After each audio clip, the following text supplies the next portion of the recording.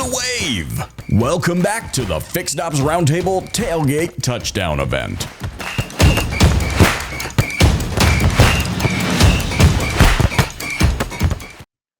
Every team needs a good defense. Join Brad Holton from Proton Dealership IT on how we can toughen our team's cybersecurity.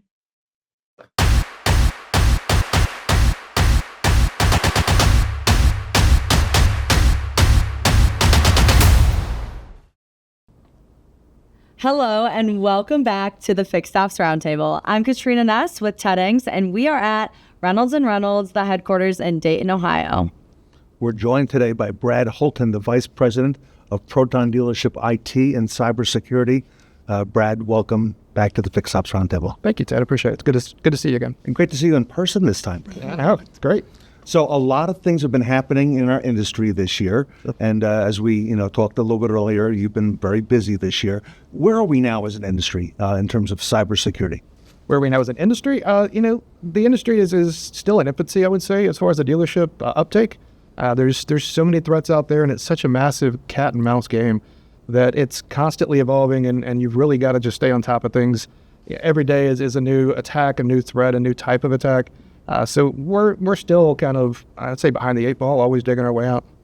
In terms of dealerships who are watching us today, they're under threat of cyber attack. I know you saw a big uptick this past summer. If you want to talk to us about that. Yeah, sure. So, we obviously had that incident that affected all the dealers, or a significant amount of the dealers, this summer. And shortly after that, we saw a massive uptick. I mean, a couple 100% in attacks specifically focused on dealership, impersonating different companies in the industry, trying to just piggyback on current events. And, we see that anytime there's some kind of, large event that goes on that catches the news, people always try to use that to their advantage. And so the hackers will come in and start impersonating all sorts of different groups and try to use that to their leverage.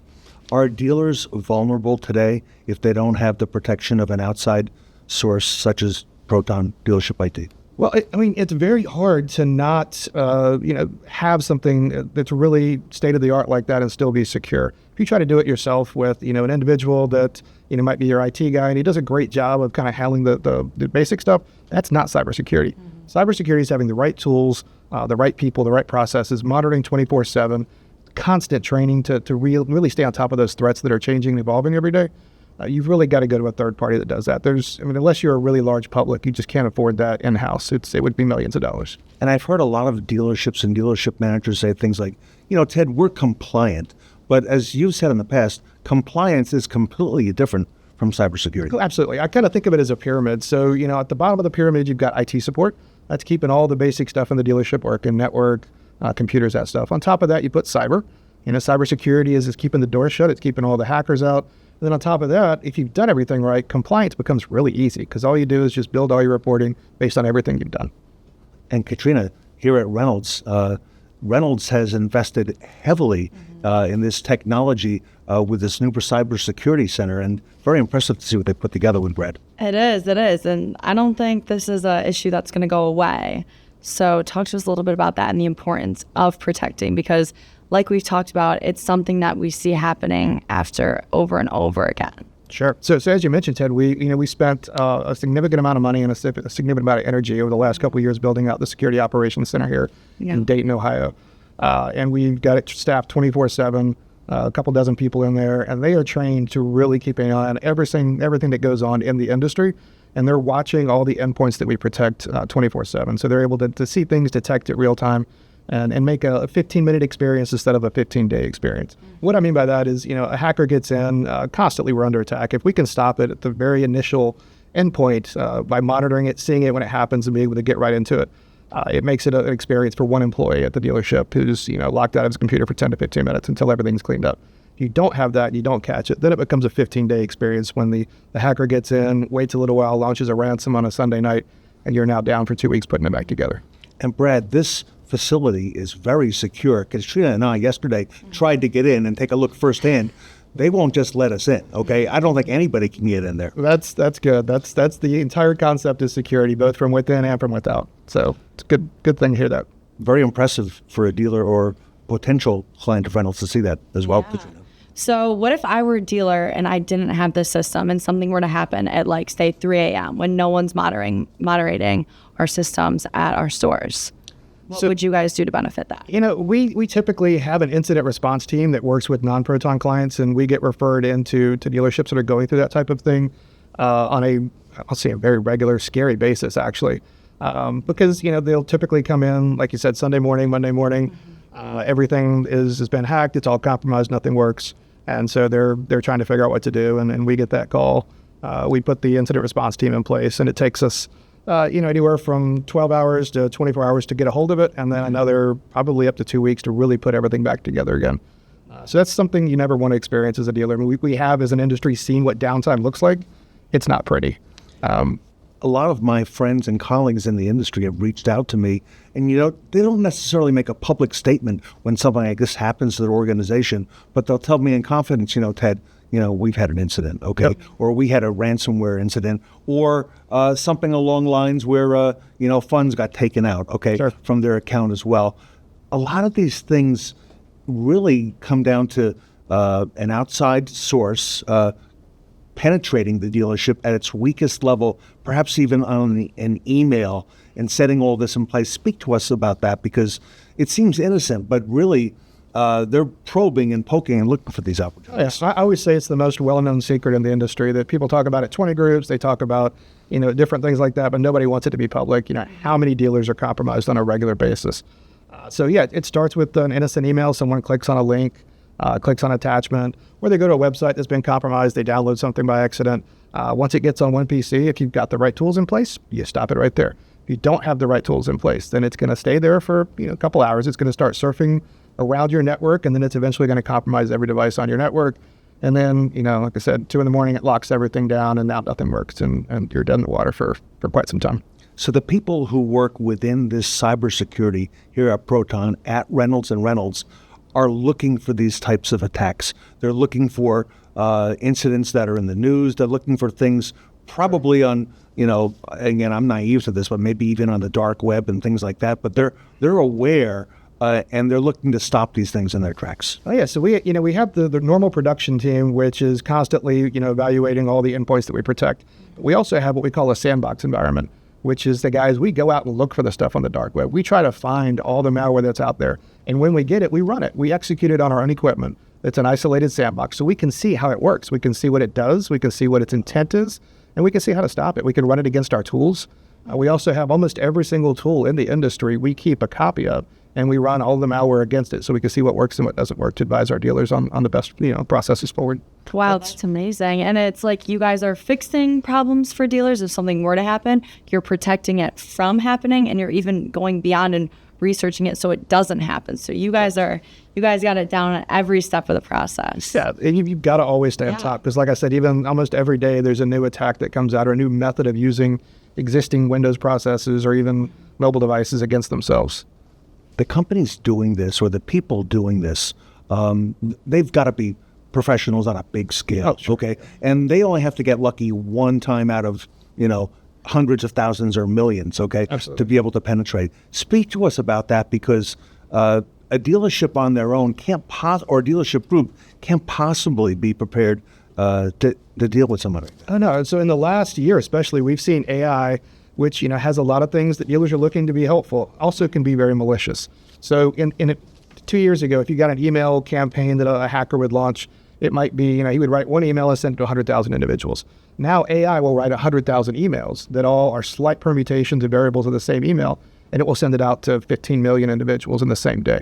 So yes, to your point, it only takes a fraction of 1% to be successful for them to really make money on it, because there's no cost to them to operate. And as far as who they are, they're typically Eastern European, very well funded.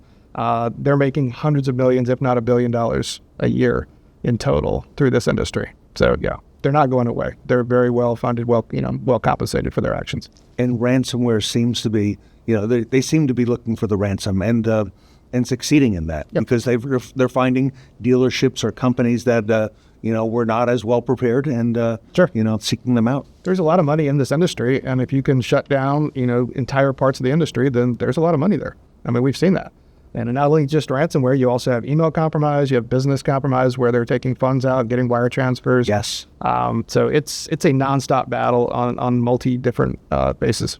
What can a dealership do today to help prepare themselves and protect themselves? Because as Katrina said, this is not going away. Just talk to anybody you can in the industry to make sure that you know what you have and what you don't have. I hear so many dealers say, I've got something that's got that covered. And then when we look at it, you don't have anything to have that covered. Your IT guy, nice guy, but just really out of his element when it comes to understanding cybersecurity. So get a third-party opinion, talk to your auditors for your CPAs. A lot of them have cyber teams that can give you advice. Third-party companies that can give you advice. Just make sure you've done the due diligence to really understand your position. And what about Proton, Reynolds and Reynolds, the leader? You're not going to let people in here, okay, just to walk around randomly and see it. How do they go about taking the next step if they want to get on board with your platform here at Reynolds and Reynolds? Sure. ProtonTex.com is our website. Reach out. If you're already a Reynolds customer, certainly reach out to your Reynolds reps. We'd love to talk to you. And we give tons of free advice. And if you're ever in a situation, regardless of who you are, that is compromised or you're scared about, just reach out to us and we'll walk you through and give you some great guidance. Katrina, I think we're going to end up talking about this topic again and again and have Brad back. Sure. To talk to us about the next level of what's happening. Yeah, unfortunately, like we've talked about, it's not going away. So just protecting us and protecting our backs from it. Everybody, we're here at Reynolds and Reynolds. We're here at the headquarters in Dayton, Ohio. Proton Dealership IT and Cybersecurity has a major presence within Reynolds. Brad Holton is the vice president of Proton IT. Katrina and I will be right back. Hello, my name is Nikhil Kalani, Chief Information Security Officer at Proton Dealership IT and Cybersecurity. We recently opened a brand new Security Operations Center here in our Dayton, Ohio headquarters. This center is a substantial upgrade for constant monitoring of suspicious activity on our customer systems. On-site professionals analyze the cyber landscape, the techniques criminals are using, and monitor the signals received by our tools. Our new Security Operations Center will elevate monitoring and response to a whole new level, keeping you safer than ever before. If you'd like to learn more about what Proton can do for you, let's talk.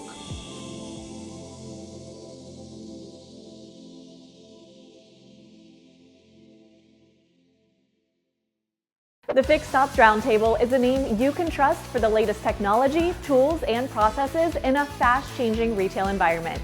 Become part of the brand that's building the most powerful consumer experiences. To be considered for the Fixed Ops Roundtable Certified program, please visit us at fixedopsroundtablecertified.com.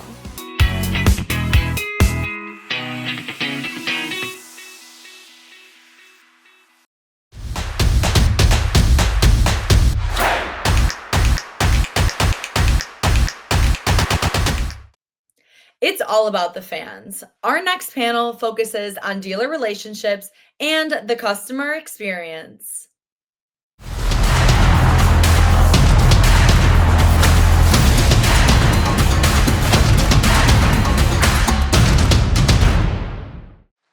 We're here live at Northwood University today. We are at the CAM Summit.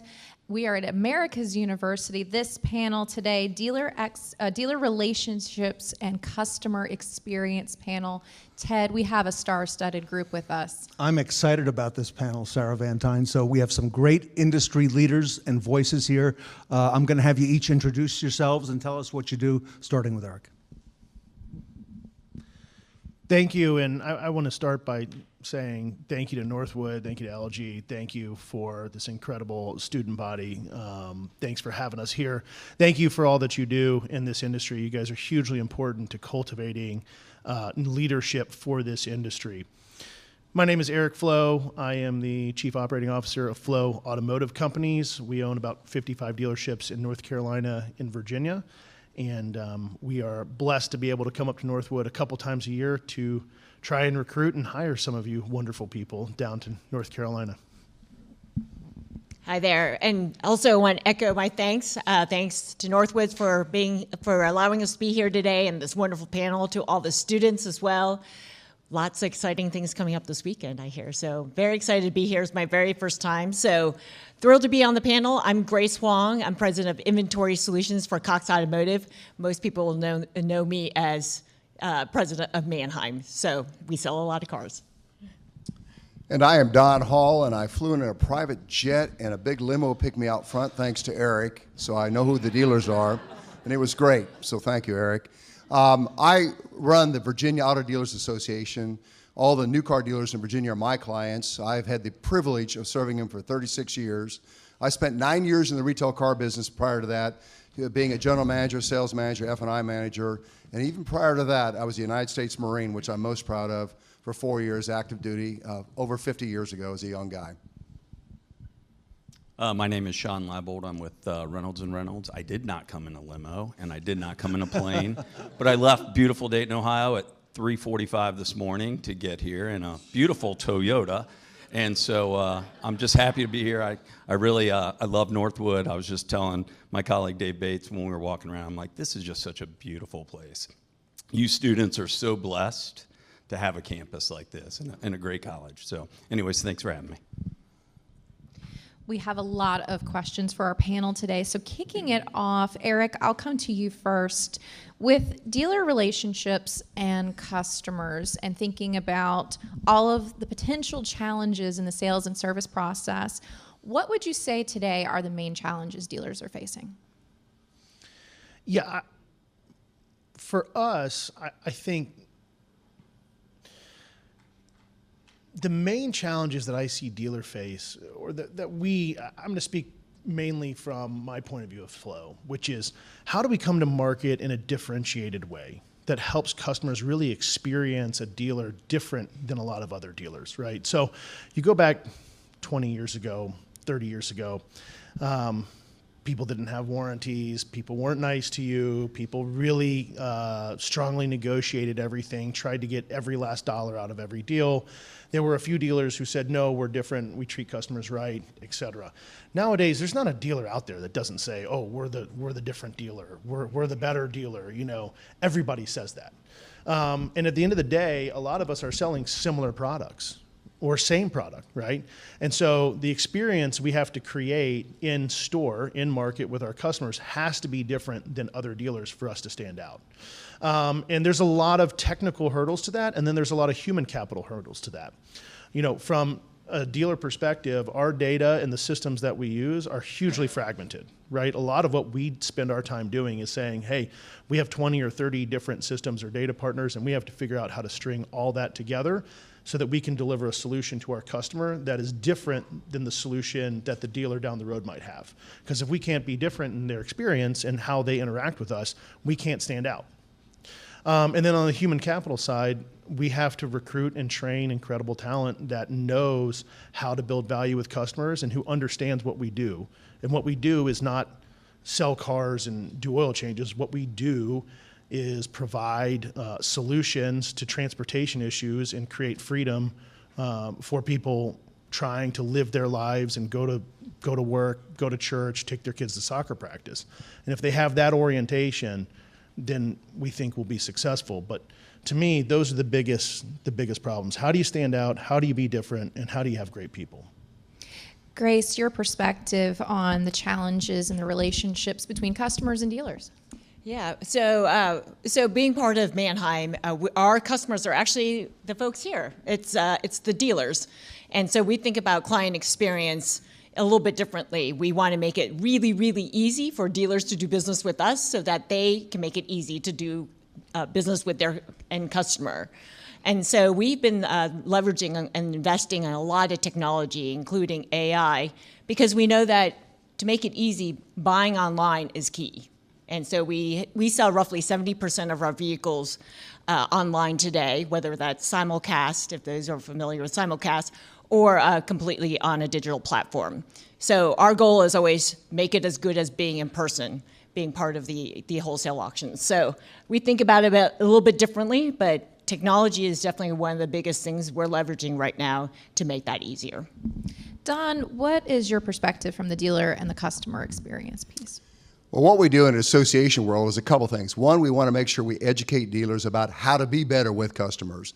What are the latest trends and how to make sure that customers have great buying experiences. One of my jobs is to make sure we pass laws that protect the customer's buying experience and what the customer values the most, and that is the honesty and the integrity of the deal and the way that they buy their cars. So we protect both the dealers and the consumers, but sometimes have to drag our OEMs into some of these arguments with us to make sure we take care of customers as well.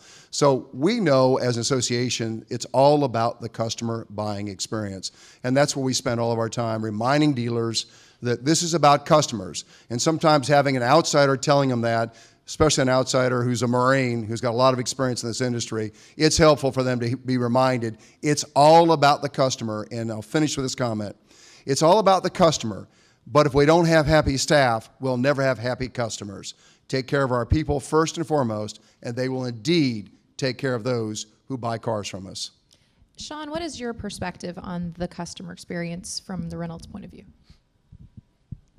First of all, I think I drew the short straw and having to follow Don every single time. So from Reynolds' perspective, it kind of goes along the lines of what Don just said. We try to make the transaction seamless. We try to make the transaction transparent through our technology. We try to make it easy flowing. To kind of Eric's point too, we try to help the process be different. So, we have solutions like DocuPad, which, are basically the cutting edge type technologies that kind of make that buying experience very memorable for the client because they feel like they're being able to be a bigger part in that process. It also helps the dealers be compliant, but it creates a special experience for the client. So, I'd like to ask you all about areas in which you feel dealers need to improve. I mentioned earlier we're in the fourth quarter now, heading into a new year in just a matter of weeks. Don Hall, I'd like to start with you. You represent a lot of dealers in Virginia. And Don, I don't want you to be shy about this. Areas that you feel that dealers need to be focused on and improving. I see my friend Brian out here in the audience today, so he'll recognize some of these comments for sure. Look, at the end of the day, I get people saying, look, we've got a great vacation policy at our dealership. I said, oh, what's that? Well, we give you 2 weeks after the first full week of employment. Then you get 2 weeks. 2 weeks. If you look in the papers in Richmond, Virginia, and every other major city in the country, they'll hire you with 3 weeks vacation to begin with. They'll bring you into the retirement plans right away. They give you great health benefits and so forth. We're competing in the open marketplace to bring in great people to organizations. We have to give them the kinds of things that others are willing to give them. We have a tendency not to do that. My view is let's spend a little bit of our retained earnings. Maybe we make a little bit less. But I promise you, and I do promise you this, if you do that, you'll sell more cars, you'll have happier people, and you'll make more gross because we always know the history has always been we make a lot of money on a customer, we treat them really well, and they're very happy with their buying experience. So if you take care of your people, give them benefits that matter, give them retirement, give them a vacation, and understand their kids have soccer on Tuesday afternoon at 3 o'clock, give them time off to go to that. You take care of them, you're going to be one happy dealer, one happy dealership network and organization. Don, you mentioned that Eric is one of your dealers. Eric's not only one of my dealers, he's also my board of directors, and they're one of those organizations that is embodying and embracing these kinds of concepts. Are many others, including the Carter Myers Automotive Group. There are many dealers who are doing this, but not enough. We still have many who are holding back from doing what's right by the people that work in the stores. We have to do that. We don't need unions to do it for us. We can do it because we care about those who sacrifice to be in our wonderful industry. Eric, I'll come to you. Areas that you feel your fellow dealers need to improve or to be focused on. Yeah, sure. So I still think the vast majority of the dealer body is way too myopic, and you saw this during COVID. Dealers selling cars way over MSRP that they knew was going to put customers in a terrible situation 2 years later that was going to make that customer never want to come back to that dealership, right? So, we're entirely too focused on right now and not a long-term customer relationship.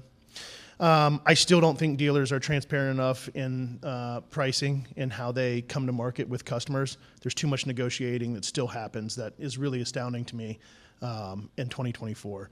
And then we still don't know how to really let customers shop and buy the way they want to. And, my solution for the dealers, in my opinion, are the best suited to be able to compete in an omni-channel world. We have the brick and mortar. It's old, it's amortized, it's sunk cost, it's already there. We should be able to outcompete any online-only provider. And we all have online media assets that we should be able to leverage to help customers buy cars fully online or anywhere in between. We also have point hub and spoke distribution networks called dealerships already set up to be able to deliver cars to customers. So I really think we're missing the ball in that area still. We've made progress, but a lot of us are really stuck in trying to force customers into a single purchase pathway still. Shawn, you work with a lot of dealers at Reynolds and Reynolds, and you're on the forefront of being very good at seeing things and seeing needs before they happen. What's happening now at Reynolds in terms of areas that you feel that dealers need to be focused on and improving? I think some of the really cool things that are going on in the industry, and I think it helps dealers gain some of that trust back from the consumers. Things like, the videoing of service inspections in the back end, and then sending those videos to the client while they're at work, and they can show them the brake pads are going bad, and they can actually see it. Whereas, in the past, you just had to trust the tech or the advisor, and you never saw the picture. So I think some of the things that are going on in the back end of the dealership are really, really cool things that are going to help the consumer get some more of that trust back, to Eric's point. That trust. Before I come to Grace, I want to do a quick follow-up with Don Hall, if I could, on those technician videos, because we have techs now, being the face of the dealership and representing the dealership, customer-facing, okay? Your thoughts on that? Well, we've always sort of struggled. Those of us who were front-end guys never understood the back end, if you will. It is the most important end of the business, in my view. Many of us now are forming and getting really engaged in career and technical education. Techs are our future, and it takes smart young people who want to work on today's vehicles. And oh, by the way, they make really good money. They're very valuable to us, and as I say so often, by putting your son or daughter into that profession, they can work anywhere in the world doing what they do. Now, we hope they stay where they're at for a long period of time. Techs have become very, very valuable. I think the average dealer today recognizes and understands that, and as a result, we're doing a much better job in attracting and hopefully keeping them gainfully employed for a long period of time, because techs are our future. And if you deal with the manufacturers, they will tell you as well, it's a big part of what we do today, and that's repairing vehicles, and that will continue. I just want to add, the feedback that we get from customers about things like technician videos is astounding. And one of the things I think that stands out about it is sort of in the 2024 Instagram filter, everything staged world, having this sort of authentic person walk you through a car really connects with people. It's remarkable. But, text videos from technicians is sort of one of those issues that it's a great point solution, right? But you think about the dealership tech stack, and it's this point solution that's not integrated with everything else necessarily. And so as an industry, we have to say, okay, we've solved, we have a CRM, we can email people, we have a texting solution, we have a video solution, we have a multi-point inspection solution. Are we sending customers all of these different communications from some different random number, and it's not in a handheld? I mean, if you think about what you would do in any other industry, if you were at some resort and you signed in and you got an app, and every piece of communication, your dining reservations, a concierge, whatever, all came to some sort of centralized portal. We have a lot of individual point solutions in our industry, but they're not brought together in a consolidated viewpoint where a customer can really interact with them and have this centralized place to handle issues with that dealer. It's a big need. Yeah, I wanted to go back just quickly to the buying process. So at Cox Automotive, one of the things we're really, really focused on is to help the dealers on the two sides of me make that omni-channel much more seamless. We know that customers want to be able to come in and out of that buying, whether that's online or physically. And as Eric said, the biggest benefit is the fact that there are physical assets.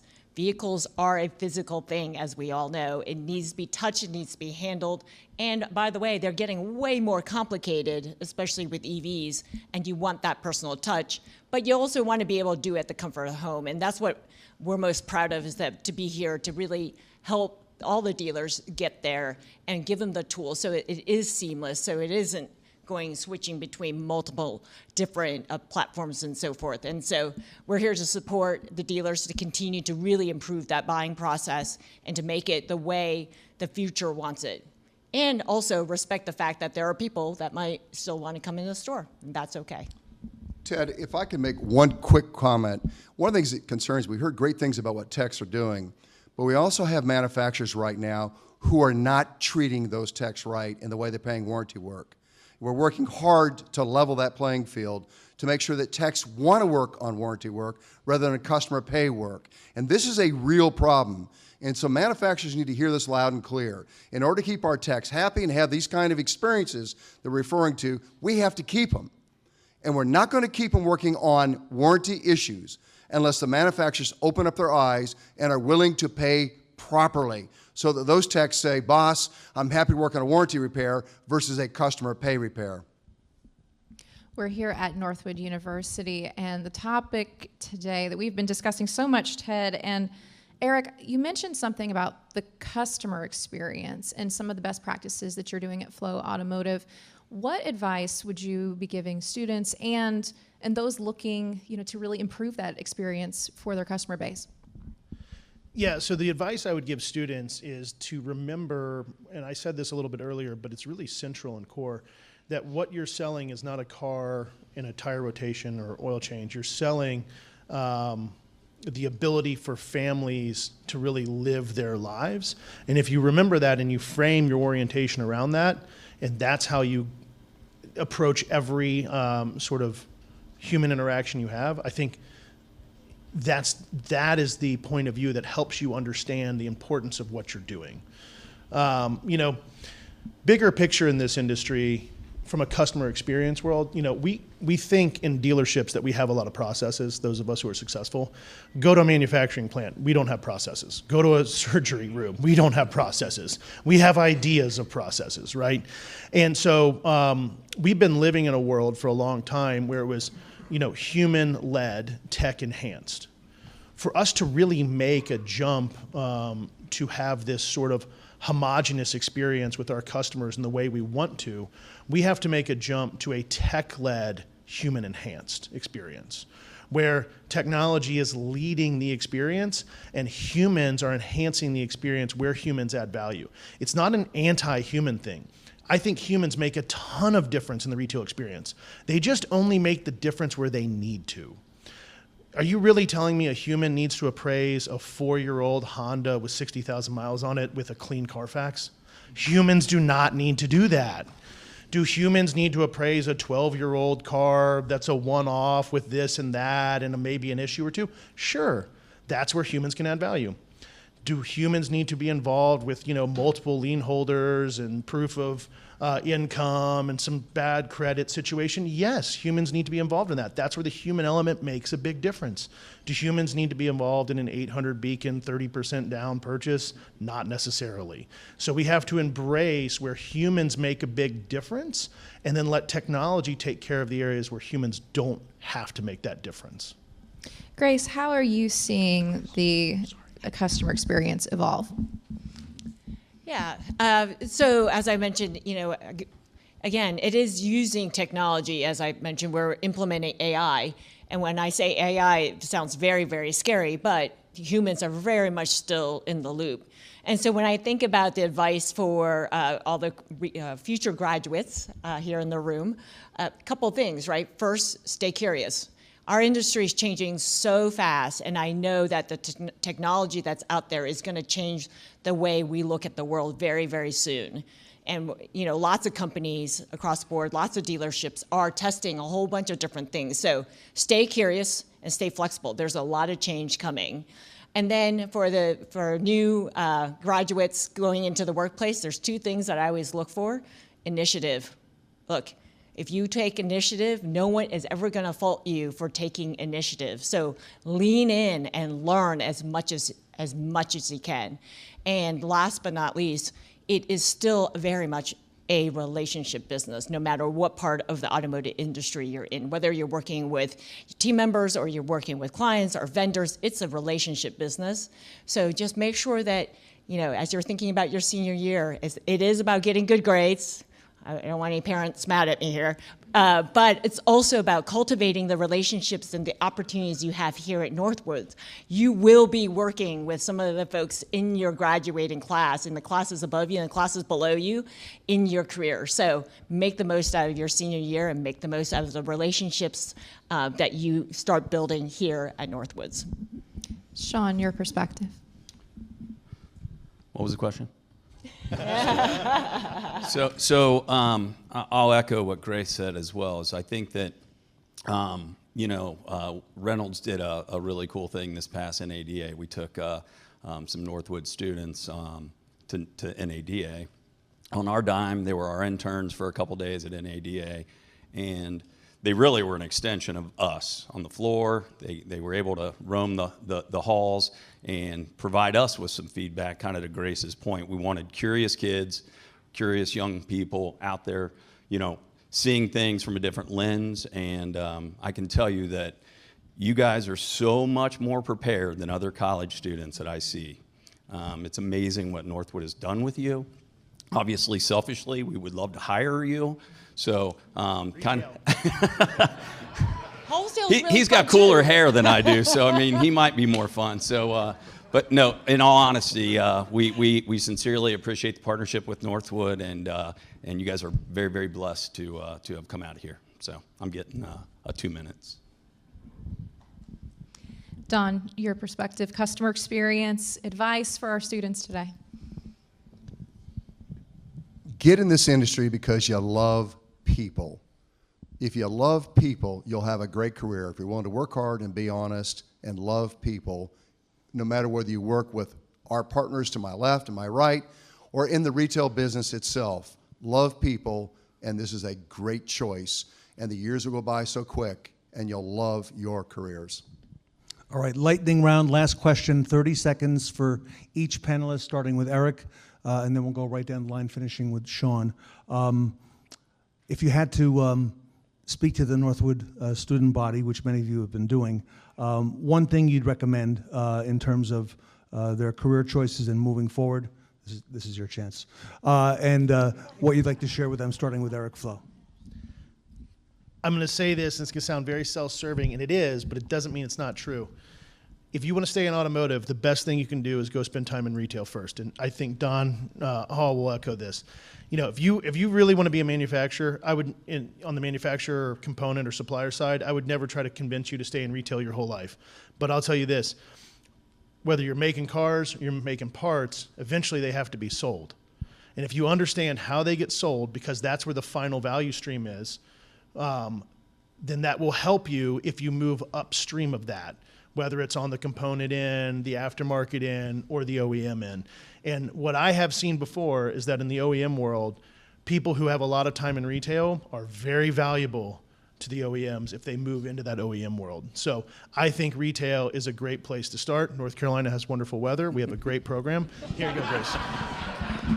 You know what? I won't argue against Eric. Retail is a great place to start. But after that, come join us on the wholesale side.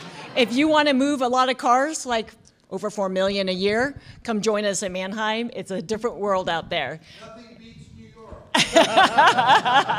Brian's putting in his 30 cents. No, but serious. This is a great industry, and honestly, you can't go wrong wherever you start. Go with your passions is where I would say. The beautiful thing about this industry, no matter who you are, where you came from, what color you are, what sex you are, your preferences in life, what church you go to, you can excel in the auto industry.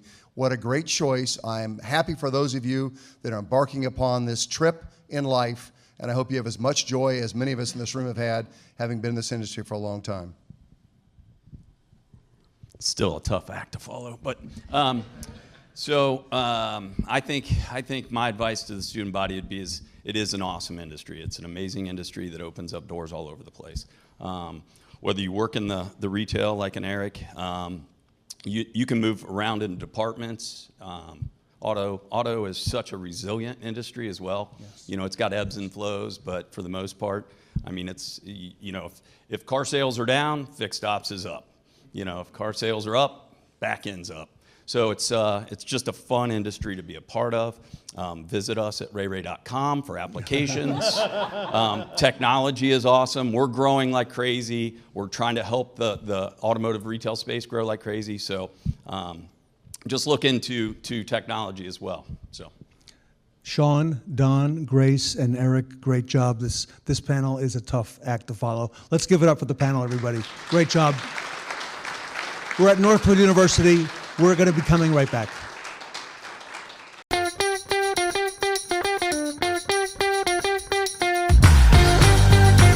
Go mad. Go mad. Go mad. Go mad.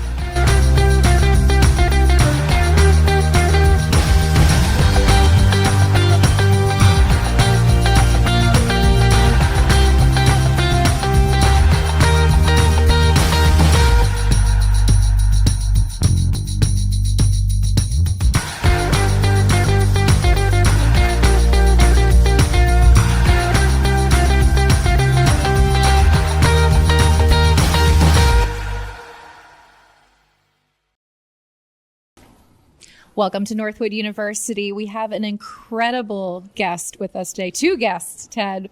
Who do we have with us and what have we covered so far today? Very honored today here at Northwood University to have both Tom Dahl and Ernie Boch Jr. with us here today.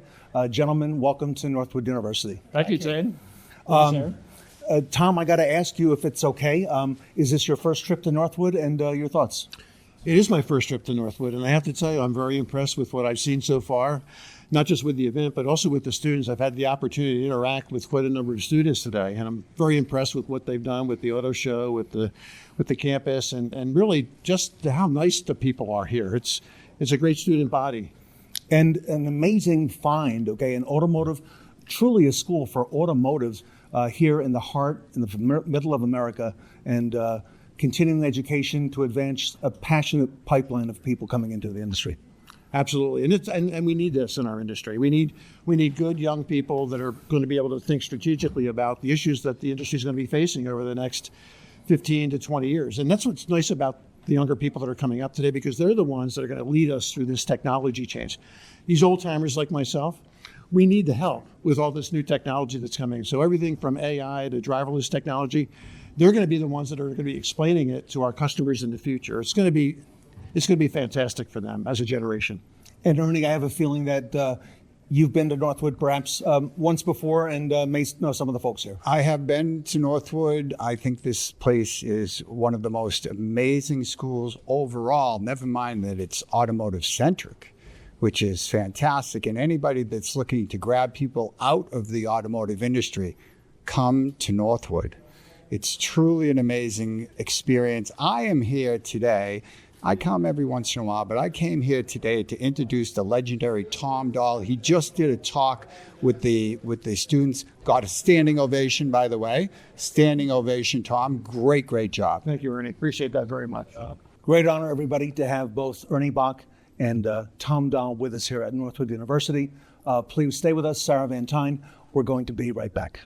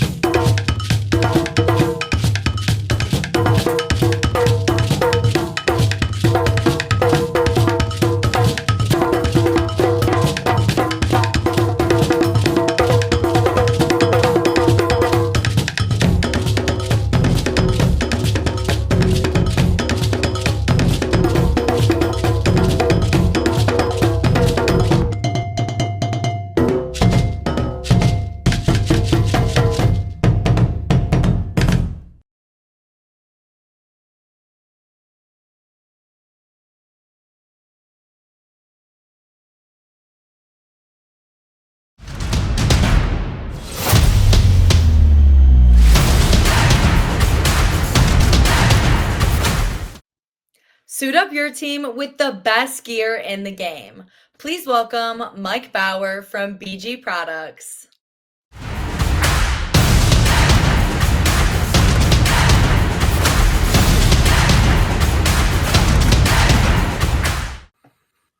Welcome back to the Fixed Ops Roundtable. It is a great honor to welcome our friend and colleague from BG Products. Mike Bauer is with us. Mike is the corporate trainer, US and Canada, a fan favorite here on the Fixed Ops Roundtable, and apparently a fan favorite throughout the continent. Mike, welcome back to the Fixed Ops Roundtable.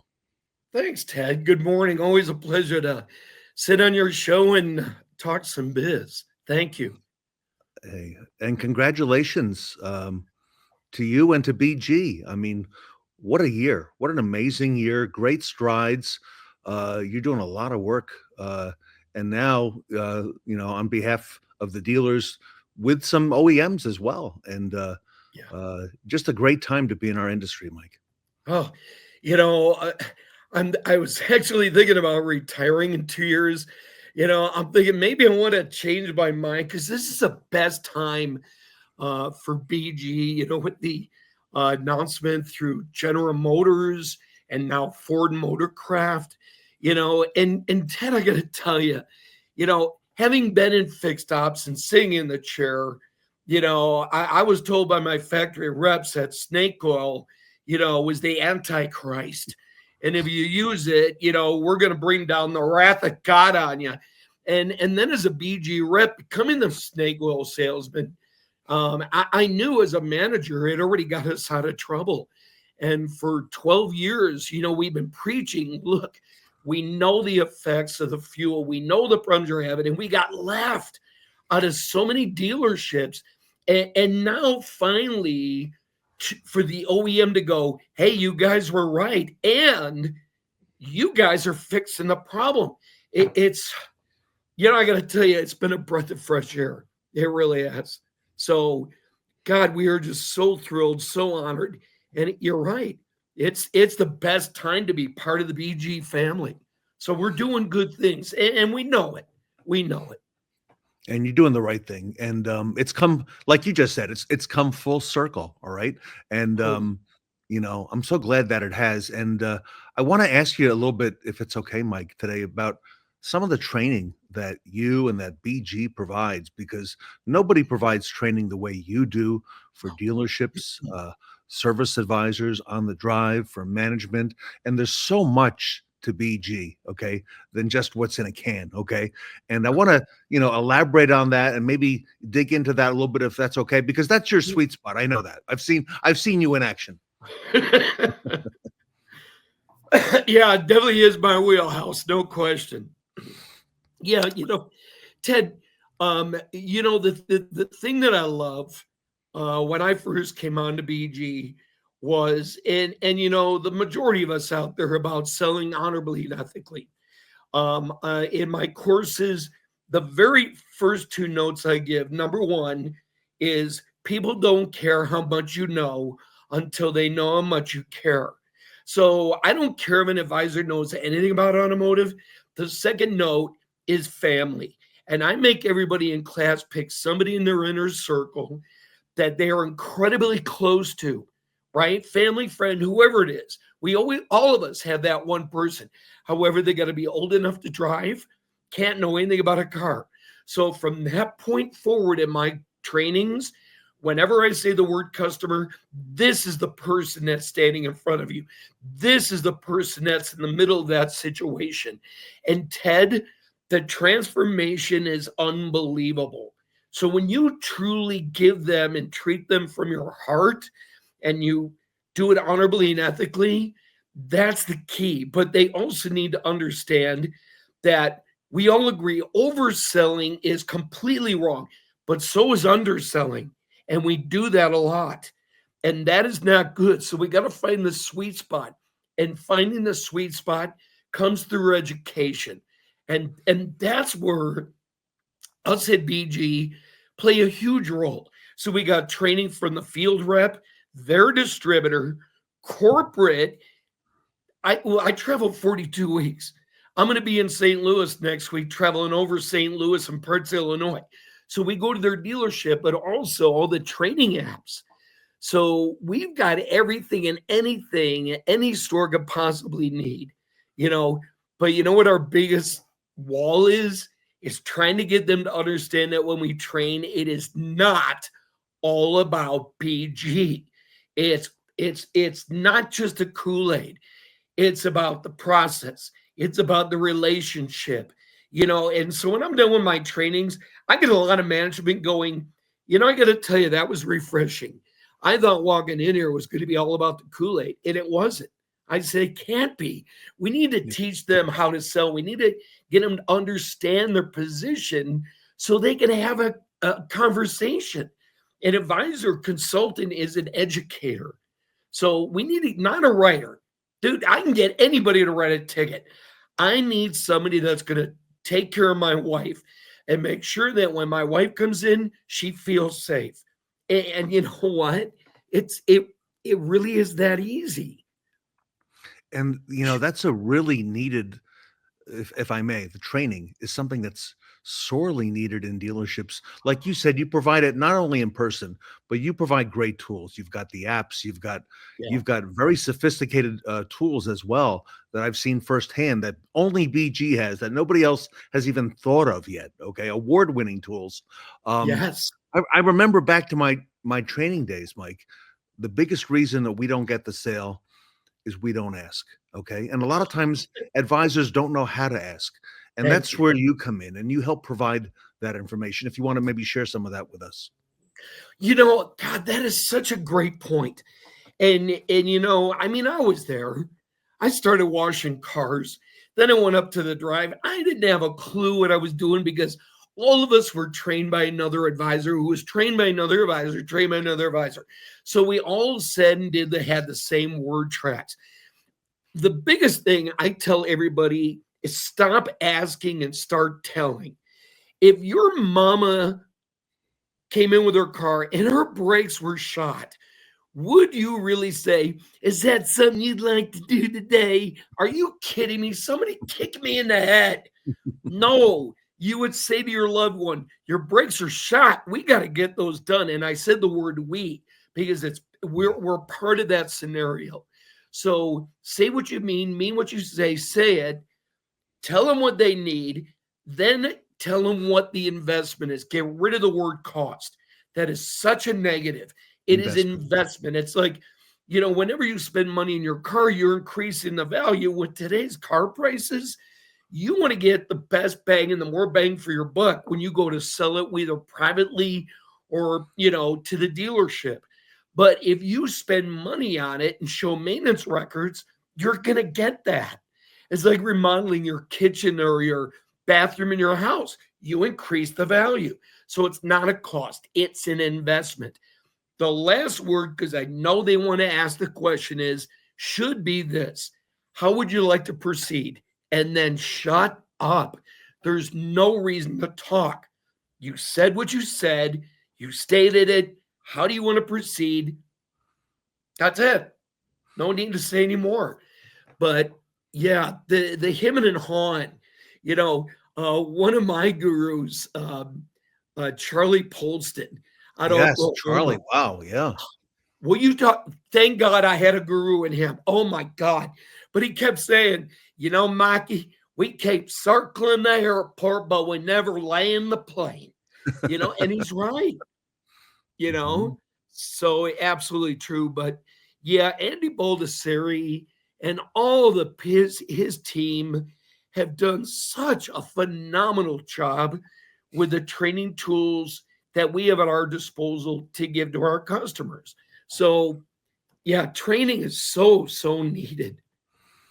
And you've taken training to a new level. So, Mike, how do you set up and I know there's more than one way, but how do you set up the training? How do you go about doing that for a dealership, whether they are currently a BG dealer or they're new to BG? How do you go about it? Because, you know, even the best of advisors, you know, we all need batting practice, right? We all need a tune-up. We all need training constantly to refine our skills.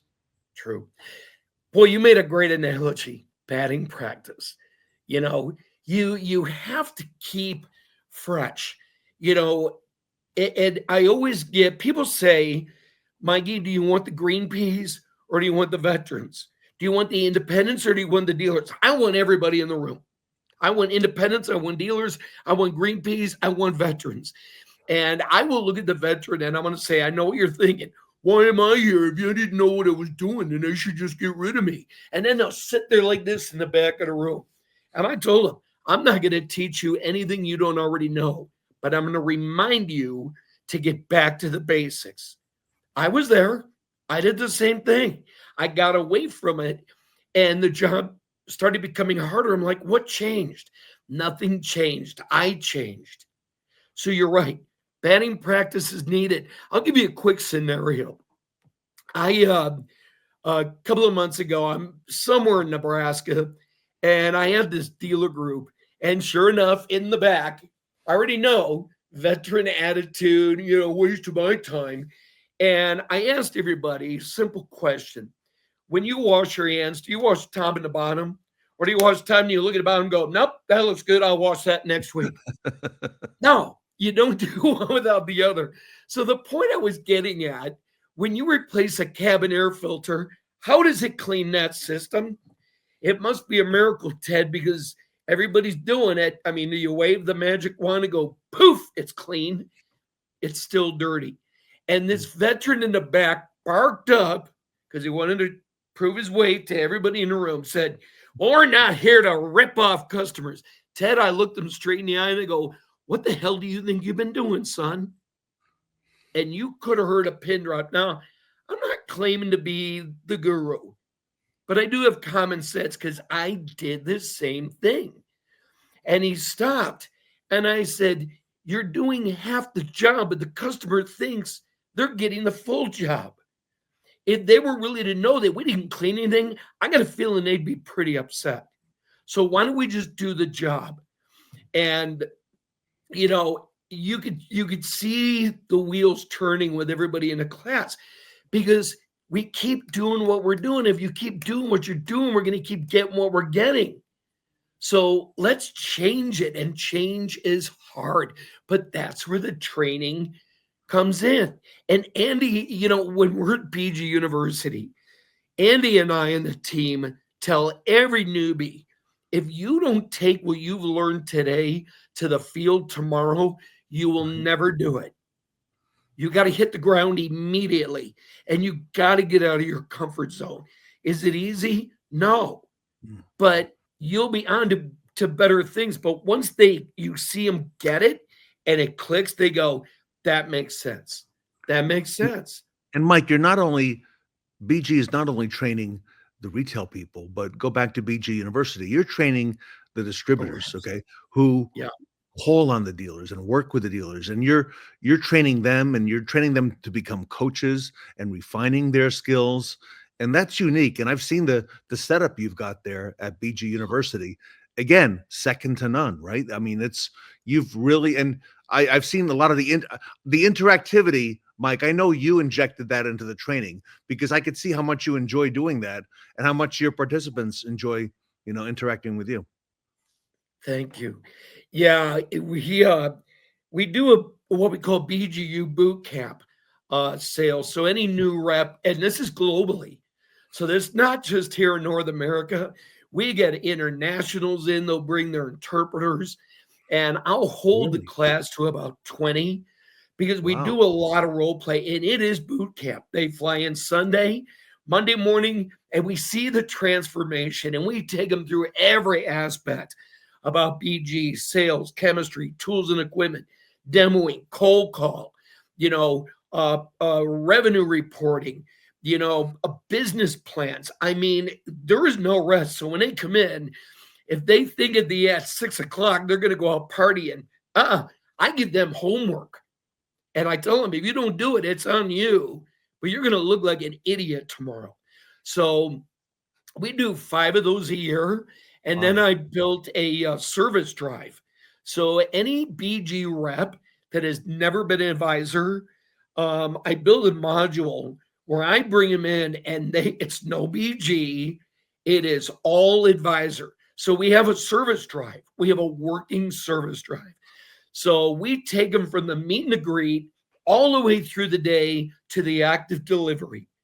And believe it or not, I've actually had some advisors come in and going, that was a great refresher, but I need everybody to stand in the shoes of the advisor, because it builds credibility. Because if you've never been an advisor and I have you as a sales rep coming in and I'm the advisor and I'm busy and I know you've never been, there's not a lot of credibility there.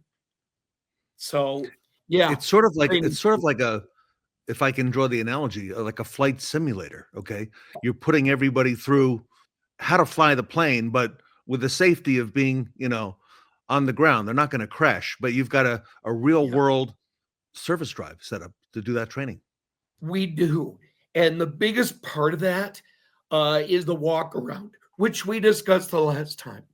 So I'll take them on the service drive and I will teach them it. And everybody, and I limit that class to 10 because I need a lot of personal time. So we're not just rifling through bodies. And we take them through the 6 steps. And I get into the why. Why are we doing this? Why are we doing this? And it's all educating at the car, not selling unless it's blatantly broken. But we're going to educate at the car. We're going to plant the seed for the customer. So if I'm looking at tires, then I'm going to tell the customer, hey, Ted, tires look great. However, the service intervals every 5,000 rotate, every 10 rotate and balance, and then at 15 it's a rotate alignment. Then the word track goes, but Ted, I will check your history. If we find that has not been performed, then that is something we will entertain. Because when you go up to your desk and you pull up history, the customer is going, oh God, here we go. But we're not doing it. We're educating at the car. I've already told you they look good. However, if you haven't done it during these intervals, then that's something we need to talk about. And it's a much easier way of selling. Ted, I was trying to think, what did we talk about the last time? And I want to make sure that if I didn't, I say it now.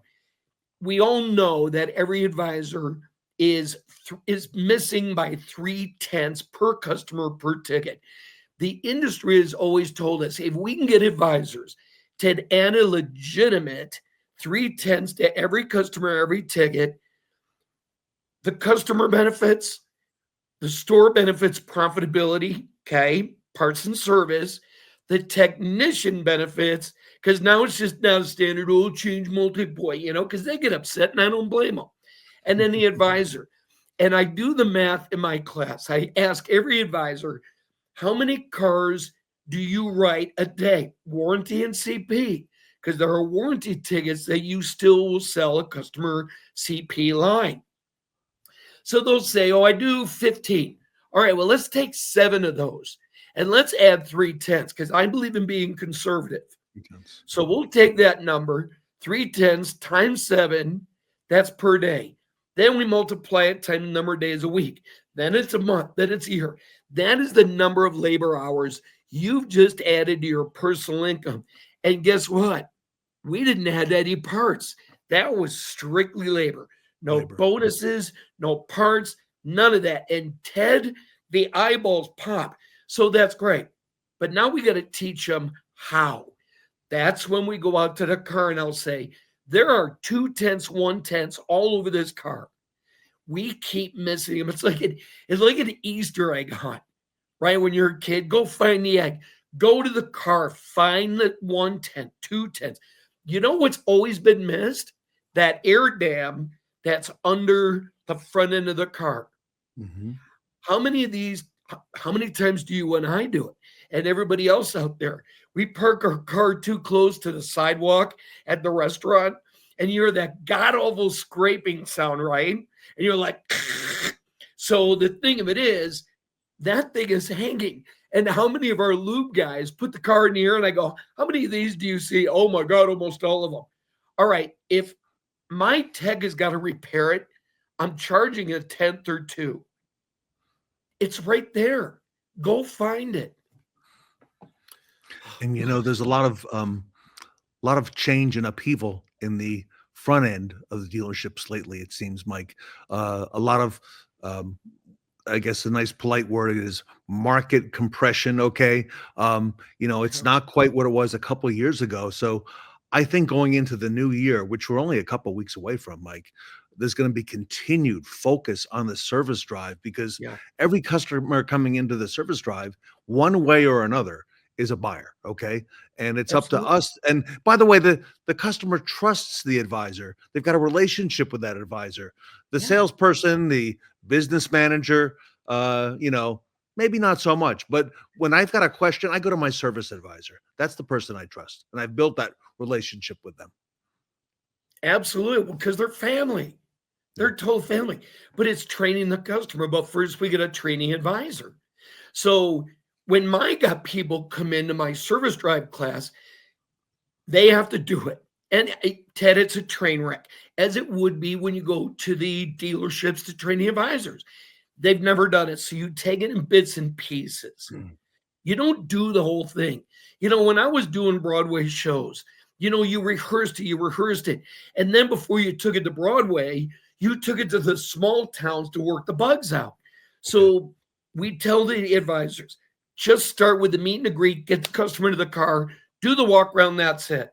And then the next week, we'll add a little bit of something. Because if they're not comfortable, they'll never do it. Now, the biggest excuse that I get from management, we don't have the time. Well, I'm going to say this loud and clear. You better make time, because it's either you're too busy or too slow. You better make time. We're there to help you.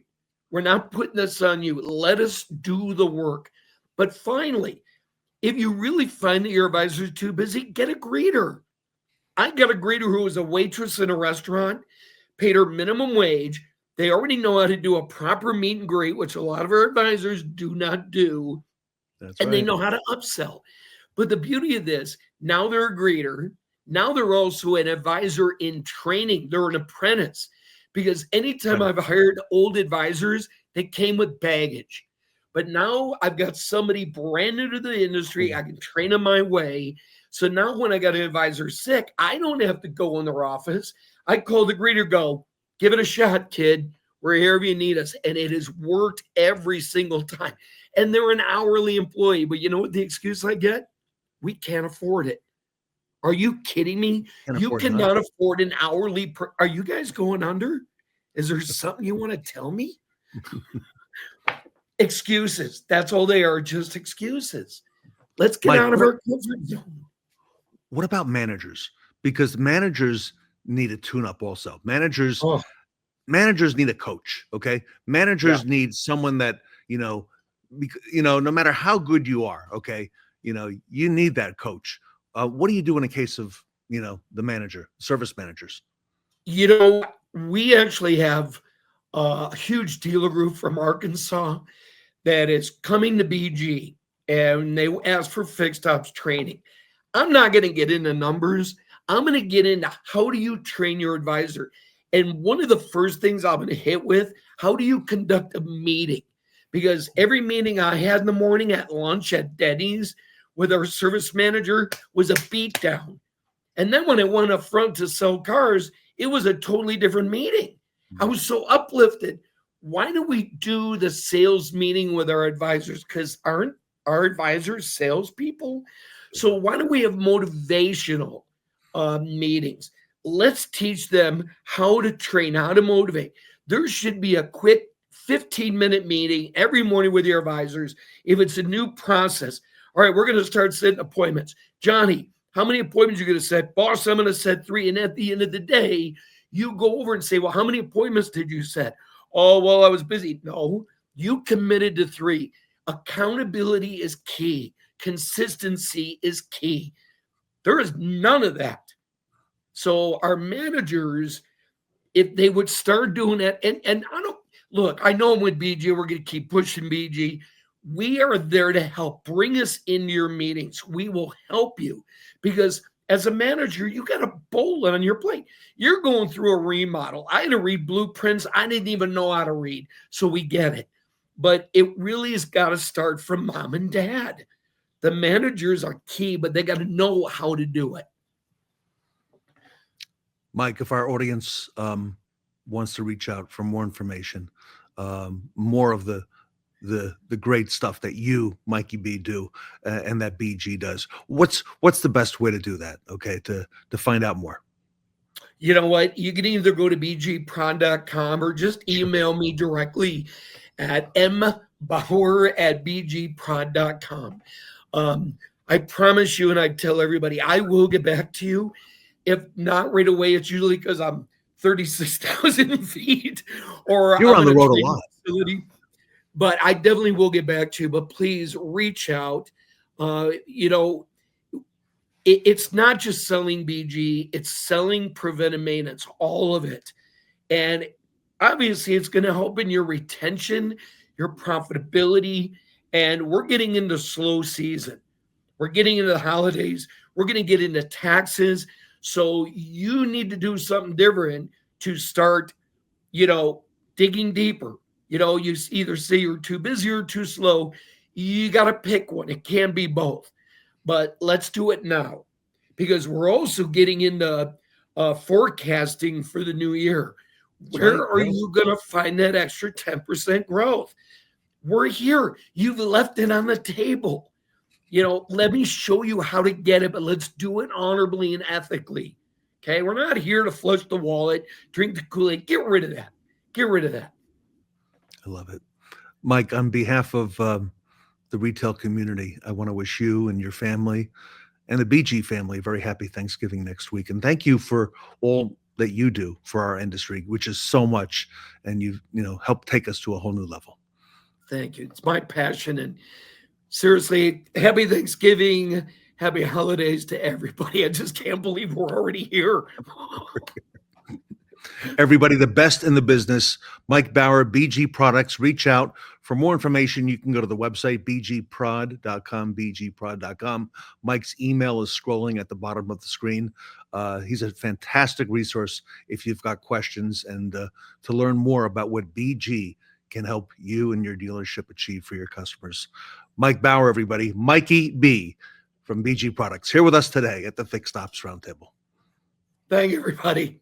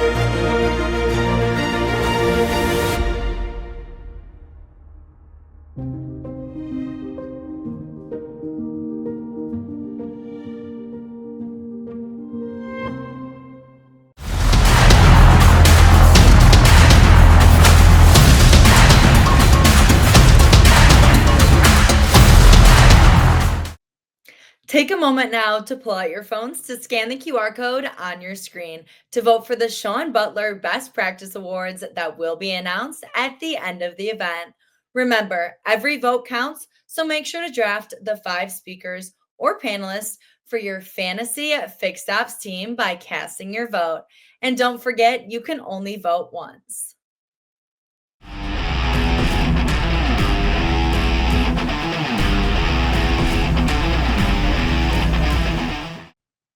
Check out this halftime performance with our next segment featuring Text to Drive and DealerLogix.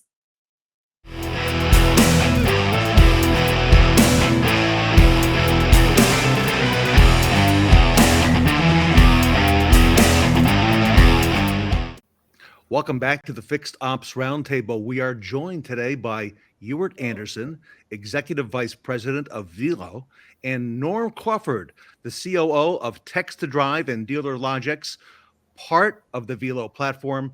Euwart and Norm, welcome to the Fixed Ops Roundtable. Thank you, Ted. Thanks for having me. Gentlemen, I think you are perfectly positioned at this point in time. Congratulations on all the success you're having. You were on the show recently, back in September. Very refreshing to hear what Velo was doing. And maybe if you would kind of set the stage and introduce Norm and tell us what we have in store for today. Sure. Glad to, Ted. First, we're just glad to be back on with you and excited to share a little bit more about who we are and what we have to offer the industry. So just setting the stage really quickly, as the executive vice president at Velo, I've got responsibility for our dealership division. So that includes 5 brands, 2 of which we're going to talk about in depth today. Text to Drive and DealerLogix being those 2. The other 3 brands are Rapid Recon, Service Lane eAdvisor, and Velocity Automotive.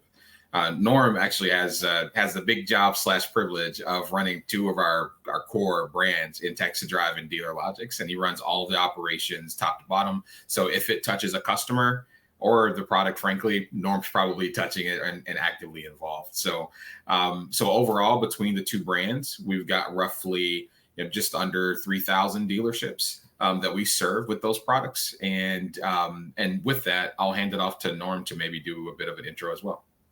Yeah, sure. Thank you, Euwart. Norm Crawford, Chief Operating Officer with Text Drive and DealerLogix, like you just said.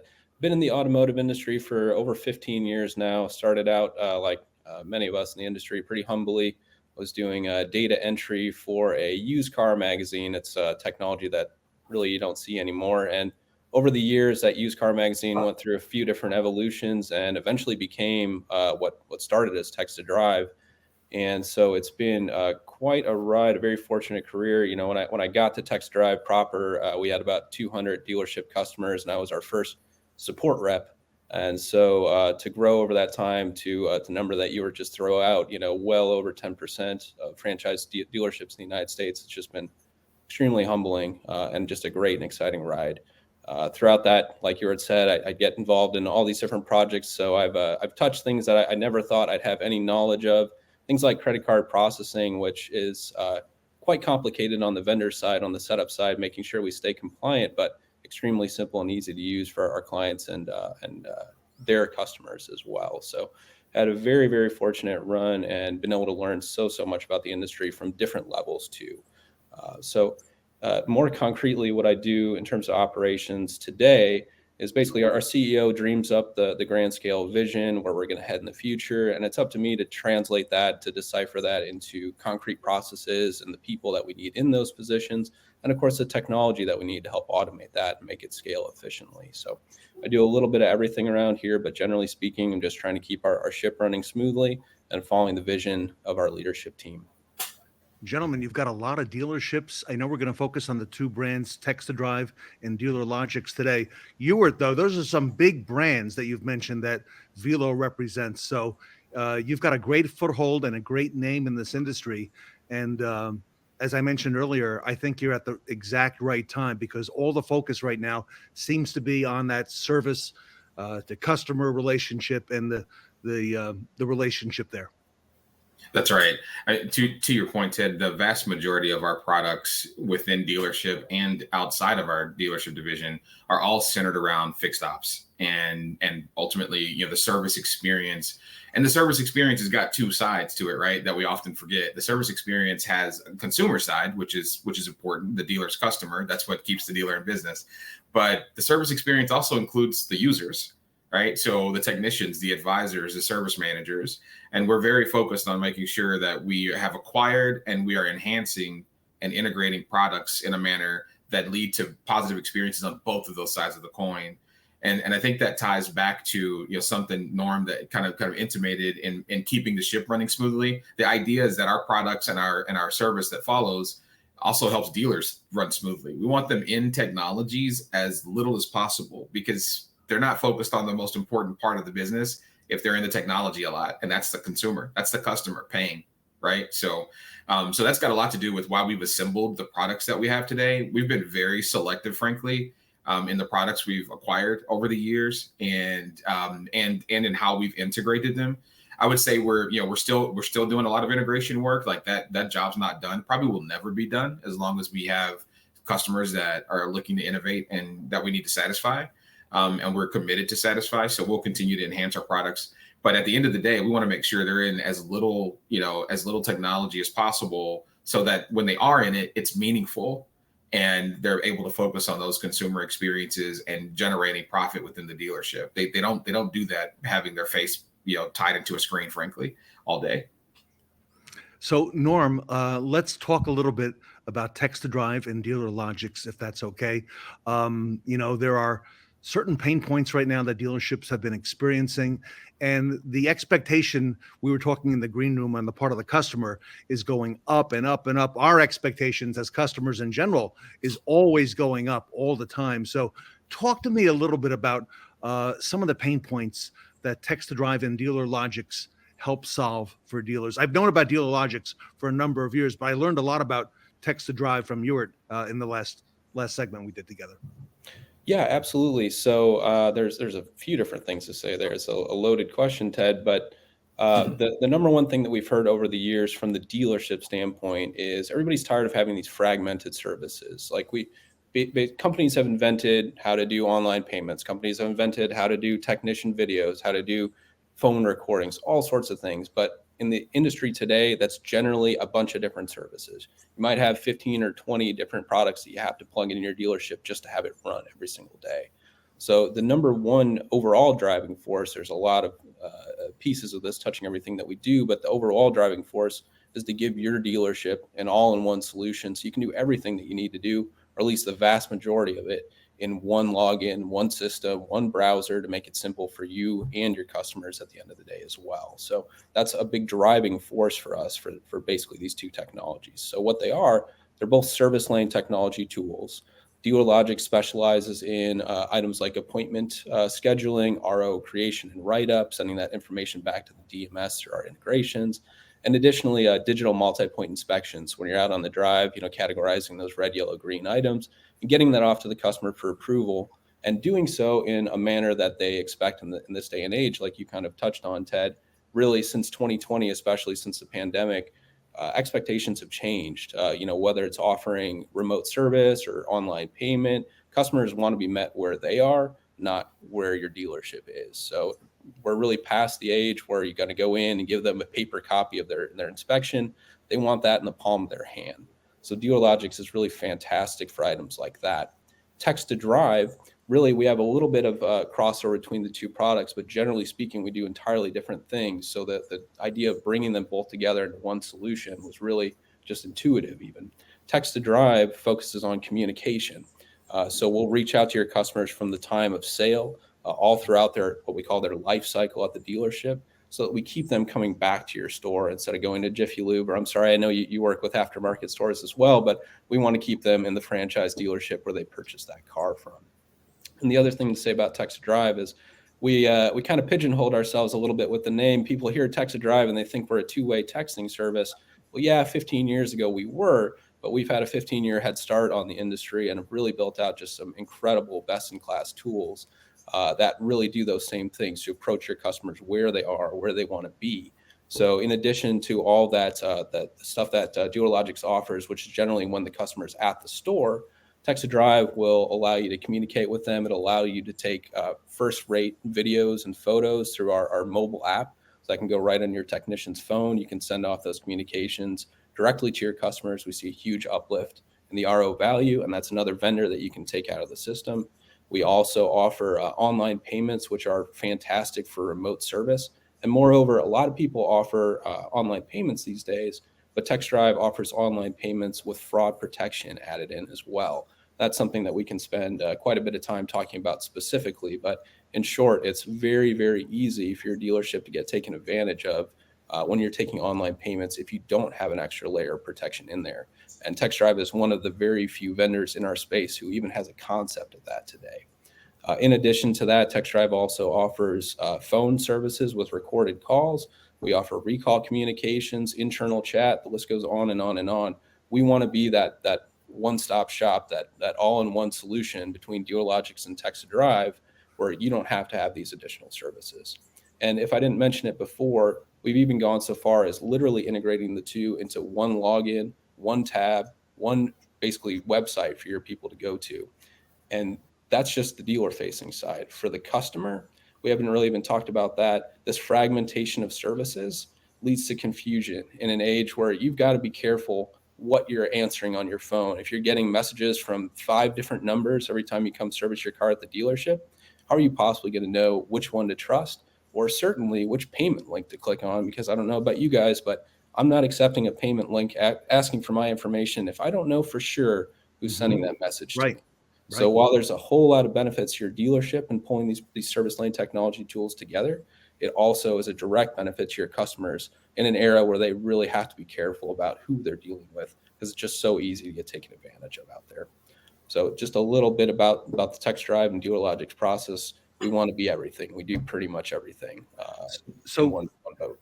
I'm listening to Norm Euwart, and I'm thinking to myself, okay, there's 3 companies, 3 vendors. Oh, there's 4, there's 5, there's 6, most likely more. You have it all under one roof, under one platform, integrated, making it easier for the service advisor, making it easier for the technician, for the manager, ultimately for the customer. You brought it all together, Euwart. This is the only, if you will, platform for fixed operations of its kind that goes this far in the industry. Agreed, and that's exactly what we're aiming to be, is what you just described, right? And that's easier said than done. That's not been the industry's historical tact. Like it's been more to have best in class solutions individually, and that's served its purpose for a period of time. But we've heard the feedback, the resounding feedback from the dealer groups and the dealer individually, right? And we know that what they want is a partner, fewer vendors, and more engagement with less logins, less URLs to track and their favorites. Like they just want one place to go, or as few places to go as possible to do business.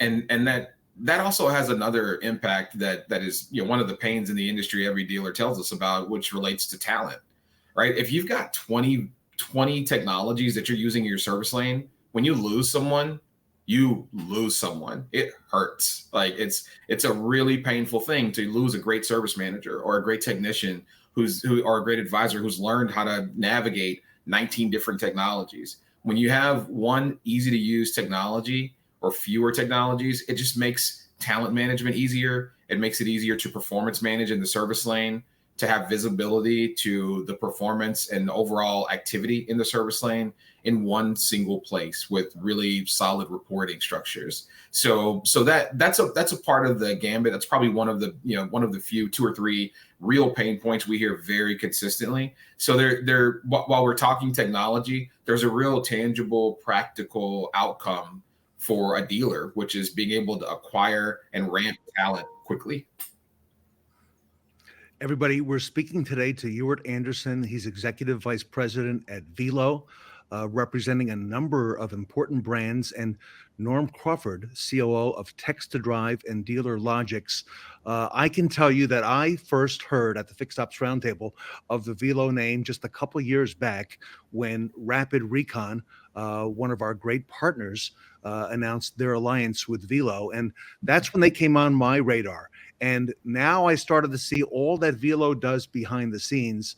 And Norm, I want to come back to you because I'm hearing phrases such as customer lifecycle management and repair order lifecycle. Speak to us about that, because you've really integrated a lot of these technologies that dealers are typically using with multiple vendors, and you've put it in one spot for ease of use and ease for the customer. Yeah, absolutely, Ted. As we touched on a little bit earlier, one of the biggest challenges for dealerships today is profitability, and it's partly due to all that fragmentation of services. There's many other variables in there as well. But basically, being able to pull that all together into one service that allows them to not only communicate to their customers where they want to be met, but also, I didn't even mention this before, really do it in a mostly automated fashion. So not only are you building that relationship with your customer, but at the same time, you're actually decreasing your costs because you don't need so many people picking up the phone. For example, across our platform, we send out something like 7 to 8 million text messages per month, and very consistently, 75% of those communications are entirely automated. So that's 5 or so million messages every single month, or communications or videos or payment requests. They're being sent out without your advisors needing to do anything, without your staff really needing to do anything at all, because we're able to integrate directly into your DMS, which is really kind of the core of your dealership from a technology standpoint.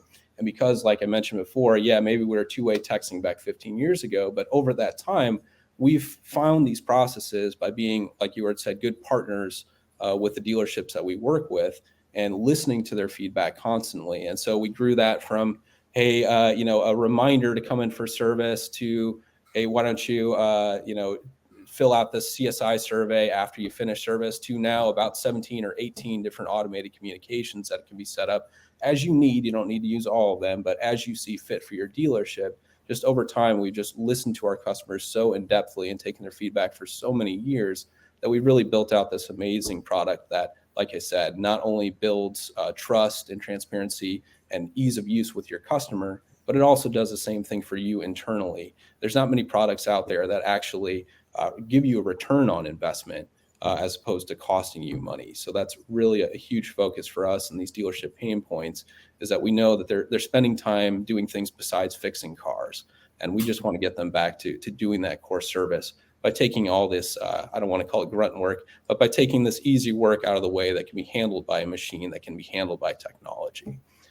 So really bringing that all together, we just want to be able to save these dealerships time and money while also making it a better experience for their customer, which is really a rare thing to find. And Norm, customers trust their phones today. I do most of my transactions on my phone, okay, using my thumb. And now, you've been able to do that at Text to Drive and DealerLogix and make that a seamless experience. Talk to us about the experience in the dealership versus doing, let's say, remote services. Most customers don't like going to the dealership for service. They don't get excited about that. They don't add a lot of value other than maybe paying at the end. Okay. How do you help dealers, by being able to help dealers remotely, collect payments, and even dealers who do the services offsite as well? Mm-hmm.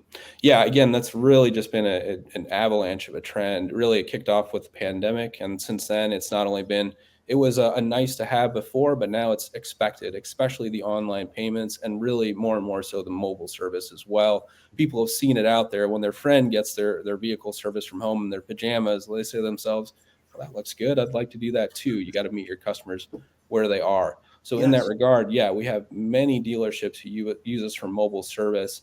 And that can also start out, by the way, we have a lot of specifically Ford dealerships who use our recall service to start their mobile service initiatives. But in amongst all these communications, because you can chat both internally and externally from your phone, even as a mobile service representative, you can be in contact with your dealership through our internal group chats or employee chats at the exact same time you're in communication with your customer, at the exact same time you're writing them up for payment. So basically, we put the dealership not only in the customer's hand, but in the dealership representative's hand as well, so that they can go do their full job while they're out remotely. So you can basically schedule the appointment through DealerLogix. It all stitches together. You can do the RO write-up on either your phone or tablet mobily. That'll transmit off to the DMS. If needed, you can get the approvals through DealerLogix right then and there. This is all at the customer's house or coming up to the customer's house.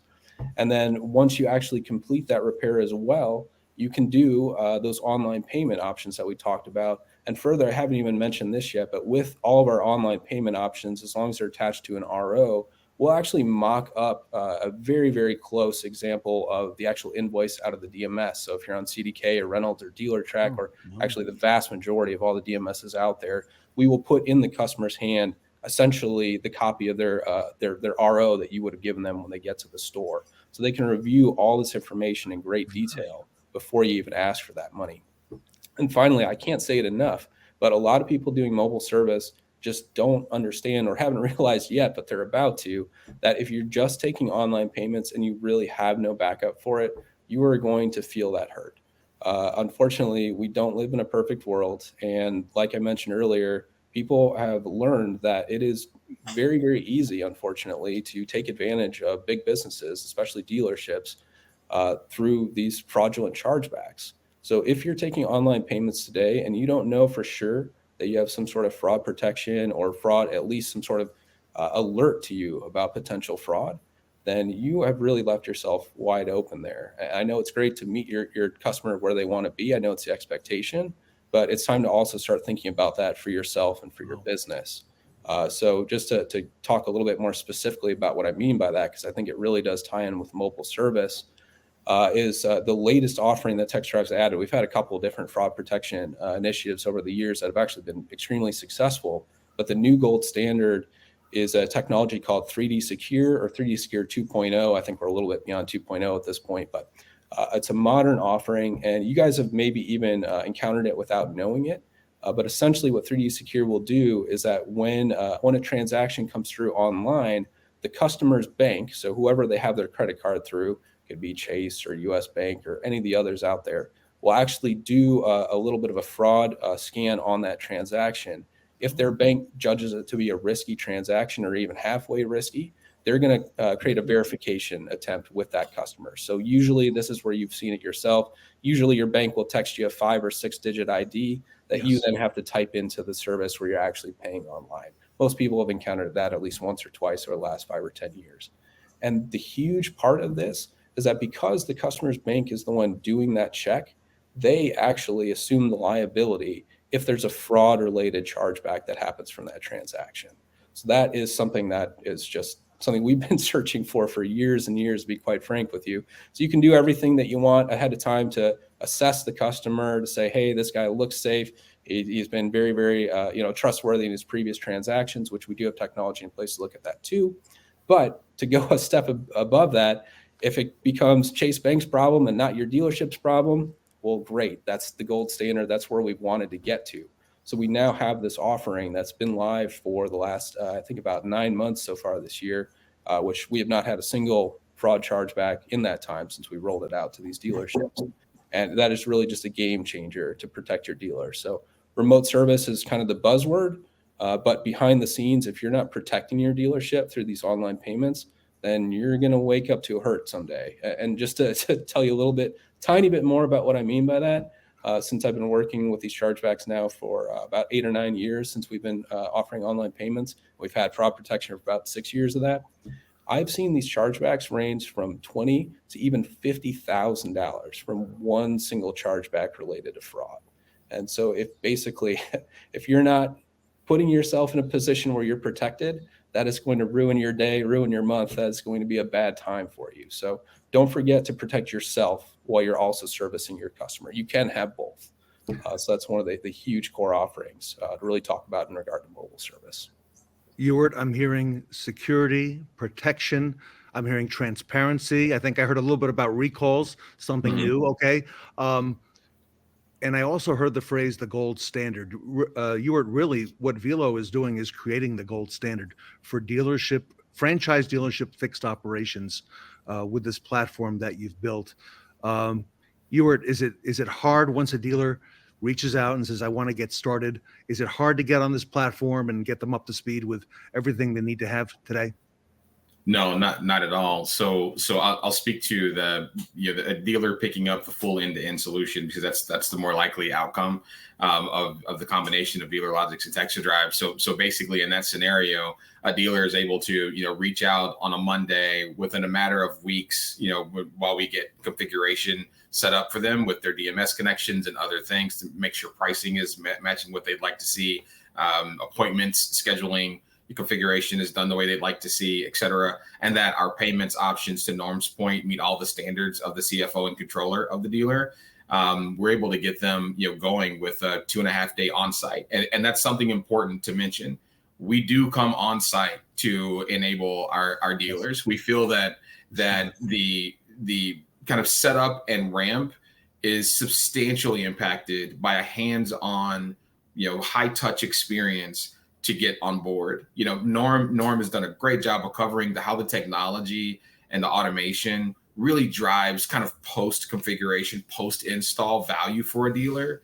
But I want to make sure to the question that you posed, Ted, that it's really clear that our configuration is quick, but it is high touch, and dealers that are prepared to make that change, to make that pivot, to really challenge their profitability and challenge their utilization within the dealership and the success overall of the customer experience and satisfaction. If they're ready to challenge it, we will help them succeed in that. We don't allow our dealers to fail there, and it starts with a very hands-on configuration and on-site setup experience. Everybody, Velo is a gold certified partner for the Fixed Ops Roundtable. Velo and their brands, okay, which include Text to Drive and DealerLogix. Euwart Anderson and Norm Crawford with us today, telling us just a little bit, and I imagine we could go on for some time learning more about the platforms. I'm going to invite our audience who may not have experienced some of the Velo platforms yet to reach out to Euwart and to Norm as well. Velo.com, you see Text to Drive and DealerLogix.com scrolling at the bottom of the screen for more information. You're going to hear a lot more about this platform, everybody, in the coming months and years. So stay tuned. And again, great feedback from our Fixed Ops Roundtable audience as to the success of Velo. And Norman, Euwart, again, I said it earlier, congratulations on what you're doing. I really think this is the gold standard, and this really is the future of where fixed operations is headed. Yeah, agreed. We're glad to be a part of it, and we're glad to have a hand in setting the standard, or I would even say resetting the standard. I think it's about the industry's evolving, so we get to be a part of that evolution, and that's really exciting for us. And Norm, you thought all these things out, so that's pretty evident, okay? And listening to what you and you were saying. I'm biting my tongue, Ted, from keeping to tell you from the other 10,000 things we do. Besides industry standard, one thing I did forget to mention is a new standard that's coming up in addition to securing your dealership and remote service and all that, credit card surcharging. So that is something Text Drive has been offering for the last 8 or 9 months as well, and it can save your dealership. Mid-sized dealerships save about $5,000 to $10,000 per month just by enabling credit card surcharging. We've got some larger dealerships that are saving in excess of $20,000 per month. So again, we're a rare tool in the industry where our goal is to save you money while also making your life easier at the same time. And I'm really just so proud and honored to be a part of an organization who can actually deliver on that. So there's more and more and more. We'll have to talk to you more in a future session. All right, we're going to have you back, Euwart.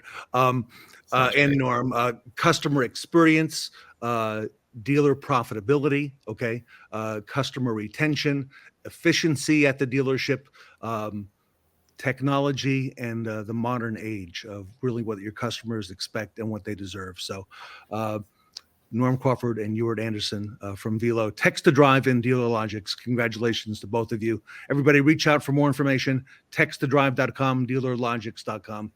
Euwart Anderson and Norm Crawford here with us today at the Fixed Ops Roundtable. Thanks, Ted. Thank you, Ted.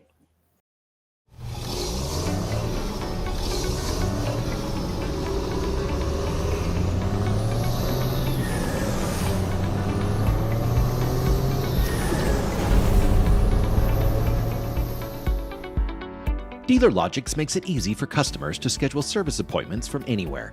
The customer experience is easy and straightforward and embedded in your dealership website. As a customer, I'll click on Schedule Service, provide a few pieces of preferred contact information, and I'm presented with dealer-specific menu options. Based on my selection, I'm presented with a list of dates and times along with an option to choose my advisor and transportation preferences. When I arrive to the dealership, the staff is ready for me, and I'm presented with OEM and dealer-recommended maintenance options, including good, better, best choices where I decide. During the repair process, I can review estimates from anywhere, and the evidence of my vehicle's condition is provided through images and video. Just start it up.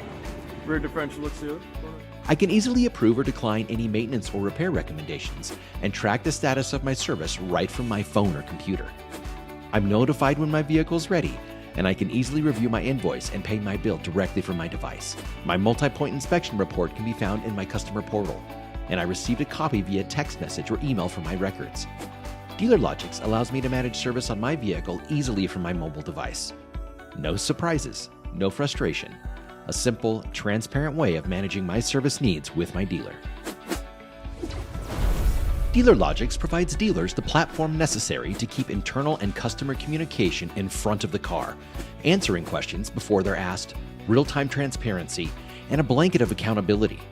By providing a communication platform that encompasses customer, advisor, counterperson, and tech, the key people have the information they need to execute with efficiency. Communication is stored and creates a storybook timeline to easily identify success or areas of opportunity. DMS integration ensures a seamless mobile check-in with instant access to opcodes, pricing, and RO generation. Through an alignment software integration, DealerLogix provides evidence-driven alignment specs, so your estimates are verifiable. A customizable MPVI allows for dealer-specific options and the ability to add photos and video to your customer presentation. Service Line Workflow Manager ensures that the right work is getting in when it should, and dispatching becomes a strategic priority. And we didn't forget reporting. DealerLogix's robust reporting portfolio provides the information dealers need to identify performance opportunities in advisors, technicians, and parts, ensuring you're maintaining efficiency and maximizing your hours per RO potential.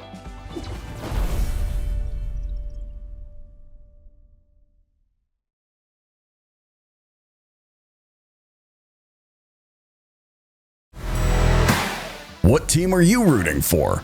We're back at the Fixed Ops Roundtable Tailgate Touchdown event. We are on a roll with our next speakers, Jason Jager and Patrick Janes from Cox Automotive.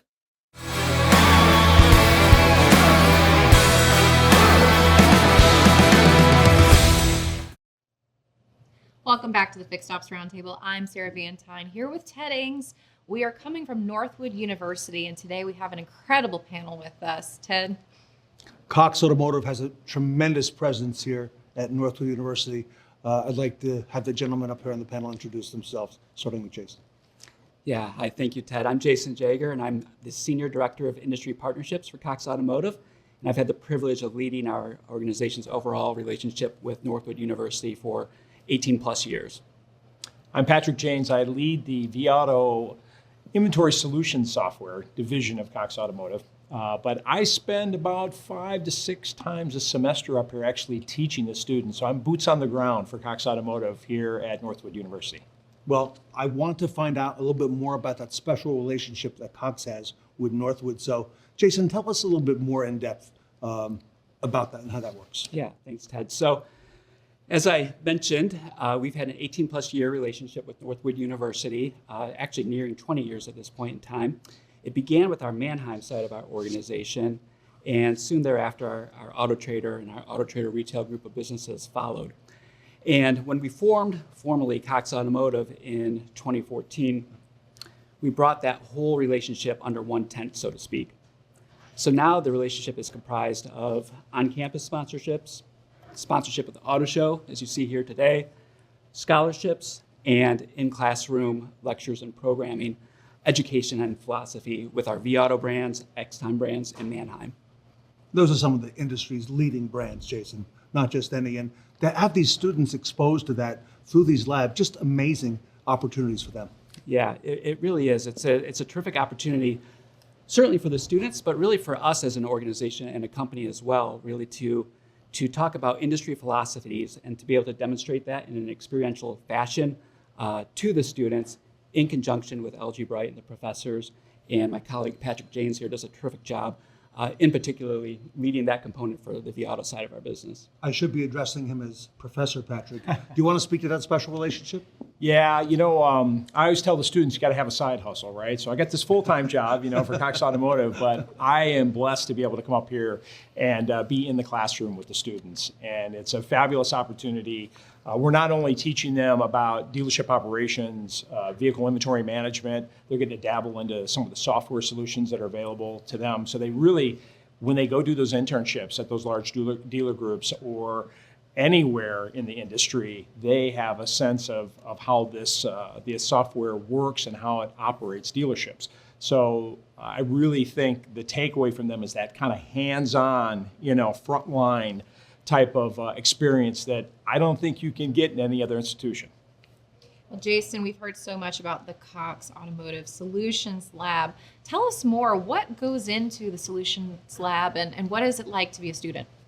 Yeah, thank you, Sarah. Appreciate that. So we launched as I say, we've been growing our relationship over the years, right? And so in 2018, up until that point in time, we had been doing a series of guest lectures here or there. It was more on an ad hoc basis, right? So in 2018, we really had the opportunity to formalize the approach to education here.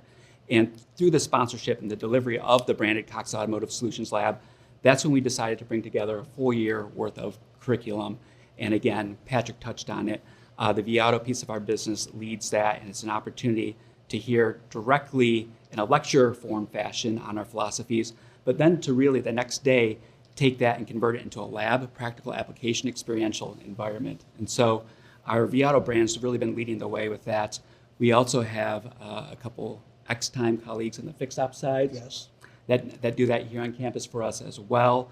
And then to round it out, in the recent years, we've added Mannheim. And with the Mannheim piece of it, it's guest lectures, but it's also, we take the students, and again, here's the Northwood idea and the experiential component.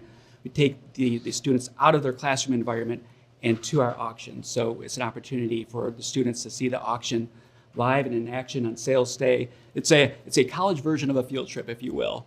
So that's the latest element that we've added with Mannheim, and we're looking to always to grow the partnership and the educational piece of it, Sarah, through some of our other brands as well. And Patrick, you have a unique experience to be here on campus with these young students. And can you share your perspective on the Cox Automotive Solutions Lab?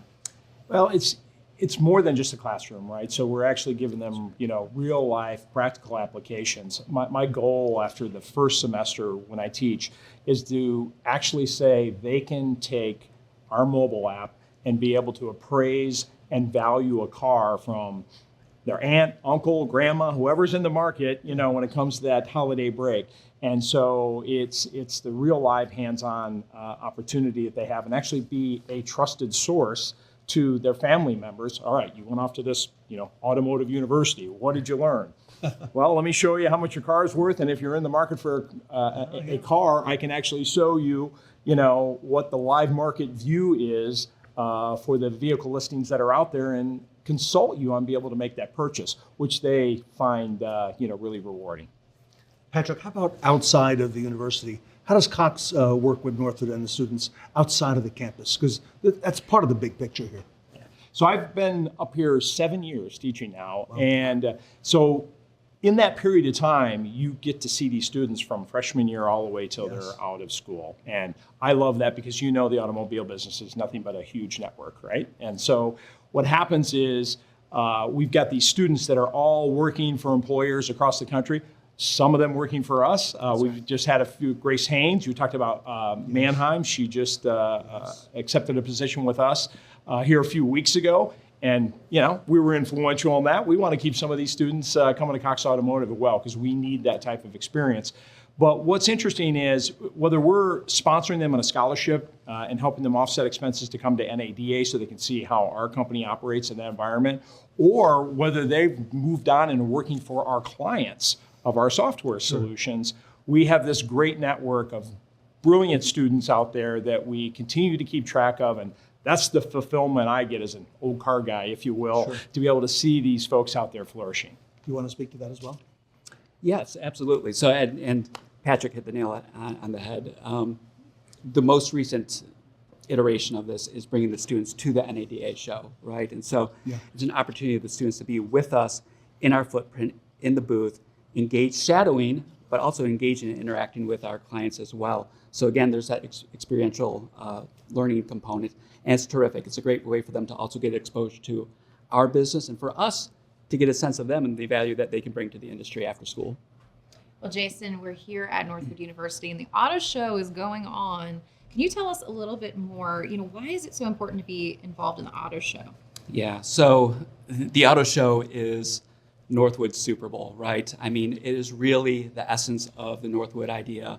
And in one weekend, it demonstrates the epitome of experiential learning here on campus, and what the students do so incredibly well with soup to nuts, sourcing, identifying, bringing the vehicles to campus. And then for us, it's a great opportunity to engage with the students, the faculty.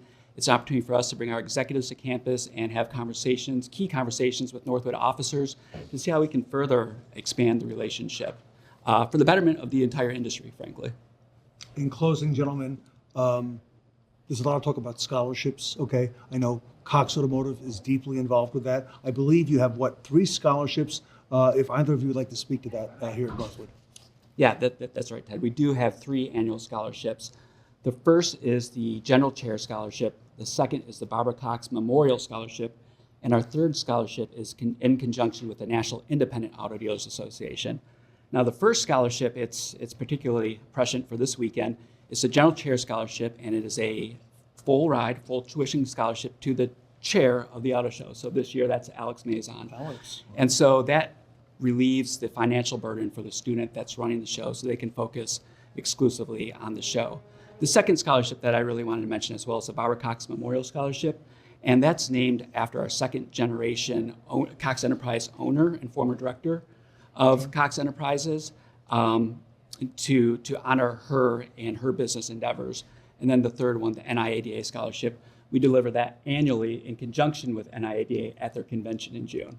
Wow. There's so much to the Northwood connection. On behalf of the Fixed Ops Roundtable, I want to thank you both, Jason and Patrick, for all that you do here at Northwood University. It's part of a really big picture and a great endeavor. Thank you. Thank you for having us. Everybody, we're at Northwood University. We're going to be right back.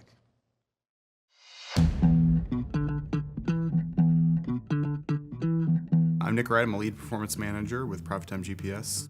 Been with the company for 6 years as a performance manager, car business for 17 years, and I'm from Nashville, Tennessee. I made the switch from retail to Viato. I took the leap to go on the Viato side just because I could still make a difference in the dealership, still help everyone achieve goals, which is, from a sports guy, that's my goal. All the mistakes that I made in my career or things that I wish I would have known or paid attention to is now my almost mission or pet peeve with every time I get a new client. It's, hey, these are the things that I thought. Here's the things that I perceive this software to do or this system to do, and this is actually what it does. What I hear all the time is, people would say, well, Viato says, or Viato is telling me to do this, and a lot of the times we're not telling you to do anything, it's just reading the market and understanding what that market is now presenting to you and the choice that you have to make. So it's essentially understanding how that works and how we can go exist with our plan as a dealer versus what the market is telling me and how I can marry those things together. So I think it's asking the questions that is pertaining to that particular dealer, what are their goals that they want to achieve, and then tailoring our approach and using the software to achieve those goals. The most rewarding part of my job is seeing a dealer that says, hey, I want to sell 100 cars, and they're selling 30, and they have this pie in the sky number of what they want to do per month, and then we look back 3 years later and they're selling 150 and 200, and we laughed at the times that they were selling 30 and said, hey, will we ever get there? So really, it's the change that I make with my dealers. It feels really great to hear them affected.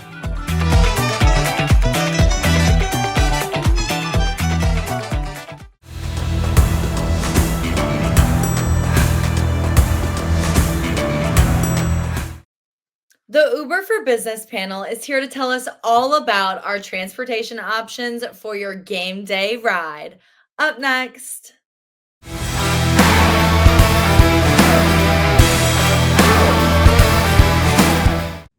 Welcome back to the Fixed Ops Roundtable. I'm Sarah Van Tyne here with Ted Ings, and today we are discussing delighting your customers with remote service. And we have Uber for Business and an esteemed group of panelists with us today, Ted. I don't think they need much of an introduction. I'll make it very brief. Jim Sabino from the All-American Ford Auto Group in New Jersey is with us. Jim, welcome. Tully Williams on the West Coast at the Nilo Company in Sacramento is with us today. Sarah Buzzelli from Uber for Business is joining the panel. Welcome, Sarah.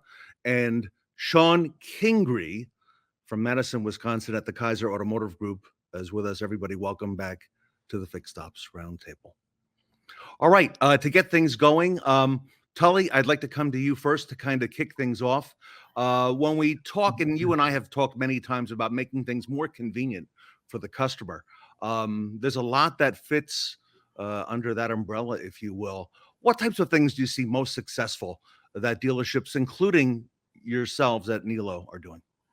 Well, the issue is it's all about three things to help a customer out. It's called trust, dollars, and time. We've been in business for 103 years. We believe trust is there with pictures and video from our great technicians. We talk about price. We're competitively priced, but then it comes back to the holy grail. The holy grail is time. And this is where the biggest challenge is. And this is where Uber helps the best. When a customer says, I don't know if I can do it today, I need transportation. Loaner cars are the devil of a dealership, right? And the goal is that we only have so many. And guess what happens? Uber comes in and saves the day so we can get that person back and forth. A lot of times they have a second car. They don't need a loaner car to make that repair or fix. So our goal is that we have this emergency situation. This is what Uber is all about. Does it happen every day? Absolutely. Every day we are taking people back and forth. Do you want to go to the mall? Do you want to go to the restaurant while you wait? Oh, there are things that you can do. Can we take you to work and pick you up? And Uber does it, and it's nice because here's the deal. It's in their app, and they see it, they trust it, and they know Uber works. Shawn Kingrey, I want to kind of dovetail on what Tully just said. It seems that time and the customer's time, respect for the customer's time, is now at the very, very top, and everything else is a distant second or third. Speak to us about the importance of time and how that works into the business today. I think the one thing, thank you, Ted. I think the one thing that we realized post-COVID, it's not about money anymore. It's not about the cost of the repair. It's time. It 100% is time. And I'll dovetail off of what Tully said. It's really never about money. They don't ask you to break the RO down. They don't ask you how much it is. It's when can it be done because I need my vehicle back. And whether that's the commercial side or the retail side or whatever it is, it all comes back to time. And to shift your thinking of the shuttle driver where, hey, we run a shuttle every half hour or every hour on the hour. Guys, that client's not going to sit in the waiting room and wait for an hour for a shuttle ride home because they don't have to. There's too many options out there. There's too many different scenarios where, as Tully said, they trust the phone. Everybody knows Uber. If anywhere you travel now, when's the last time you really stood in a taxi cab line? You didn't. You call an Uber. They know it. It's what they know. It's what they trust. It's the way of the future. It's not even the future. It's here. It's now. And it's such an easy fix. Sarah Van Tine, you and I recently did a panel with our good friend Brian Benstock at Paragon Honda, and he talked about the customer experience, including remote services and pickup and delivery, which Paragon is a champion of. And he said that, being a customer, even ourselves, when we wait at the dealership, we don't bring any value to the process other than maybe paying for it at the end. Sarah, your thoughts on the experience? Well, Ted, it was so interesting because we really touched on the topic of hospitality. And that is what we're seeing the automotive industry shifting into, this hospitality mindset. How do we make this an experience for the customer? And what's really compelling about this whole conversation, when you're talking about convenience, there's a different degree of convenience depending on each customer. I'm the customer that I have to know the details because my entire day depends on it. I have to run carpool. I have to go get my kids. I have groceries. I have all kinds of things, plus my work day. So when there's a variable in that equation that's unknown to me, I have a lot of anxiety about what to expect. And so for me, from a transactional perspective, when I have the convenience to be able to look at my phone and see exactly what's going on with my car, exactly where the pieces are, where my ride is, who my driver is, their license plate, all of this information, it puts me in control of the situation. And for me, that convenience is the hospitality piece that Brian Benstock was really driving home in that conversation. And Sarah Van Tine, as a busy mom, busy family there in North Carolina, you really speak to it in terms of the customer convenience because you've been on both sides of it now, on the dealership side for many years and seen the importance of having that convenience and being a customer as well. Well, and it's so critical because, our communities and our customers are all so very different. And so you have some individuals that maybe they do prefer the method of I'm going to just sit in the waiting room for my oil change and I don't need to look at my phone and I'm not very tech savvy, so I don't download apps. Well, that's fine. Like they can experience service the way that they've been experiencing it. But for a lot of consumers, increasingly, we're seeing more younger generations enter into the automotive industry, both as a driver or as a professional. And the reality is technology is right at our fingertips. And for us, we're the people that are looking for those solutions. How do I make it easier? How do I make it where I can review that information? And then also too, I'm the kind of customer that I want to know exactly the process, what to expect, because there's other pieces of my day that I, like you said, Ted, you have to plan around it. And if I have it, maybe I choose to get tires on my car today and I know it's going to add more time. But now I've got a partner like Uber where, okay, well, now I know I can get my ride and I can get that piece covered and all the rest of my day is going to continue to fall into place. And I don't have the anxiety about, wait a minute, what's my status of my car and where is it in the process? I have no idea. Should I call the dealership? Should I call Tully or Shawn and see, where my car is at? So, Jim Sabino, you're a client of Uber. They're at All American in North Jersey in the Paramus Route 17 corridor and in Hackensack. Are customers in New Jersey any different or maybe less patient? Maybe they're a little less patient, yes, in our neck of the woods here, as you know that. But Uber is kind of it's a universal language, right? So in California, in Wisconsin, as Tully and Shawn are there, they get the same level of service. And to speak to Tully and Shawn and then Sarah, valuing a customer's time is critical. It must be done as much as possible. And in my opinion, the sweet spot is the convenience. All right, the convenience level exists, whether it's here, I'm calling an Uber at my dealership, or Tully's got one of his high-end Porsche customers. It all works the same, regardless of what part of the country you're in. So the convenience of kind of I'm going to call an on-demand service, right? So we can go on to our Uber for Business app, where all of our customer-facing employees have access to, and we can, within 3 to 5 minutes, we'll have a car waiting outside to take that customer wherever they need to go. So that right there is a value of their time and a convenience level that is just second to none. It's spot on, real time solutions to a problem, to getting a customer to point A to point B. We also use it, in other areas of our dealership, and mobile service. Just 2 weeks ago, we had a problem. One of our mobile trucks was about 13 miles away doing a job, and it happens, the wrong part was issued to the technician. So he was halfway into the job, realized he had the wrong part. We didn't have a driver at the moment. We called an Uber, put the Uber driver took the part to the mobile truck 13 miles away. Boom, problem solved. Within 5 minutes, the car pulled up. We explained it to the driver. He was very, very nice and understanding, took the part away, and the job was completely done seamlessly, no issues. So talk about a huge, huge problem avoided by just using Uber's service to do that. And it wasn't even a person; it was a part. So we use it to, the possibilities are endless. It's up to you to make sure that you take care of the customers at any count, and Uber helps us do that. Sarah Buzzelli, isn't this innovation on behalf of the retailers incredible? Because Uber, being a household name, look at all the different ways that it can be deployed at the dealership. If we could just get a few more dealers to use it.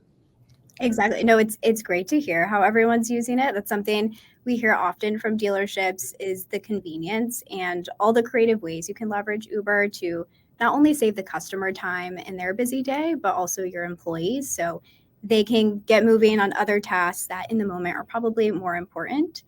Something else that I hear often from dealerships is the fact that, providing an Uber ride, it's not only convenient, but when you leverage it alongside your loaners, you can also open up more appointment slots often. So you're saving money compared to traditional shuttle service by not taking on some of the liability. You have real-time pricing, but if you can increase your RO volume with Uber, you can also potentially bring in more revenue too. Jim, can I follow up with you if I may? If a dealer were setting out to start offering remote services, what are some of the things that a dealership needs to get right? I'm going to go around the horn and get that feedback for everybody, but I want to start with you because I'm sure you're familiar with some of the pitfalls could be with all that you're doing in remote services today.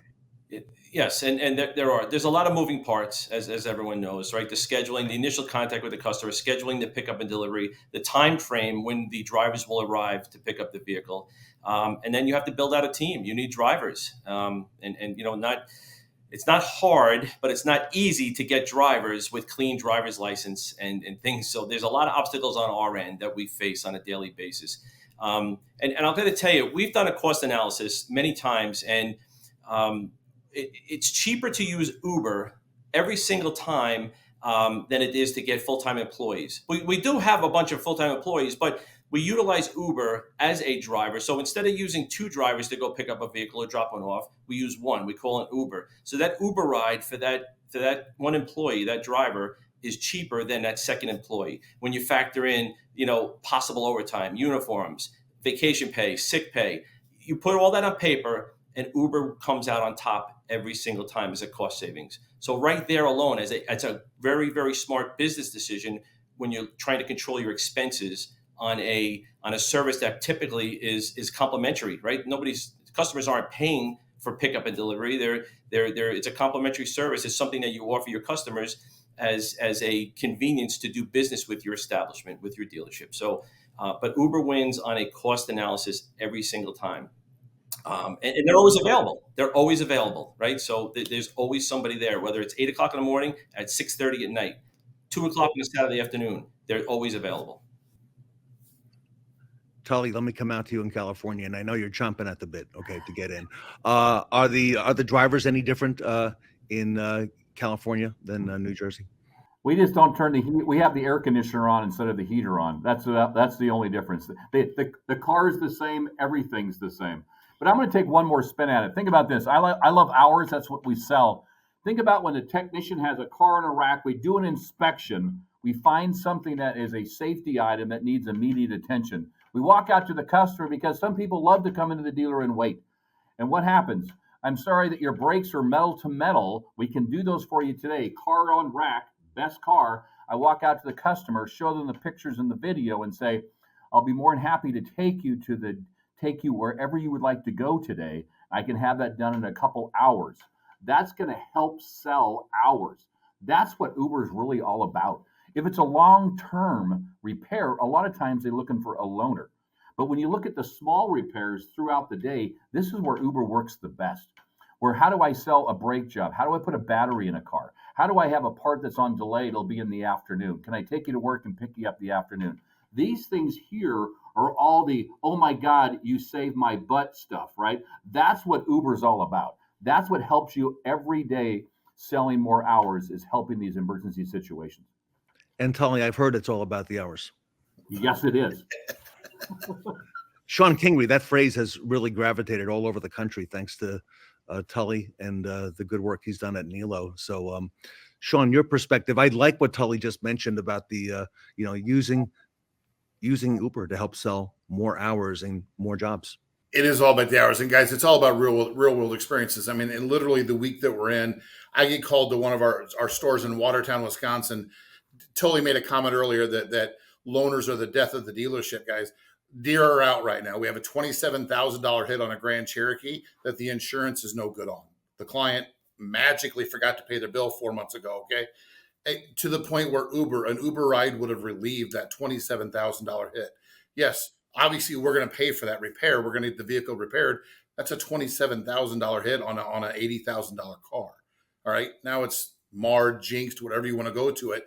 Okay, back to Tully's point. Guys, an Uber solves that problem. An Uber ride gets rid of that loaner cars, okay? There's nothing I would set out more in a 2026 Q2, Q3 to replace all my loaners in all 8 stores and just have Uber and just get rid of the overhead, the cash flow, the tie-up, the floor plan money. I mean, they're the death. And by the way, at 70, 80 grand a pop now, they're not getting any cheaper. Sarah Van Tine, let me come to you. Great points. How do we encourage more stores to innovate and try something new? Okay, when I mean, we're thinking out of the box here today. Well, a lot of it is going to come down to the processes behind the scenes that make the customer experience seamless. So there's so many pieces today with technology that you can leverage that allow you to have that bird's eye view about everything that's going on. One of the challenges that I've seen has been, whenever a dealership goes out to start a new process and they're getting ready to implement these changes, oftentimes they don't take the process all the way through on the customer experience side. And so you end up with this muddled kind of half complete situation where maybe, for example, managing your own loaner cars. Well, how many loaner cars are out? When are they due back? Are they back? Have they been cleaned? What's going on behind the scenes? Is our appointment capacity really reflective of that? All of those pieces, if you don't have it completely mapped out, how do I check this piece? How do I make it where my BDC or my service advisor can easily access that information to see where the car is and if it's available? I mean, the great news is using a technology like Uber's, you take that entire internal piece of it out of the equation. Now you have one source of truth where you are managing that complete experience, all of those convenient elements, but you're not having to add the additional layer of the process logistics for your own inventory and your own employees and all of those pieces. And so I would just encourage dealerships, if you're looking to be innovative, any process that you're going to be putting in place, make sure that you map the entire piece out all the way through to make sure that you have the best experience for your customers. Great points. Can I follow up with Sarah Buzzelli on that? Because I would imagine when it comes to a dealership's loaner car fleet, obviously a lot of moving parts, Sarah. You've got to keep track of where the vehicle is, compliance. There's a lot of moving parts there. I would imagine that Uber provides a lot of tools for dealers as part of that Uber experience. If you could tell us maybe a little bit about that. Yeah, definitely. So we actually have a dedicated team that just focuses on the automotive industry and has taken the feedback from many dealerships that use our platform and use that to build new solutions. So a few that come to mind, the first starting with loaners is vouchers. So everyone's probably familiar with using Uber for, single day service. You book a ride on demand, but you can also do it for multi-day service. So you could give them a budget to leverage around town. And dealerships often will tell our sales team that it ends up costing less, just given that it's pay as you go. So they're not often billed even the full cost of the voucher. And you can put in place some really specific policies. So that would be one feature. The other one that dealerships rave about is flexible rides. So instead of booking it for a very specific time period, Sarah, you mentioned, your day can, go in so many different directions and, same at the dealership. So you can let the customer respond to the text when they're ready for the driver to be dispatched. So there's more flexibility. And then they're also not having to call back into the dealership, bringing up time again. That's huge. Jim Sabino, I do have a follow-up for you, specifically you on remote services. It was a year and a half ago. I think you told me you had acquired the third or fourth mobile service van. It's a different story today at All American. First of all, are these remote services going away, such as pickup and delivery and mobile service? And secondly, when we do this at scale, which you are clearly doing now in the Northeast, what are some of the things to consider there? Remote services are here to stay, Ted. It's the new way forward. It's because it brings such a convenience that really never existed at a scale level before. We get the onesie twosies, but at the scale, we're currently running 11 mobile service vans out of our dealerships, and we're averaging between 12 and 15 pickup and deliveries per day per store. So there's a lot of moving parts. You have to have kind of a team behind the curtain to kind of manage that, organize it. And to make it successful. And of course, you have to consider the people that are going to be out sick, or the people that are going to be on vacation, or the bad weather, and you take that in consideration. So Uber has helped us tremendously fill in a lot of the gaps with remote service when we're short on staff or due to vacations or sick, and they're always there. And it's like I said, Uber is universal. Everybody, all our customers, they usually have an app on their phone. So You enter in some information and they get notified that the driver is, 2 minutes away, 3 minutes away, what kind of car, the plate number, a picture of the driver, boom. It's like nothing. It's like they ordered it themselves, but we're doing that for them and obviously paying the expense of it. So to scale, continue to use Uber, and I like the flexibility of what they offer, all their services and the vouchers, and instead of the loaner car, and right to Tully and to Shawn, the loaners are definitely the death of the dealership for sure. The expense alone, the insurance, the cleaning of them. Where are they? Are they people say they come back and they went on vacation for the weekend? They're not coming back in 2-3 days. So you don't have to deal with that when Uber takes over that kind of convenience of getting the customers from point A to point B. And the expense is much more affordable and manageable. So it works. But, it takes somebody at the dealership, a team of people to coordinate it, and Uber's, obviously, as everybody knows, their app and their dashboards are incredibly user-friendly. And that makes a big help. All of my people, all of our customer facing, all have access to the app, and they can at any time. They don't need authorization. They just schedule it they just go. If somebody needs to go to the mall, or somebody wants to go to lunch, somebody just wants to go home because we, like as to Tully's saying, we sold a brake job or 4 tires and an alignment, and it's a waiter. We just Uber them home, and then we either Uber them back or we will deliver the car back to their home. And have an Uber take our driver from their home back to the dealership. So there's a lot of different ways to go there. You just have to, constantly forward think and think of scale. Just don't be content with doing what you're doing. If I'm successfully doing X amount of rides per day, I want to get, by increase it by 20%. So Uber's going to come along for the ride because they're a big part of our success in managing the flow of people and cars throughout the day. Tully, some things just have to be done in the shop, though. Okay, right? I know that Jim and Shawn can do a lot of things remotely. I've heard a lot about that with their franchises. But talk to us about making it easier for the customer by having a service like Uber. So here's what I think about when you look at. There's 2 things to think about. Let's just think about the customer and the service advisor, and what happens at the end of the day. Now, our goal is not to overwork a service advisor, but at the end of the day, chaos starts to happen. And what happens with chaos? Customer service drops. When I promised a person an Uber and I didn't do it in time, it could be 1 minute or 10 minutes or an hour, the customer's upset. When Sarah said, I have a voucher, when you give a customer a voucher, what have you done? You put the power in the customer's hand to make that Uber ride at their convenience. Remember, when we make the ride, it's at our convenience, or it's really about, did I get time to make that Uber ride? But if we give the customer the power, as we talk about, give the customer more flexibility. We'll pick up your car, we'll take your car home. We'll pick you up, we'll take you home. But also the issue is bring the customer into it. That frees up the advisor. Our goal is to do what? Stay off the phone. As my daughter says, the phone is for old people, Daddy. We want to text, right? So here we go. We're sending text to our customer. Your car is correct. Here is your video. Here is your bill. Pay with this link.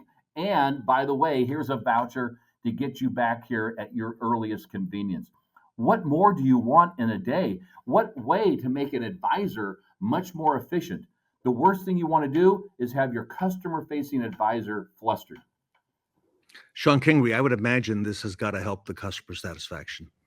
It's huge. And Ted, you and I share a lot of things offline as well as far as growth. 37, 38% year over year growth. Guys, pickup and delivery is a big part of that for us. Back to what Tully says, you got to relieve some of that pressure and that 7 a.m. and that 5 p.m. hammer on the service drive. You can schedule appointments whenever you like, guys. Clients are going to come in what's convenient for them. All right. And it's inherent to the business.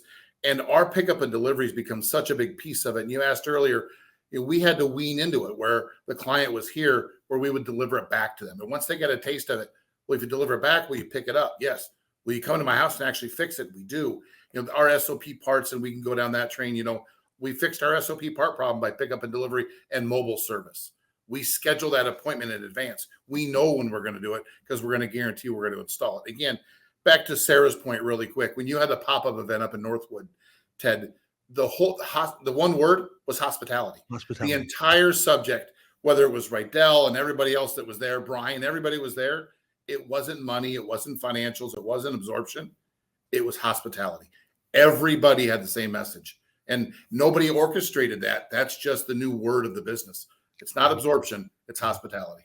So Sarah Buzzelli, that came out organically at a recent event that we did with some very high profile retailers like the ones we have on here, comparing the retail auto industry, saying that we're really in the hospitality industry. And Sarah, that makes so much sense with some of the things that we're hearing here today on this panel. Yeah, it does. I mean, we know CSI scores are so important and customer loyalty. So focusing on their experience, of course, is paramount. And here at Uber for Business, we have taken away some of the barriers to entry, I think, for pickup and drop off. So Uber for Business is a free platform. It doesn't cost anything to get started. You're just billed for the actual ride price. So any dealership could theoretically start offering pickup and drop off, maybe at a smaller scale to start and see which customers are interested. Because with Uber, you can eliminate the need for a chase car. So it makes it more affordable and something you can just do in real time. I love it a lot. Everybody, last question for today. I'll give you all 30 seconds. We'll start with Sarah Van Tine, go over to Jim Sabino, Shawn Kingrey, Sarah Buzzelli. We'll ask Tully to bring it home. Here we are in the middle of November, a matter of weeks away from a new year, 2025. If you had told me 5 years ago there'd be something like service pickup and delivery, I may have been skeptical. Today, that's embedded into the fabric of what we do at retail dealerships. If you had 30 seconds, Sarah Van Tine, to kind of sum this up and talk to your fellow retailers who are watching with maybe a recommendation or something they should consider for the new year that has to do with their loaner fleet or convenience or hospitality. Sarah Van Tine, what would that be? So customers today, they're increasingly making service appointments on their cell phones and mobily, but they may not always enter the right information. And so recalls comes to mind, right? They book an oil change, but their car has 4 or 5 recalls. Use a platform like Uber for Business, where now you can get the vehicle fixed. You don't have to turn away that recall, and you can get the customer where they need to be next. This is a great solution to fill in the gaps where the customer may not have the ball correct. I love it. Jim Sabino, 30 seconds. Sure. Again, 5 years ago, I agree with you, Ted. I'm with you. And I said the same thing about mobile service and pickup and delivery. The whole remote experience umbrella is really the way forward. It's the new way. It's a customer retention. It's customer satisfaction. It's customer loyalty, which all basically adds up to revenue, additional revenue within your organization. So if you're not doing this or offering these services or partnered up with Uber, I recommend that you do it and you start slow. Test the water, see how it works, and you'll be surprised on how good and convenient and how easy it is to schedule this and get your team on board. And your customers will respond in a very, very positive way because you took out some obstacles and roadblocks and you made life a little bit easier on that day for them. And that goes a long way. And they will continue to do business with you if it's easy and you value their time, as came up in this, and I just get into it because it's the way forward. It definitely is. It's here to stay. Shawn Kingrey, recommendations for your peers going into the new year. New word of the year is definitely hospitality. Let's talk ROI real quick, and not to beat a dead horse is something I talked about earlier of my $27,000 I don't have insurance deer hit. How many Uber rides could I have bought for a $27,000 hit that we're going to absorb internally? That's it. Yeah, makes a lot of sense. Sarah Buzzelli at Uber. Yeah, I want to give a shout out to our automotive team. They can meet in person, virtually. We really approach. So hearing from everyone, there's of course common themes, but every dealership is unique. There's different brands. So really going the extra mile to spend the time with you to see, what's working well, where can we help, provide improvements. Love it. Tully, don't be shy. Okay, here we go. If you want to sell more hours, do you want to help your customers out? Do you want to give them the power of transportation?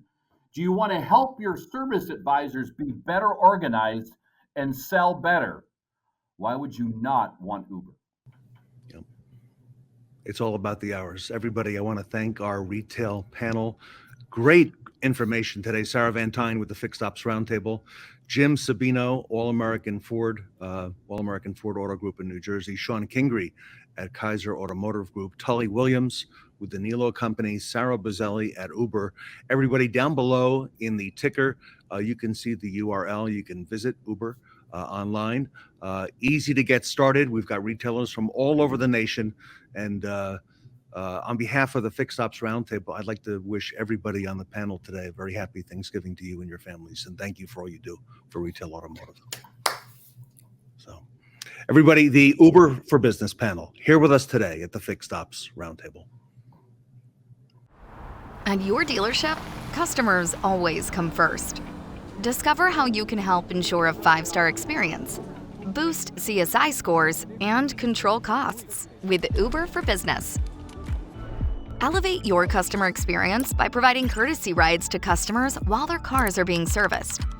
Use Central to request an Uber ride for your customer. They'll receive an SMS to track their trip.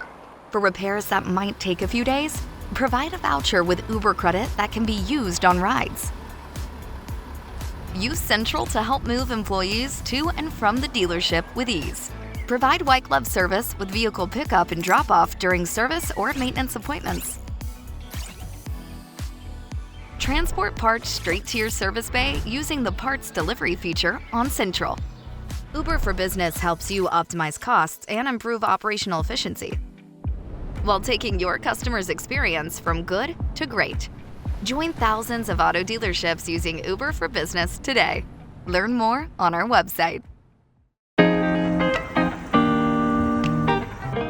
Hey, it's Jim Sabino here, All-American Ford Mobile Service at your service. Check this baby out. This is one of our newest units to add to our fleet of mobile vans to service you, our customers. Coming around back here, I'm going to show you inside exactly how this van works for you. All right, as you can see, this is a fully equipped mobile service van that does everything. It's like a mobile hospital. That's right, we can do it all in this truck. Come on inside, I'm going to get into the details on how this baby works for you.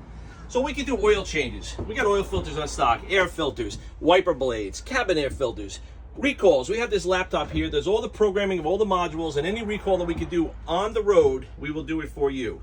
That's right. Check this out. Look at this equipment that we have in this truck. Fully equipped, mobile technicians come to you. Certified technicians at your site, at your place of business. You call us, text us, email us. Our mobile service coordinator will take all your information, make the appointment, and our mobile van will show up on location at your convenience, perform the service that you need. All American Ford Mobile Service, check us out.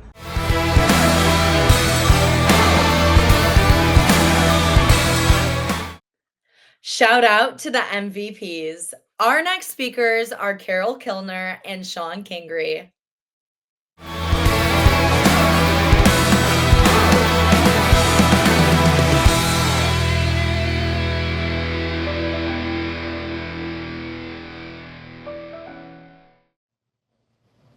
Welcome back to the Fixed Ops Roundtable. I'm Sarah Van Tyne here with Ted Ings, Kilner, and Shawn Kingrey.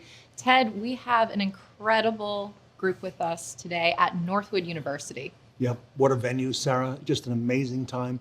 We're so honored to have Kilner from BL Innovare with us today, and our great friend, Shawn Kingrey from the Kaiser Automotive Group. Carol and Shawn, welcome. Thank you, Ted. Honored to be here.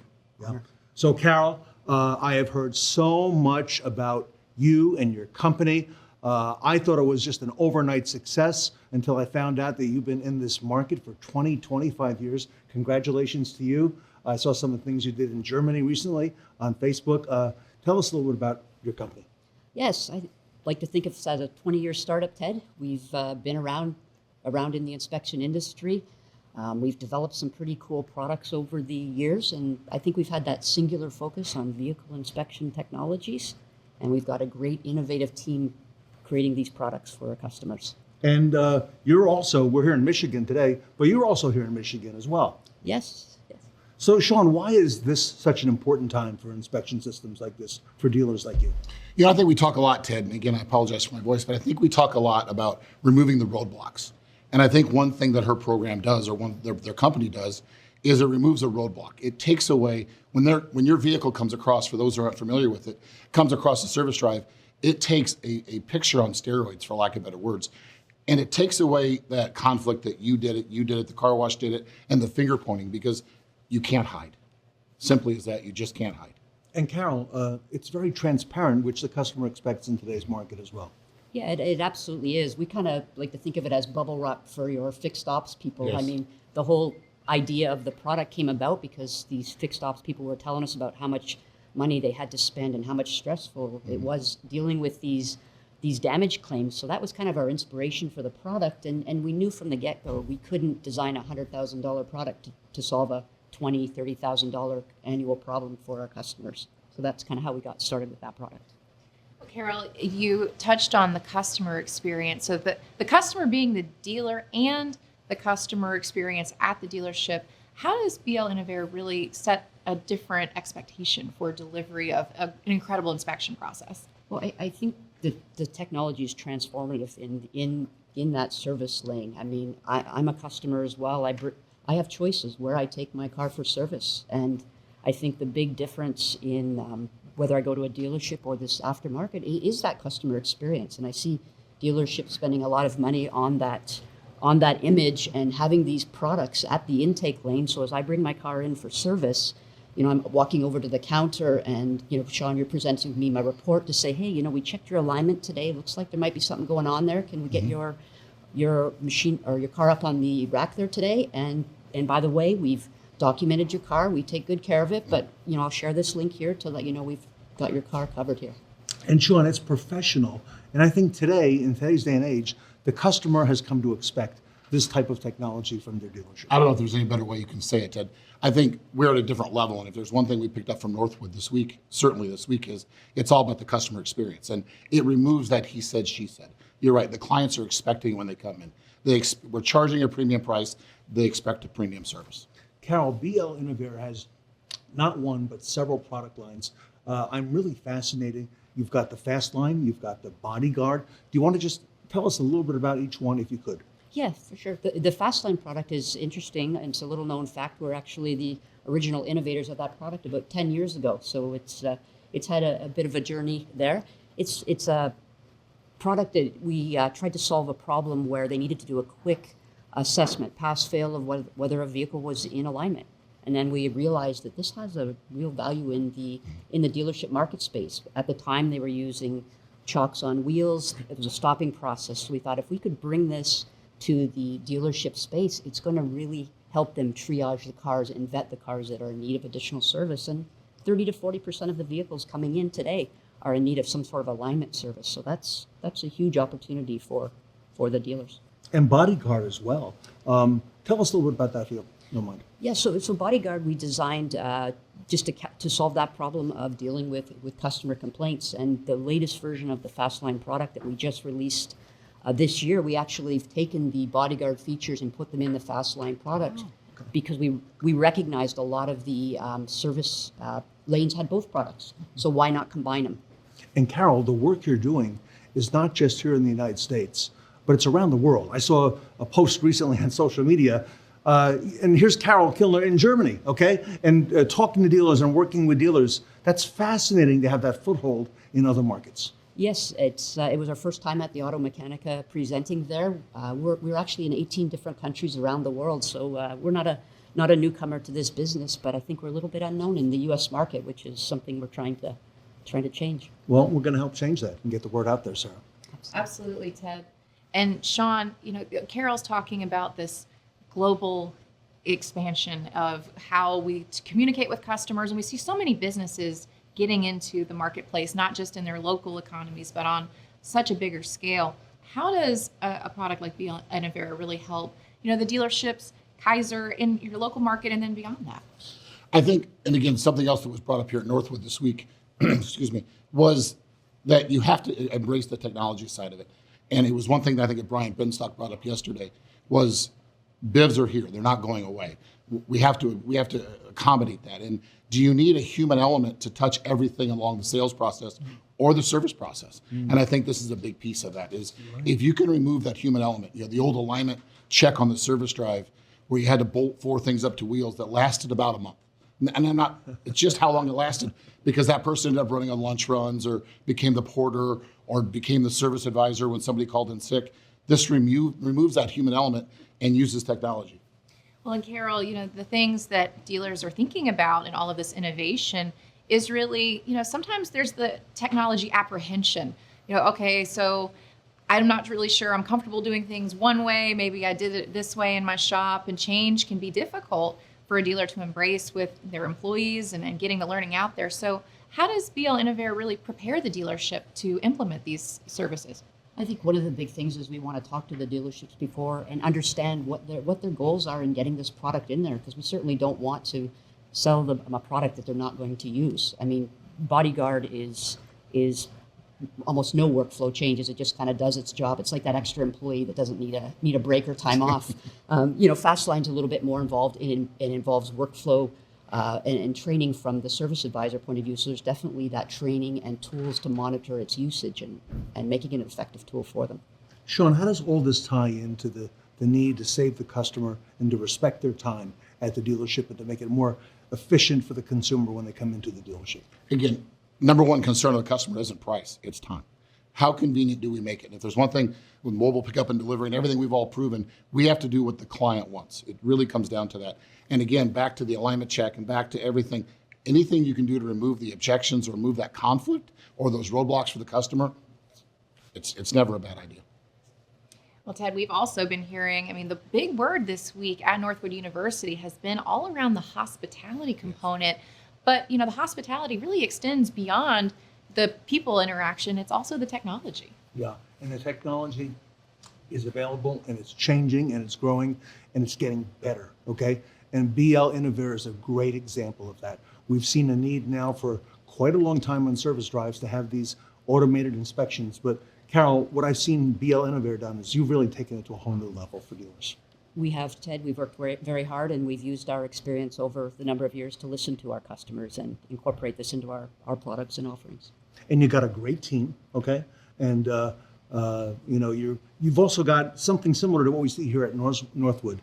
I detect the passion in your company, okay, in around what you do and building the culture and your products as well. If you'd like to speak to that, I think that's not just some company that's doing this. Yeah, I think people is the key to success. My job as a leader of the company is to find the right people passionate about something, find a role that they're good at, and combine that and with something we need. And I think that's what success. Well, Sarah, I think the timing is great. Okay, we're here at Northwood University with Shawn Kingrey from Kaiser Automotive Group and Carol Kilner from BL Innovare. Carol, I want to congratulate you on the success you're having, and I look forward to great things about BL Innovare. And here on the Fixed Ops Roundtable and having you involved with the Fixed Ops community here in retail, I think the sky's the limit for you folks. Well, thank you for that opportunity, Ted, and I look forward to serving this market. Everybody, we're here at Northwood with Carol Kilner from BL Innovare, Shawn Kingrey from Kaiser Automotive. I'm with Sarah Van Tyne, Ted Ings here at Northwood University. We're going to be right back.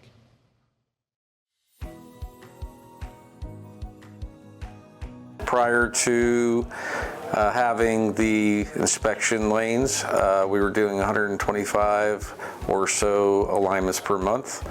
We're approaching 400 alignments per month now. Quite a return on investment. Most of the time, customers don't even know that their alignment is out. So now we're able to catch it before they start to notice any severe, pull to the left or to the right. We're able to pick up accurate measures of their tire tread, whether or not the alignment's good or bad. And so it just gives the customer kind of a wondering of, oh, I had no idea. Thank you for telling me. And then go ahead and tell them, it's a quick, easy process. If you'd like us, to get the alignment corrected, we can. Our service lane is well equipped with camera systems all the way around, but when the Coats and the Bodyguard team came in and set up our equipment, it has helped us dramatically in savings as far as individuals saying that we damaged or we scratched their car. So as a new advisor, I could not imagine doing my role today without the inspection lane. Looking at the health report printout that I received with the ROs, I am able to myself better understand if a vehicle maybe even has bent components before even getting it on and checking it myself on the alignment rack. It definitely has a positive effect on CSI. Customers enjoy knowing that their car is in good condition, and they want to know if it's not. As far as having the inspection lane is something that we felt very strongly about. We really felt that it was going to be a good investment. It is definitely something that has high gross. I would recommend it to any dealership that wants to make the investment, because you'll get your return probably in about 6 months. Fastline and Bodyguard. Exceptional value as standalone products. Together, they bring you the ultimate solution. Fastline Evo and Fastline Plus. Combining the best of both worlds.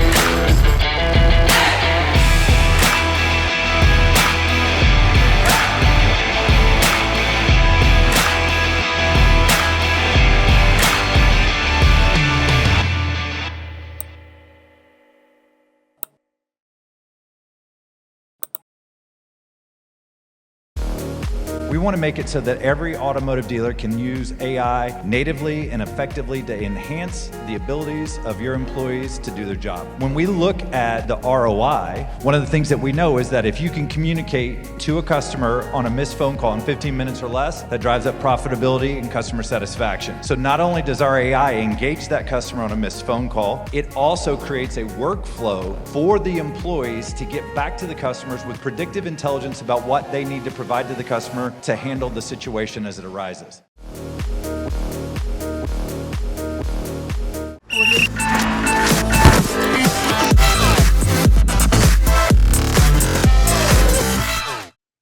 It is Mobile Truck Monday, and our next panel is offering seat side service. It's the myKaarma Mobile Service Panel.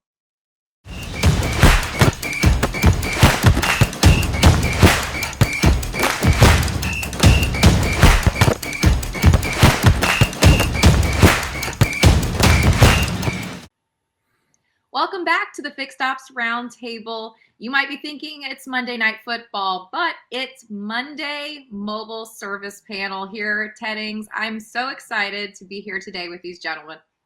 Sarah, great honor to have you with us on the myKaarma Mobile Service Panel. We've got some great retailers here, and we're joined by Matt Bateman, who is the Vice President of Marketing at our good friends at myKaarma. Matt, thank you so much for all you do for the industry. Exciting conversation coming up today, so thank you again. Mark Mickens is here. Mark with ES3, a great voice for the retailer. And Mark, we're humbled to have you. And of course, from Bozard Ford Lincoln in St. Augustine, Jeremy Stevens and Ed Roberts are here. So a great topic today to talk about. And Matt, let's kind of open it up. Maybe some of the things we were discussing in the green room, some of the things that you've heard in the industry and are seeing. And, perhaps we begin with that. Yeah, we're seeing, everyone's looking for these new solutions, new technologies. But the through line that we're seeing with dealers constantly is, how can I consolidate? How can I bring my costs down? And whether we like it or not, that's what we're hearing, especially as we get into the end of the year. I want all of the solutions, but I want it all cheaper, and I want it all to work together. So get me the new exciting stuff. Get me the mobile service solutions that myKaarma has, but give it to me in a way that it's tied together with everything else. So it's a little bit of a shift, right? I feel like for a while, people were asking, hey, I want to get this piece. I want to get this. Give me my mobile service. Give me mobile payments. And now it's, okay, but I only want one login. I want one throat to choke. I want one bill. And frankly, I don't want to pay those many integration fees on all those different programs and all those different products. So help me simplify what I'm doing to be more effective. Yep. I know, Sarah, we're seeing that and hearing that throughout the industry as well. Yes, Ted, and it has been very interesting. And Matt, just thinking about this piece too, a lot of customers are expecting that seamless experience when it comes to how they're doing business with the dealership. And so could you talk to us a little bit more, about what you're seeing in that perspective? Because I'm sure, a customer, if they're getting a text message, to pay their bill, and then they're getting a separate text message from another number to look at their MPI. I mean, does that contribute to some confusing scenarios sometimes? It absolutely does, Sarah, especially when we're surveying our customers, right? Saying, how easy was it to do business with us? And then they're getting 4 or 5 different text messages from different phone numbers. And well, I just need to call someone. How do I call them back? What do I do? Right. I've experienced that with one of my own vehicles, right? There's 4 different text messages, one for a video MPI, one for a mobile service pickup, one for a survey, another one from the advisor's personal phone. I don't think that's a great idea. So yeah, if we're trying to offer all these additional services, how can we streamline that communication into one line of communication? So at myKaarma, we want the texting and the calling to all be through one number. It doesn't matter what part of the system you're trying to use. And Matt, who's been a big champion of myKaarma since the earliest days I can remember is Mark Mickens. Mark Mickens. Yeah, all over myKaarma. Mark, I don't know if you'd like to add in, but go ahead. It works. No, I have been. I want to really echo what you're all saying is that, the more and more that, we build our platform with Mercedes when it comes to mobile service, the less complexity is really what we're being asked for also. So this ties right into what, our dealers are asking for too. Just, one solution, one solution for the technician and the customer that we're helping. So it's ease of use for everyone. So, we are seeing the same thing, less complexity, better connectivity. Those are the 2 things that our dealers are asking us for when it comes to mobile service. And we're trying to address both with simple solutions like myKaarma that covers everything from, the scheduling piece, the routing piece, the MPI piece, and paying the bill, which is really important to the dealer. So, one solution that works with your in-house DMS is really it's smart for everyone. Smart for your customer first and foremost, but also smart for your mobile service technician for ease of use on everything. Yep. And let's head over to St. Augustine, Florida, to Jeremy and Ed, and have them weigh in. Well, the Matt singing my language with one throat to choke. I mean, let's talk to the audience there for a minute and how many logins we have for different things and whatever else. And when you can do that in one place, I mean, that makes all of our jobs easier, because it's not that we're logged in for this to write it up, and then while the customer's standing there, we're trying to get this to log in. Well, I don't know why my password's not. There's just so many different things that gets in the way there. And when the customer has us there to save their time, and then when we're not valuing their time while we have them there because it's clumsy, then it defeats the purpose. So having it all tied together for one centralized piece, that's huge. I wanted to really point that out because Matt just kind of swooped over it. I want to point that out there for the audience that it's a huge benefit to everything we do to go to one place and handle everything. I feel like we got a Fight Club setting. It's like we want one person to choke, so maybe we should just get a bunch of software companies in it and let them hash it out. You hear Matt? Bring it on. Let's go. Let's do it. Matt, we were also talking in the green room, and I thought this was a really interesting story that you shared. So, and I know Ed and Jeremy and Mark also want to weigh in on this topic because it's becoming more and more front and center in the customer experience and in what we're seeing in the service and the mobile service marketplace. But Matt, you were describing how you saw some EV brands that were going down the road and had some mobile service vans. Could you share a little bit about that story? Yeah. So yeah, I was driving down the road recently and saw both, the Tesla service van, right? The Tesla mobile service vehicle that they have. And then I looked up and I thought it was one of those new electric Amazon vehicles that Rivian has. Well, they're now using them for their own internal Rivian mobile service. So on the same stretch of highway, I'm looking over seeing Tesla mobile service, Rivian mobile service, and I'm like, man, the landscape is changing on mobile service. And these are people, I think, Ed, you said it, right? Clean sheet of paper. Look how they're designing it. What does that mean for the rest of us, right? Well, what's pretty cool at what you just said is you saw these vans on the road.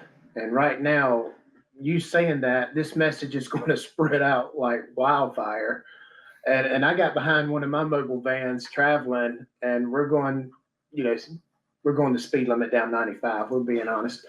We won't. But seeing all the heads turn to see Bozard Ford van, and like what you're saying, it's like it's a big old billboard with your name on the side and your phone number and stuff like that. So it's just pretty cool that you said that. I was like, yeah, that's how mobile spreads around. It's like, hey, I'm broke down. I can't crank my car up. And, your initial thing is like, well, I did see Tesla with a van. It's like, I wonder if anybody else has that. So that's pretty cool.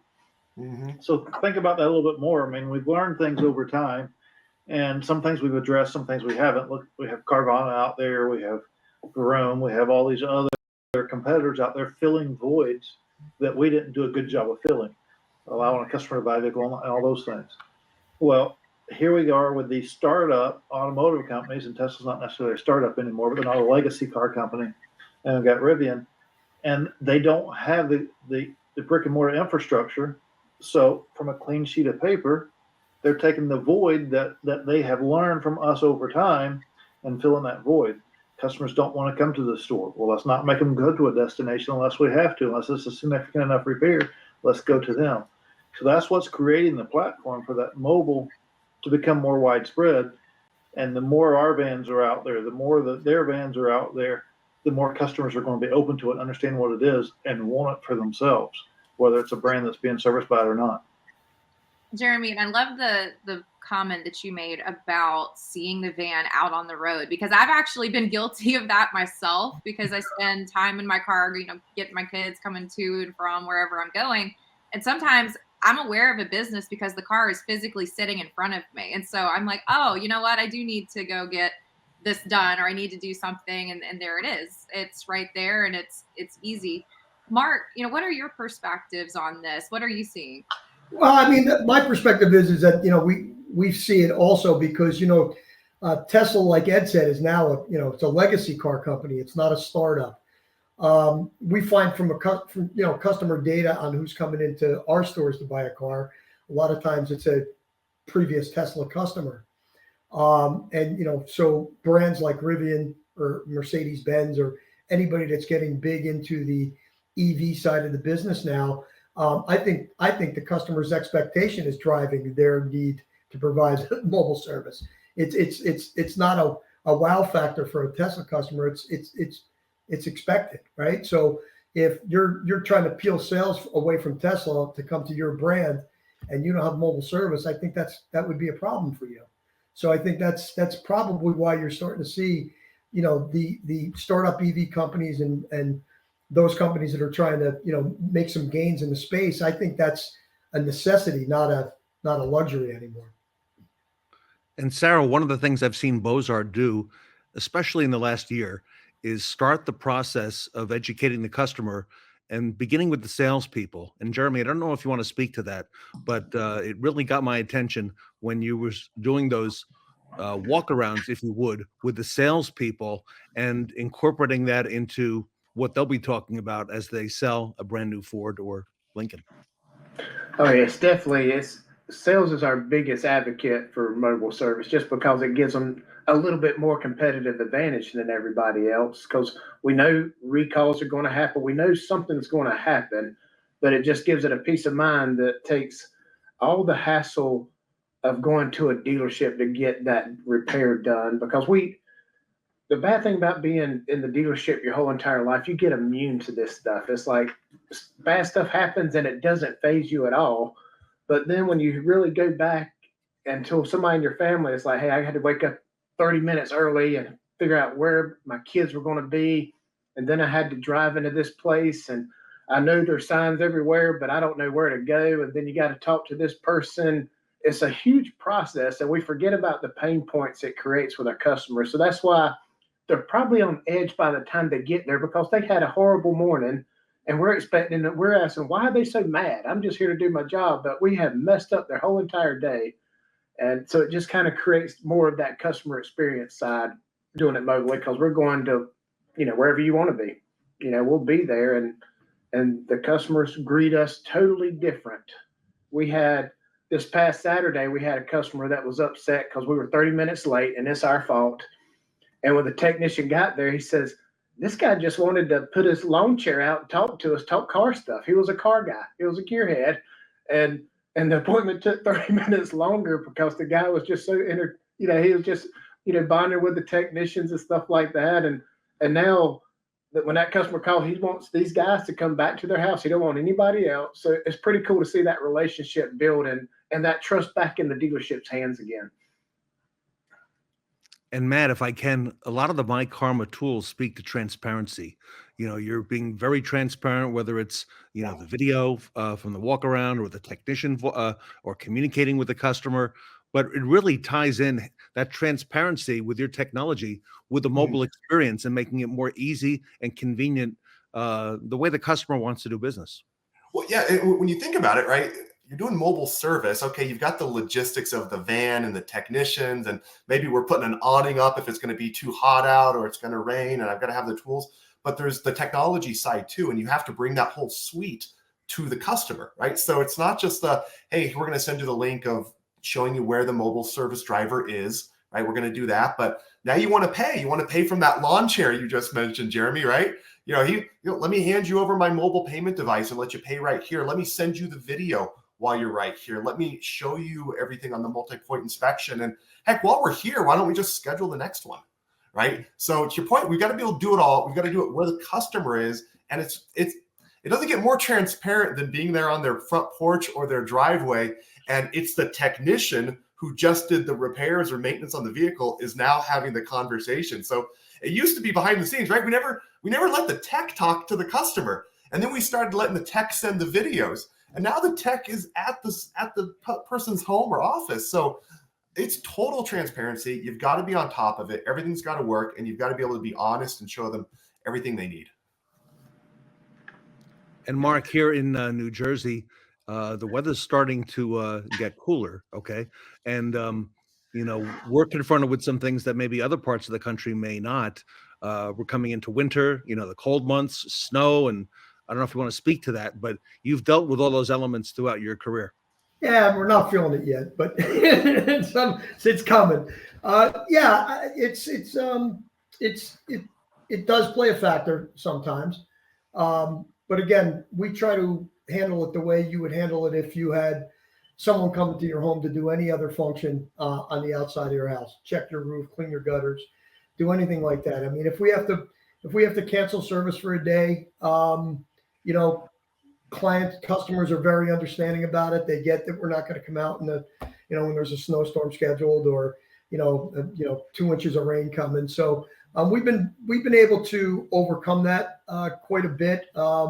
Thank God we haven't really had to cancel a lot of days over the years. There's been a few here and there, but customers are very understanding about weather. That's the one thing that they do understand. And, we've always offered alternatives to it also. I mean, if the car was scheduled that day for service and it had to be scheduled that day, we would just turn it into a pickup and delivery, get the car done and get it back to the customer that way also. So, there's definitely ways that you can overcome weather. Just have to have those things in place before it happens. It's got to be part of your process, right? So, when you're designing your mobile service business, before you start rolling vehicles, those are all the things that you need to talk about. And to, like Ed's got that big whiteboard behind him, that's the kind of stuff that you put the process on the board and flow it and say, be the devil's advocate and say, well, what happens if it snows today? We actually did that. So I can tell you that that's something that, how are we going to overcome weather? Because we knew we were going to have to deal with it, and you can't solve everything with an awning or a pop-up tent, right? Sometimes that's not the possibility. So, that had to be in what we were talking about. And, whether it's a reschedule the appointment or accommodating the customer that day in multiple ways that you can get the car to and back to them in the same day and provide the same service. And then I want to elaborate on that a little bit as well, because we're talking about transparency. And when a customer brings a vehicle in for service, and then we call them 4 hours later and tell them that the technician wasn't able to get to it or whatever else, or we don't know what's wrong with it yet, it automatically makes them question that, was I not important enough to them? Was I this? Was I that? When we call them, because I don't know about the snow that you guys are talking about. I don't know what that stuff is down here in Florida, but when it's raining or whatever we have going on, and you call and say, I need to reschedule you because of this, they can look out the window and see it. It's that transparency. It's exactly what we're telling them. They're not questioning whether it's accurate or not. So it's another layer of transparency, and with transparency builds trust, and that's what we're looking for. Matt, I'd love to come to you for this too, because Ted and I were at Northwood University, and the topic that kept coming up was around this hospitality. And I think Jeremy mentioned a point earlier about the anxiety that customers have in that process where, there's unknowns or there's pieces of it. And I've recently had that with my own vehicle as well, not knowing what may be happening or if I'm going to have to make arrangements. So, Matt, when you're looking at some of these process, when it comes to mobile service, one of the anxieties that customers have a lot of concern about is, am I going to get over scheduled, or is that person going to get behind, or maybe, that van isn't going to be able to come out to me? How do you suggest, dealers think about addressing some of those anxieties that a customer may have? Yeah, I think, to your point, Sarah, it's you ease a customer by setting the expectations and letting them know exactly what's going to happen. And so, that's why everything at myKaarma is, the foundation is communications, right? Because communicate with your customer, let them know exactly what's going to happen. Hey, we're going to be here during this window, and don't back yourself into a corner, right? Don't say I'm going to be there at 9:15, right? To Ed's point, right? Or to Mark's point, right? Someone's coming out to clean your gutters. They're going to give you a bit of a window, right? Give yourself a little bit of a window. Give yourself a window of how long things are going to take. And if things are backing up, things change. A gentleman's talking your ear off on the porch because he's a car guy. Communicate with the customer. Send them that message, right? And it's a personalized message. Hey, we're running about 15, 20 minutes late. We'll be right there. Here's what to expect, right? I think that's another important piece about this. Mobile. So many people having mobile service done. This is their first time doing it, right? Even if you've had a pickup and delivery, right? We're so used to going to the dealership and dropping your car off. But, hey, we will arrive and we'll need space in your driveway, and we'll do this and we'll take care of this. Like, here's what it's going to look like. Set that expectation, and it puts the customer at ease. All of that stuff. You set that expectation. You put them at ease. It's a much better experience. Can I follow? I'm sorry. I was going to ask Ed to follow up on what Matt just said. Ed, infrastructure, as Bozard Ford Lincoln continues to grow with remote services. Jeremy now has been in this spot for quite some time. What about the infrastructure? How has that changed from when I last saw you? And I think, there was maybe 10 mobile vehicles in the fleet. I believe that's grown somewhat now. What does that infrastructure look like? How has it changed? How is Jeremy helping with that? What are some of the things that you didn't anticipate that happened along the way? Well, the obstacles that you run into is you have to be flexible. And a lot of times in business, we go out and we say, okay, well, let's make whatever we do better. And we don't necessarily change the way we do it. And with going from 1 to 2 to 10 to 20 to 30 and keep going from there, the way we did it with one vehicle or two vehicles is totally different than we do it today with 40-something vehicles. And it's the way we do it with 40-something is totally different than we did it with 20. So you have to be so much more flexible, because now we got vans with different inventories on them, with different skill sets, with all kinds of different things, rather than having guys that can do these things and we just send them out every day. We got specific ones going for different things. And so you got to learn from the obstacles that you run into, and then be flexible and make changes around those. And as we go past 50 and get to 60 or 70, I'm certain we're going to do business again differently than we're doing it today. And I mean, you experienced this a few weeks back, Ted, where you needed mobile service and couldn't get it, and where you're at, and so the audience, I want you to listen and ask questions, and whether it's through here or reach out to us or whatever, because even if your manufacturer's not offering it, it's a way to separate yourself from the others around you. And Jeremy talked about the sales department really supports it. Well, if we sell someone a vehicle, we're just telling them all the reasons why they need this vehicle, and that's it. If we help someone buy a vehicle, we have to build value in why they need to buy that vehicle, why you want them to buy that vehicle, or why they can envision themselves in their life. And that's one of the things that we can separate, because most all of them, unless it's their first time purchasing, have had to go into some place for service. And we can say, hey, we're going to take those things off your plate and come out to you and do it. We're separating ourselves from the others. And if someone's comparing an Explorer to a 4Runner, those are one of the things that we can help create that separation and make them lock into us. Well, that's because we're a Ford store, but there's no reason why that Toyota store couldn't offer those things. They just don't yet. And Jeremy, in my neck of the woods, I've seen now the Lincoln mobile service van, okay, which I hadn't seen before. I'm seeing, I saw that recently in the last few months. Jeremy, were there things that happened along the way that you didn't expect as you built out the infrastructure with Ed? Yeah, every day. We feel like we've arrived on top of the mountain. Just to look over, it's like, holy cow, I didn't even see all this. Because a lot of stuff you just don't know until you do it. And the same with software. We don't know what we need. When I started here last December with 7, it's a totally different game now from 7 to 46 vans. So it's constantly changing, constantly being able to be flexible. And as to why are we still doing it this way, and you're still building. So I don't know. It's like leadership or anything. There's really not a finish line. It's just how can you improve it? How can you be more efficient? It's an ongoing. It evolves every day.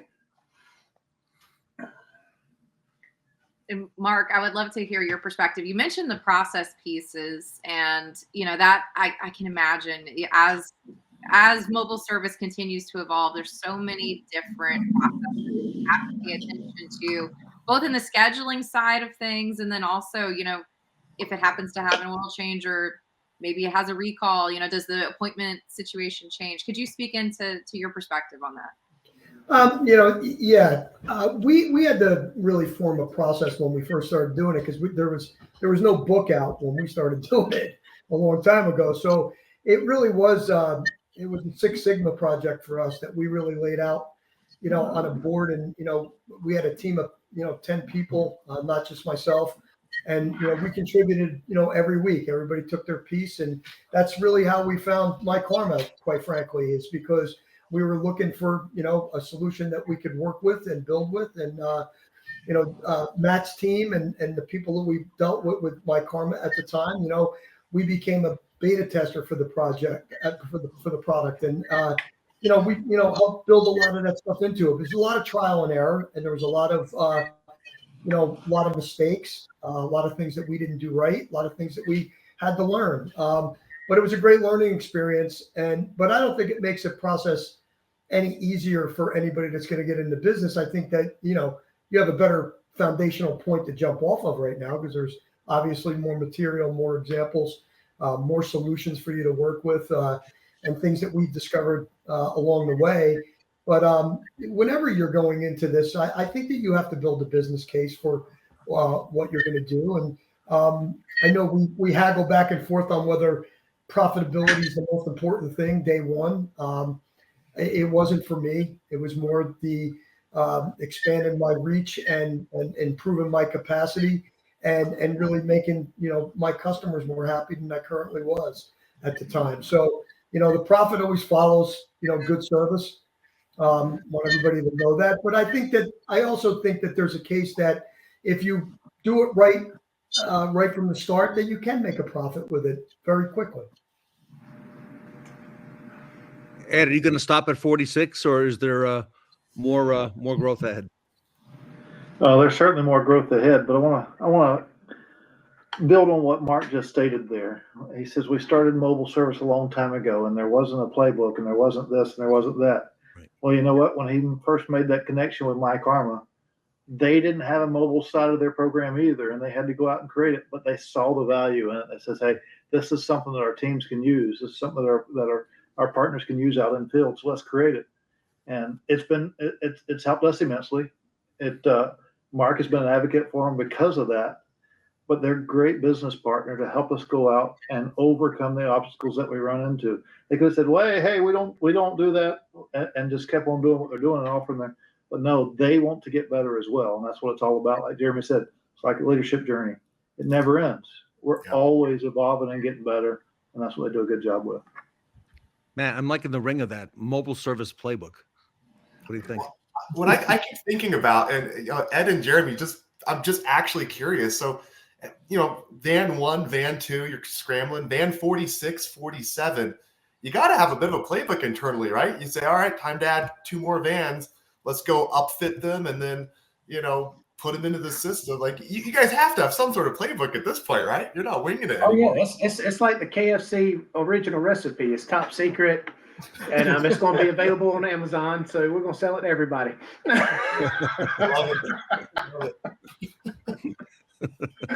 No, it's definitely just there is a playbook, like what Mark was saying. You got to define your own process, because people ask me all the time the same questions, and I was like, well, what's your end game? What's the vision of you doing mobile? If it's just to solely make a profit, then it's not going to last. That vision has to be bigger than just making $1. But nobody's ever asked me, what does the customers think about mobile service? That's the last thing. Nobody ever asked me that question, and it gets on my nerves, because now when people ask me, I was like, yeah, you shouldn't do it. I'll cover your spot. But it's more about the customer side. And like what Mark said, once you take care of the customer and you provide great service, then it is going to be profitable every single time.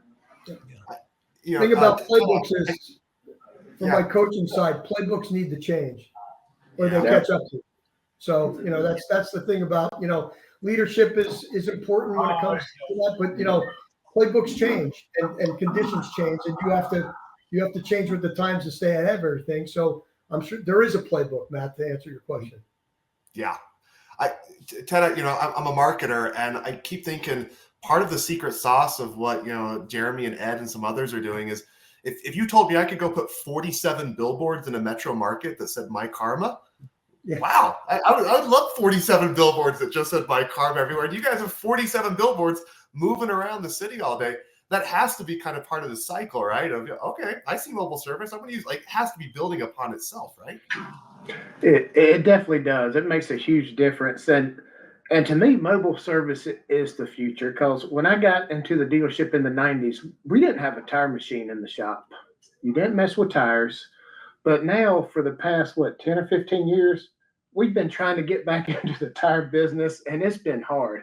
It's like, once you let that go and you're behind, you look at BlackBerry. BlackBerry got behind, and they couldn't keep up. And to be that industry leader, because this is where the trend's going. Matt, you said at the beginning, Tesla's been doing it since they did it. Now Rivian's doing it, and a lot of manufacturers are starting to, stick their toe in it. And I think it's, I hate to see anybody get left behind, but I feel like it's going to be one of those systems that, you need to at least start with one van. You may not need 46 vans. Yeah. Just step in with one van and make it work. And then you'll see the benefit. You'll see your CSI score go up. You'll see all the benefits that we've been talking about. Yeah, agreed. Amazing. Well, these are the industry leaders, everybody. And I want to wish everybody here on the panel, on behalf of the Fixed Ops community, on behalf of Sarah and myself, wish you all a happy Thanksgiving next week, to you and your families, and your organization's families. And thank you for all you do for the industry. Mark Mickens with ES3, Happy Thanksgiving. Jeremy Stevens and Ed Roberts with Bozard Ford Lincoln, and Matt Bateman with myKaarma. For more information, everybody, you can visit myKaarma on the web, myKaarma.com, myKaarma.com, and just an amazing platform for fixed operations for retail dealers, and it works. And the results are here. So everybody, great job today. And Sarah, I think this was your first mobile panel, I believe. It was, and it definitely will not be my last, Ted. This was an incredible group. So everybody, the myKaarma mobile service panel here with us today at the Fixed Ops Roundtable.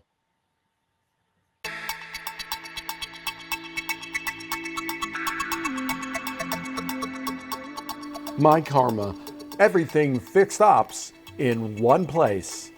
The first truly unified solution for fixed operations. A comprehensive suite of key applications, deeply integrated with software and DMS providers, and open APIs that offer unprecedented opportunities for dealerships to build custom solutions. myKaarma, a proven name with over $21 billion in payments processed, 423 million text messages transmitted, and over 9.5 million videos recorded. myKaarma users enjoy an average 16% lift in RO dollars.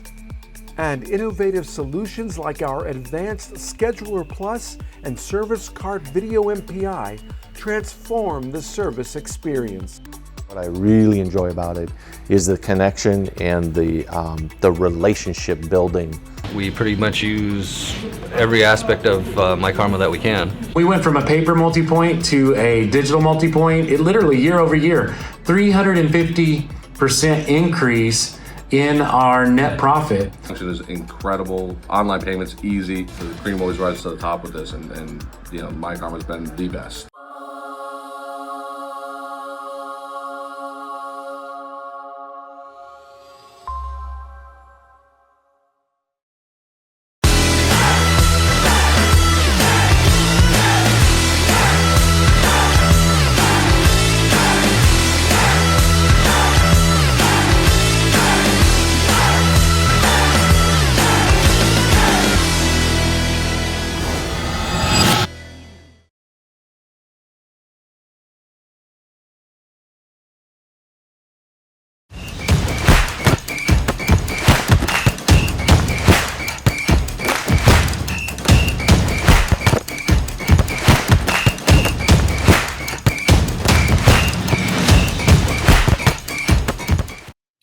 Catch the team up of the season with Brooke.ai and the Rezi group up next.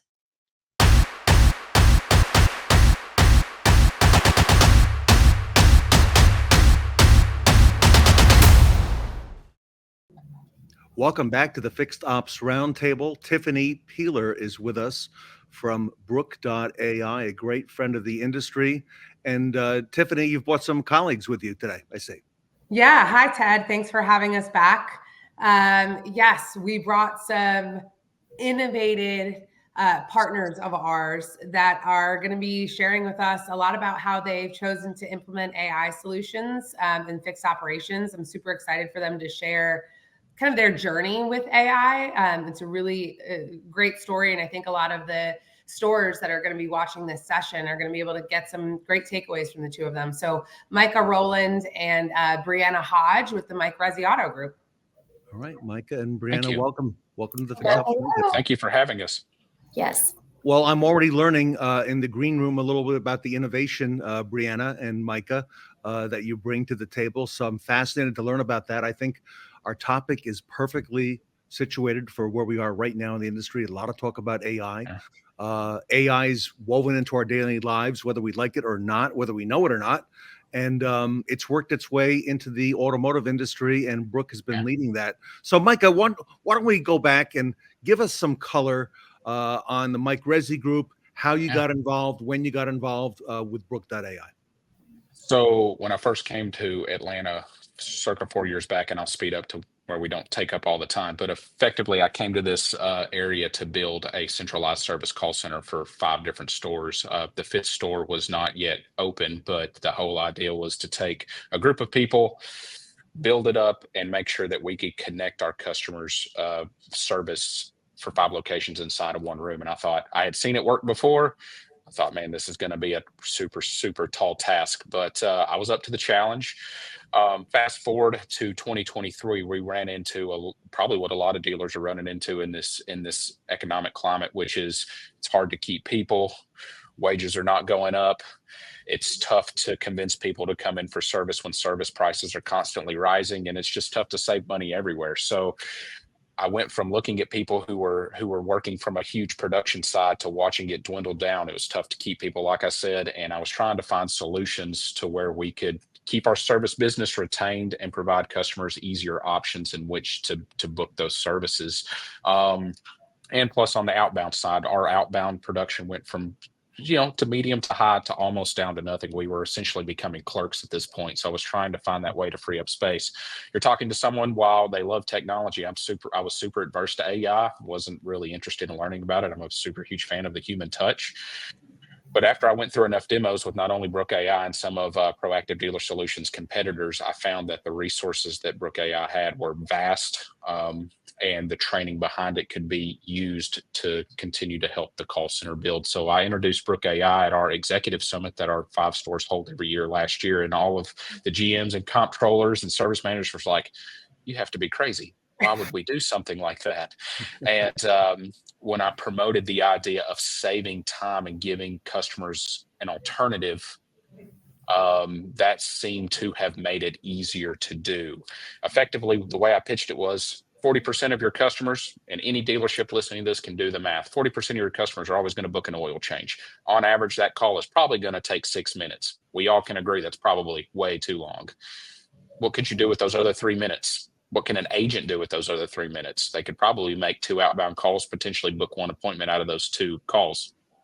I don't know. You all can do the math, but that's where I decided to start making a change. So we partnered with Brooke.ai and Proactive, and we rolled it out to our first dealership, our Hyundai store in McDonough, in January of this year. And we did a slow rollout. So we kept it going for 90 days to make sure it worked. And then after that, it was like a rocket. We did our Kia store next, then we did Miss Bree's store, and then we went on down the line, and it's been super successful. Micah, very well said. Thank you for that background. And Breeanna, bring us up to speed, because something Micah just said about saving time. Breeanna, I think the customer's time, all of our time, is probably the most valuable asset. We used to talk about saving money, but really it's the time. There's nothing more valuable than that. Speak to that, Breeanna, and how you come in and some of the things that you've been working on there. Yeah, so whenever we initially rolled Brooke.ai out, Micah and I teamed up with just trying to figure out how to inform customers that this change has taken place and making them acquainted with the system, because it is a little bit different.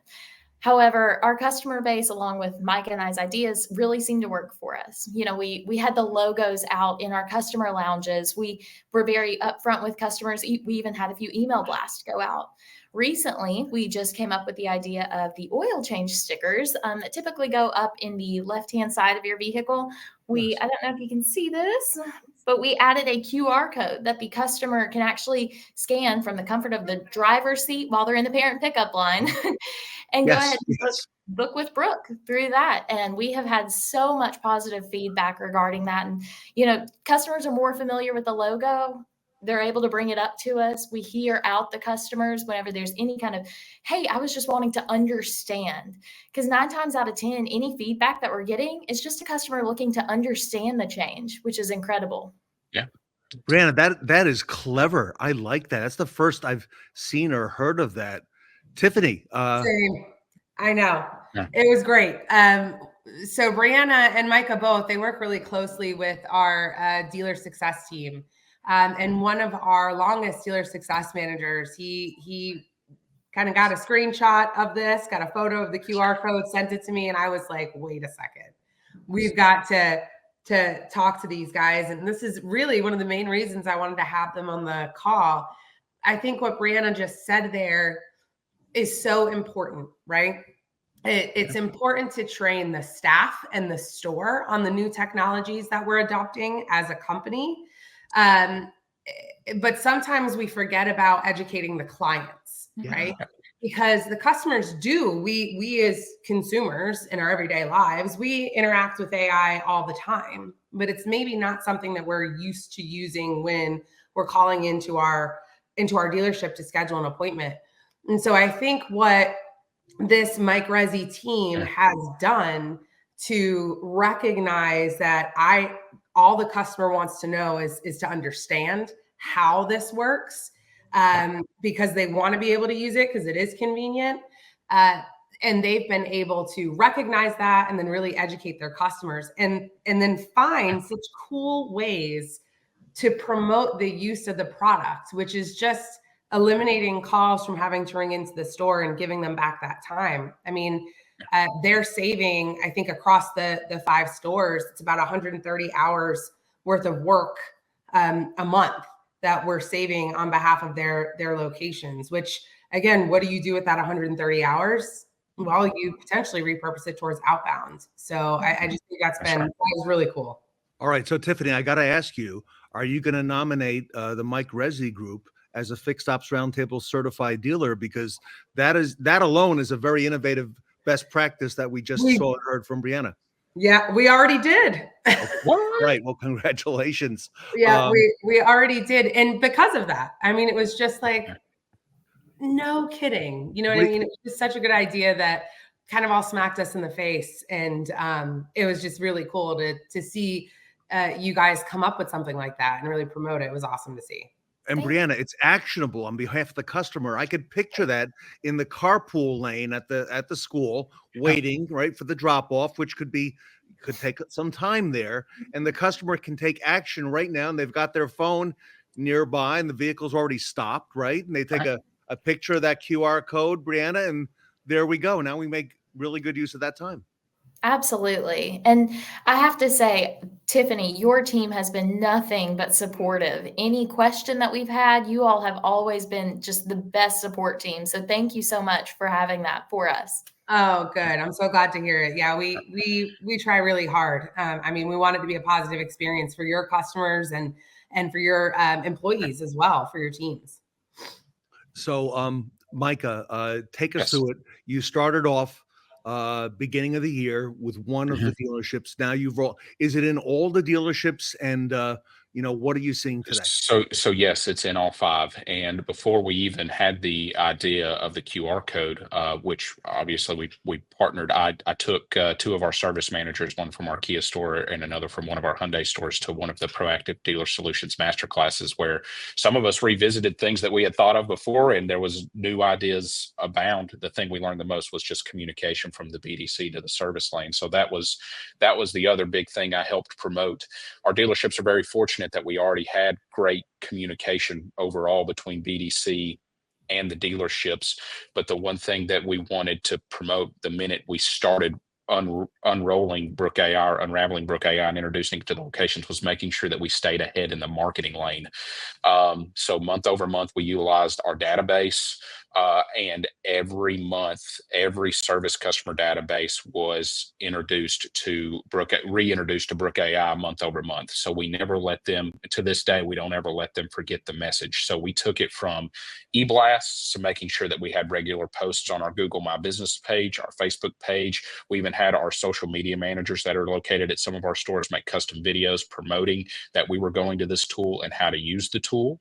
And our service managers as well, now at these stores, now that we've rolled out, are trained and encouraged to coach advisors on making sure that customers either use the tool of booking online for ease or using Brooke as a way to book their appointment. So we're talking about it all the time, and customers know that this is what we recommend. If they want to talk to a live person, we coach them on how to do that too. So if they call into the store, I take these calls sometimes, and I coach them on how to press 1 for service. This is how you get to a real person if you don't want to talk to Brooke, or here's how easy it is to book online, including making sure that your prices for your services are online, that your shop capacities and your scheduler match what's available online, all of those different things. If we're not prepared for that type of transparency and using these items, your store will not be successful.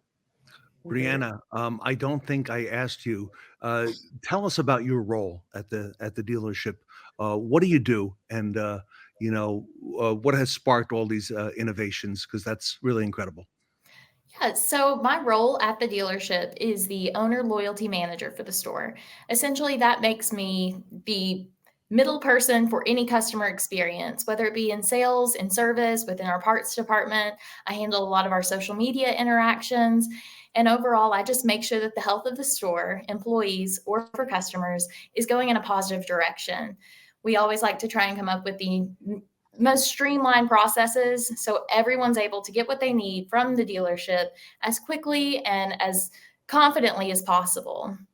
So in speaking with Micah and bringing on Brooke, we immediately wanted to figure out how to introduce this to our customers.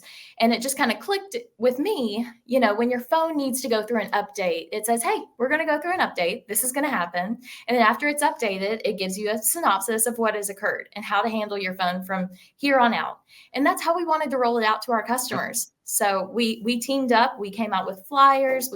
We've had the Brooke logo everywhere in our dealership. And actually forgot to mention on our repair orders on the bottom line where we're thanking them for their business, we have added in, hey, Brooke is live now at this phone number. If you need to call here, just the entire process, just making our customers acquainted. So overall, it has helped the health of the store. Tiffany, I think these two are going to be up for a best practice award after this event as well. I know, right? That's it, right? It's so funny because I was literally thinking the exact same thing when you just said that. So we're on the same page there, Ted. So our love event, the common sense approach to how they've implemented it. You know what I mean? So it's been very cool to see.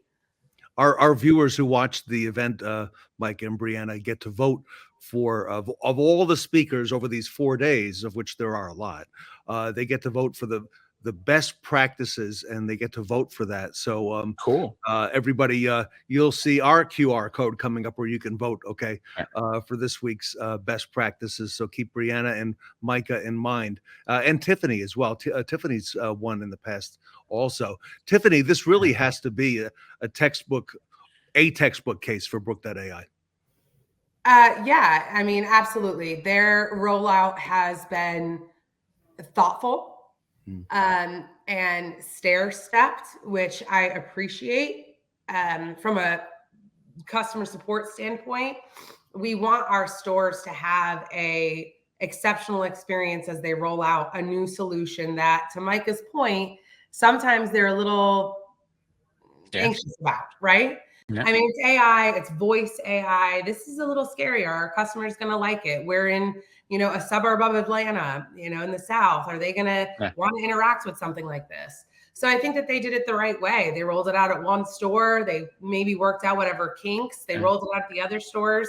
And with Bree's help, have implemented these simple but still innovative ways to educate the customer on how to use it and when to use it. And I think it's a textbook case. I'd like to understand from the two of you, now that we've taken this call, because their performance has been exceptional in the platform. I mean, you guys have a very high appointment set rate across all 5 stores. I mean, things are going well. What has that resulted in? So that saved time. I think the initial goal was to put that back to outbound. Have you guys been able to do that? So in the call center, I can speak to that. I can let Bree speak to what happens at her store at her level. But at our store, we've been able to, in our call center rather, we've been able to see a growth in outbound production. It's not to the point where it needs to be yet, but I can tell you just from implementing this change and pushing this change, we've seen a great increase in outbound work, specifically from the customer service touches. We have a process in place where it's actually just a job for one person. This is all they do, or a few people inside of the call center. All they do is they follow up for customer service feedback on closed customer ROs. So we were not able to do that before with the amount of calls that we were getting, the amount of hold times we had, the amount of voicemails we had to return. Now we have agents dedicated to just collect customer feedback, so someone in Bree's position can actually address that feedback before a bad CSI score or a bad review comes, so we can conquer that. We're very proactive in that approach. So once we installed this, that's what we did first. Now we're seeing production from a place like recall notifications, for making sure that people who book on the web's appointments are confirmed. We even do human touch confirmations for appointments that Brooke books to make sure that the customer is coming in. Now we're doing other items like frequent oil change reminders, declined services. We're starting to see that production grow because of that. Yeah. So that's something that's really huge. And my call center is relatively small. We have an 8-agent call center that controls 5 stores. So instead of having to have a 20-agent call center to do all of these things, we have Brooke up front. We have the agents to fall back on to collect the rest. And, on average, our call center saves roughly 70 calls a day off each respective service lane. So imagine your advisor being able to concentrate on, selling service, writing an RO correctly, not forgetting that op code, making sure that the car gets cleaned up, and not having to worry about this customer's on line one wanting to know if their car's ready. We can answer that ourselves. Yeah. And you're centralized as well. I think that's very important. Yes, that's right. It's right over here in this room, like right across the wall. Yeah. Bree, if you want to speak to some of those things as well. Yeah, absolutely. So while Brooke has, moved mountains for the employee side, I think that it's empowered our customers to be more aware of what's going on during their service appointment. I feel as if their confidence has changed walking in, checking in for their appointments. I don't know. I really do think that Brooke has played a pivotal part in that. Everyone seems to be more knowledgeable with the recalls that Brooke might let them know, hey, do you want to get this performed? They're asking questions. Whenever they're coming in, they're asking the advisor, and they're asking to understand instead of, just coming in and being told the information. It's a full experience now. And having been with Brooke for this long, and I handle the reviews and the survey comments for our dealership, I have yet, knock on wood, to have any negative feedback on any platform where the customers are just, oh, Brooke, she really does make it easier for our customers. And for that, I am so grateful. I like that our customers are feeling empowered in their experience. And I love that our employees are able to branch out and, harness the energy that we have to do bigger things, like Micah was saying. Can I add one more thing, Micah, if I can? Sure, absolutely.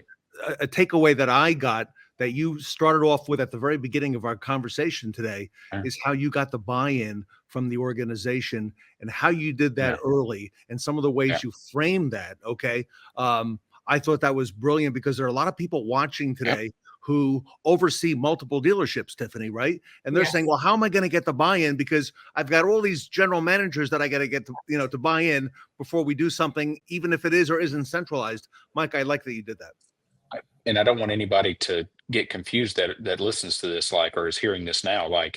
There's sometimes where we still run into bumps in the road. Nothing is perfect, but the fact of the matter is when we started this journey, and it's just like when you partner with any company, we had communication the entire way through. The general managers of these locations, the service managers of these locations, they all knew when their onboarding calls were. They knew what the plan was. They knew what they were paying for. They knew all of these items, so there were no surprises. I get calls all the time now from, well, how did you do this? How did you do that? And they're the C word that none of us like to say. Communication is really what it all came down to. And just to piggyback off what Bree said, our OLMs are very in the weeds every day, trying to make sure customers have the best experience. You should go to Nissan of Cookeville's Google page. They're one of the highest rated Nissan stores in the entire country. And that's saying something, considering the fact that we have a technology now that can help take care of their service appointments. So it's huge. Tiffany, this is great. Yeah, it's a great group.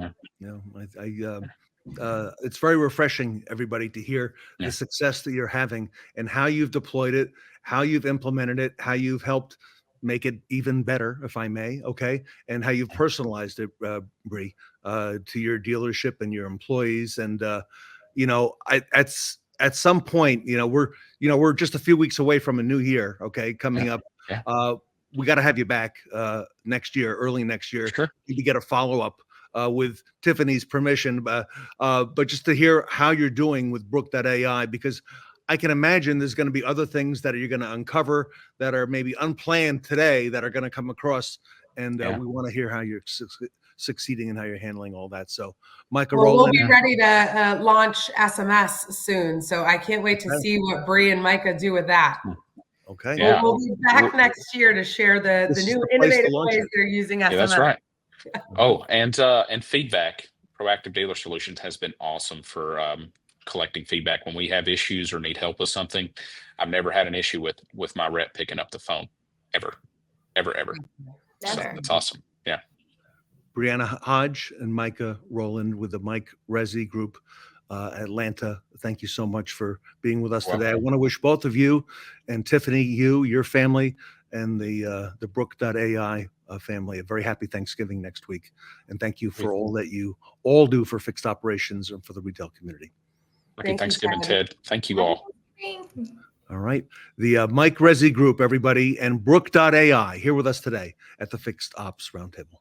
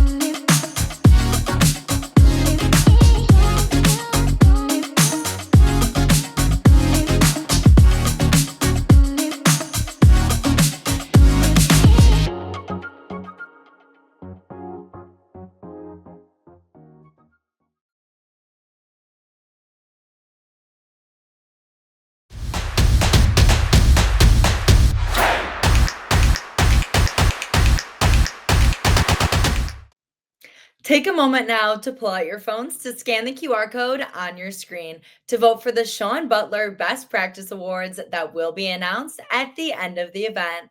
Remember, every vote counts, so make sure to draft the 5 speakers or panelists for your fantasy Fixed Ops team by casting your vote.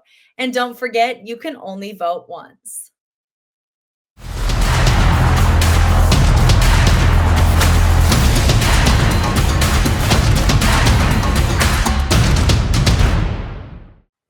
The fans are revved up for our final segment featuring Revolution Parts.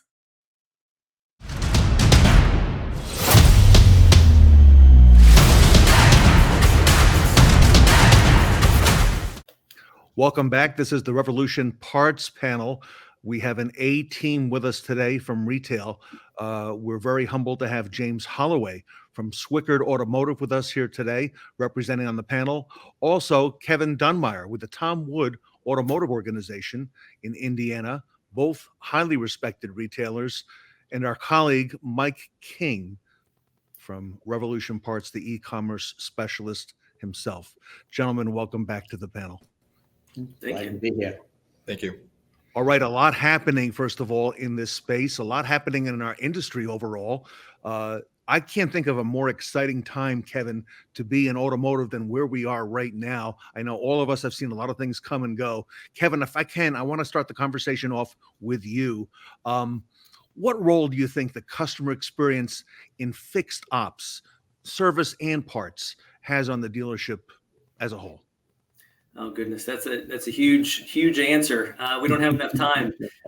It's a large opportunity, right? As we know that fixed ops in general, we retain a much greater part of the growth, right, of the profit, and developing those relationships. I think for too long, parts guys especially, we were always kind of in the hole back there, and I think we've kind of started revolutionizing that space, and we've got some huge attitudes, huge brains, social influencers. I mean, it's been a huge evolution over the last really 5 or 10 years. And I think really a lot of parts departments have become a lot more front and center.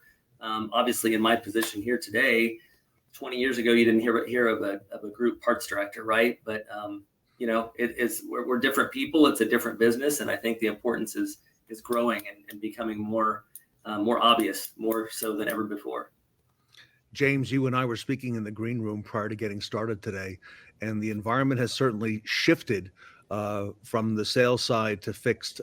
What are your thoughts on that?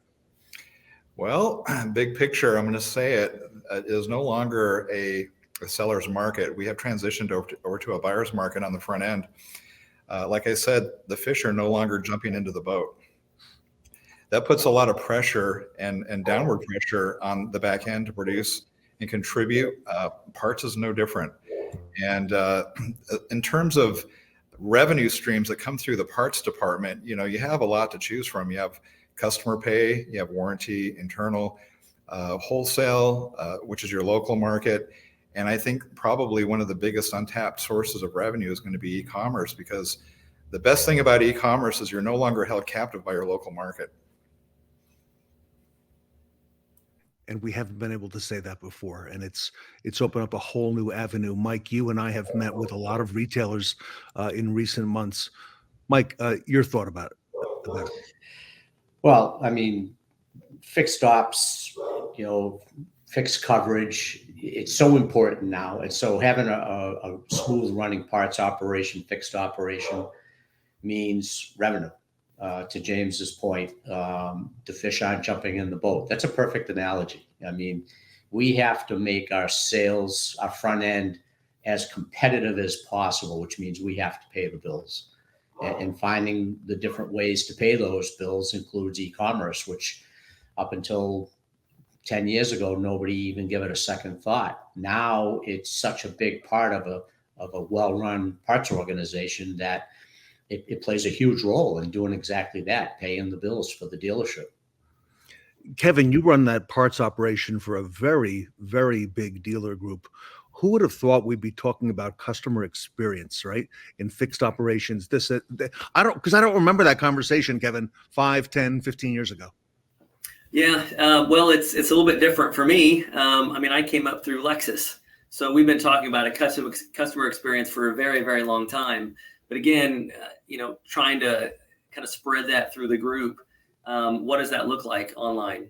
Because one thing that we really lack is with online, and especially today, with the confusion of AI and what that's going to give or take away from the experience, the big challenge now is humanizing the online experience. And I think that could be a really great a great add, a value add, a part of the customer experience for online. I think that's one of the best opportunities, but also could be one of the biggest shortfalls of a lot of e-com dealers.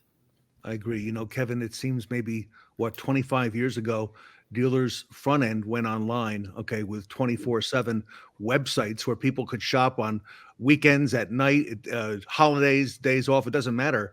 And Kevin, now it's worked its way into fixed operations, specifically into parts.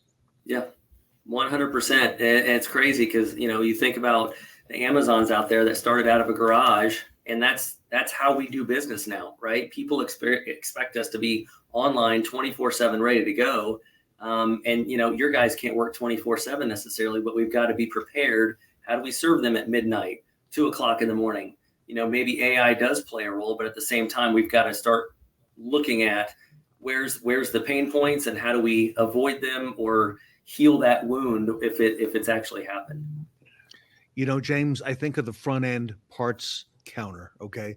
And I remember years ago when I was working retail, what a busy hub that was, that front end. People would come in the front door. And James, that's changing. Okay. Obviously that's gravitating now and working its way all online in some way, fashion, or another. James, how can the parts department offer a customer first experience, both online and offline?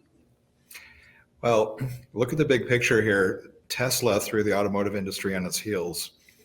Amazon did the same thing with retail. And the way that customers are purchasing items has changed, right?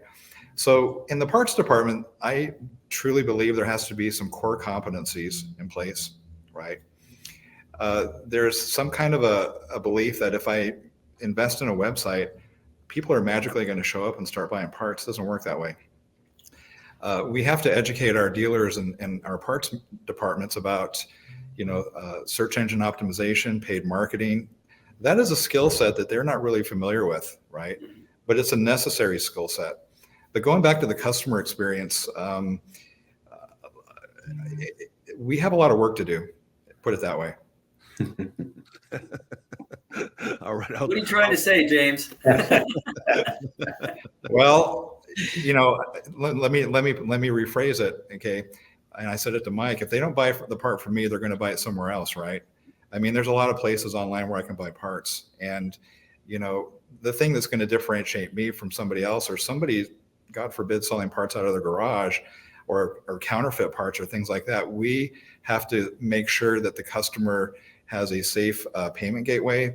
We have to make sure that we're servicing the customer with timely communication. Mm-hmm. We have to reassure them of, hey, when am I going to get the part?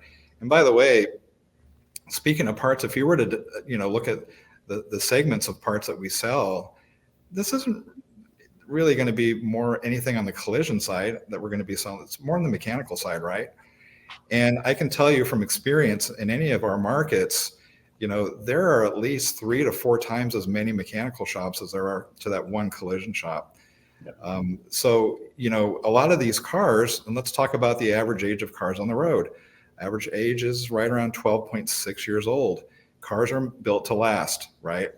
Right now, there are a certain segment of customers that cannot afford to buy a new car, which means they're going to invest into their daily driver to keep old Betsy on the road for another 5 years or however long it needs to go, right?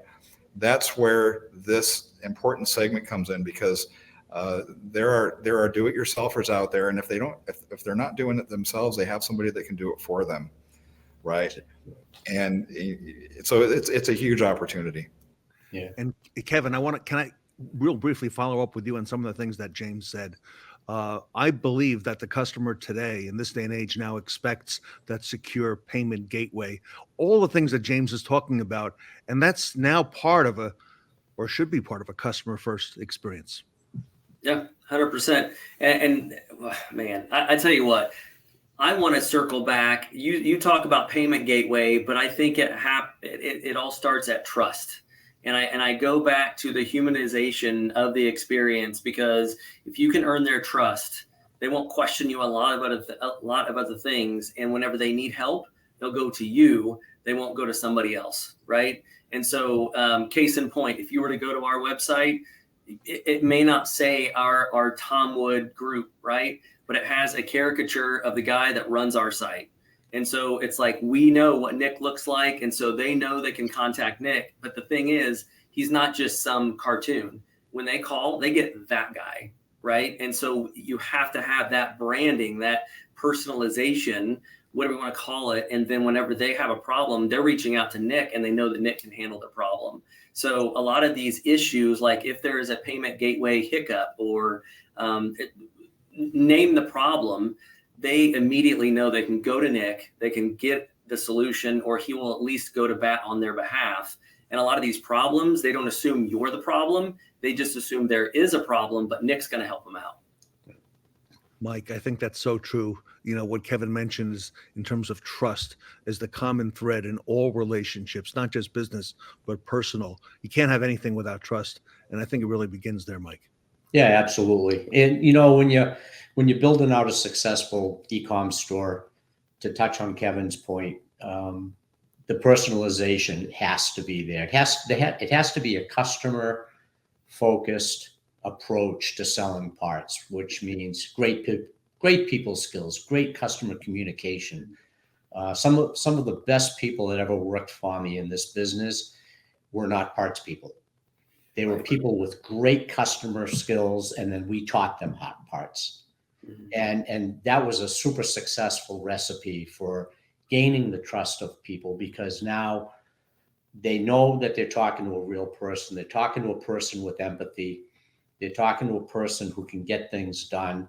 And now that becomes the recipe for success, because once you build that connection, they're not going shopping anymore. They're coming directly back to your store and buying over and over again.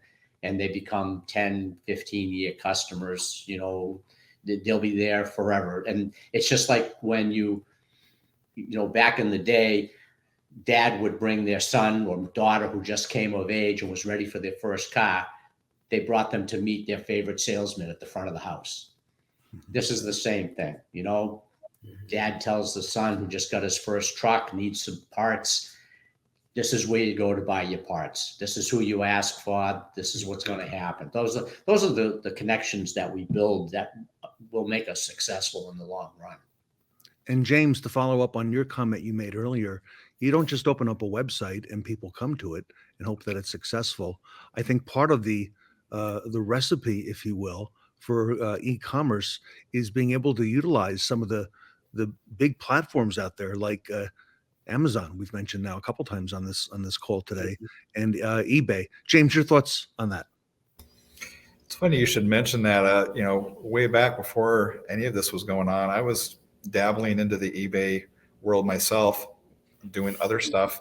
And that's how I learned the power of reach and the power of impact, selling and shipping things all over the place. But for just a second now, I want to talk to you a little bit about the manufacturers, okay, the OEMs. And if you think about it, the manufacturers, they really only have two ways to make money. Number one is wholesaling vehicles to their network of dealers. Mm-hmm. Number two is, guess what? Selling parts, right? So there's a huge push and a focus and an emphasis right now from all of our OEM partners on that, on the customer pay parts purchase side. And and like I said, the push is coming down from the manufacturers, and we have customers out there that need the parts. And really, the e-commerce platform, I said it before, it's a great opportunity to ship that part and get it out and get the money. So. And Kevin, parts has never been the most glamorous part of the dealership. It's been looked on otherwise, but now I see, especially in the last 2, 3, 4 years, there's a new realization of what we have in parts and how important that is. And as I've heard somebody on this panel say once before, you can't sell those hours without the parts, Kevin. That's 100%. And I was laughing earlier because I thought James was reading my notes that I have up over here for this meeting, because he's 100% right. And that's one thing that I love about this e-commerce thing, is that if the OEM doesn't have a solid setup of their own to kind of do e-com, they are 100% behind any effort that you have to get online, because just like James said, they want to sell parts and cars. That's it. And it's amazing. So I mean, it's just amazing to me, all the different angles that I've been chasing for the last 30 years of my career, and they're becoming more prevalent. They're becoming more talked about. And so now, instead of chasing, 100%, 100% coverage for just fixed ops, we're doing it for the entire store, and parts is contributing more and more and more. And we have the most opportunity. I feel like, to your point, before we were hiring parts guys. Now we can pretty much take, as long as they're the right person, we can teach them how to do anything. And if you can hire them out of the hospitality industry, you've got it figured out. That you just got to teach them just the e-com side of it. You've got the expertise from maybe some other guys. You build an amazing team, and all of a sudden you've got profit coming out of your ears. You don't know, and you can't keep up. There's so many orders coming through. You can't keep up. It's just amazing to see the pivot over the last 5 or 10 years and how much more attention us parts guys are getting. And I kind of like that.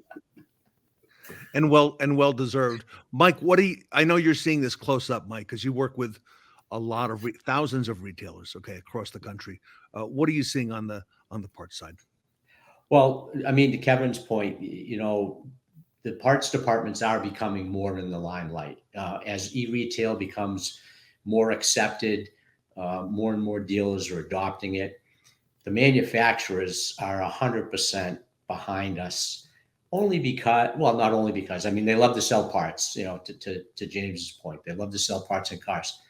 But if you've sold a customer a particular brand and they can find a convenient way to service that car outside of the dealer network, obtain the parts they need, they're probably going to stay loyal to that brand. So the manufacturers do really kind of rely on us as a network of e-retailers to service their customers properly so that they will buy again. And Kevin made me laugh, when it comes to the right people for this job. And I said it before, and I'll probably say it 100 times again.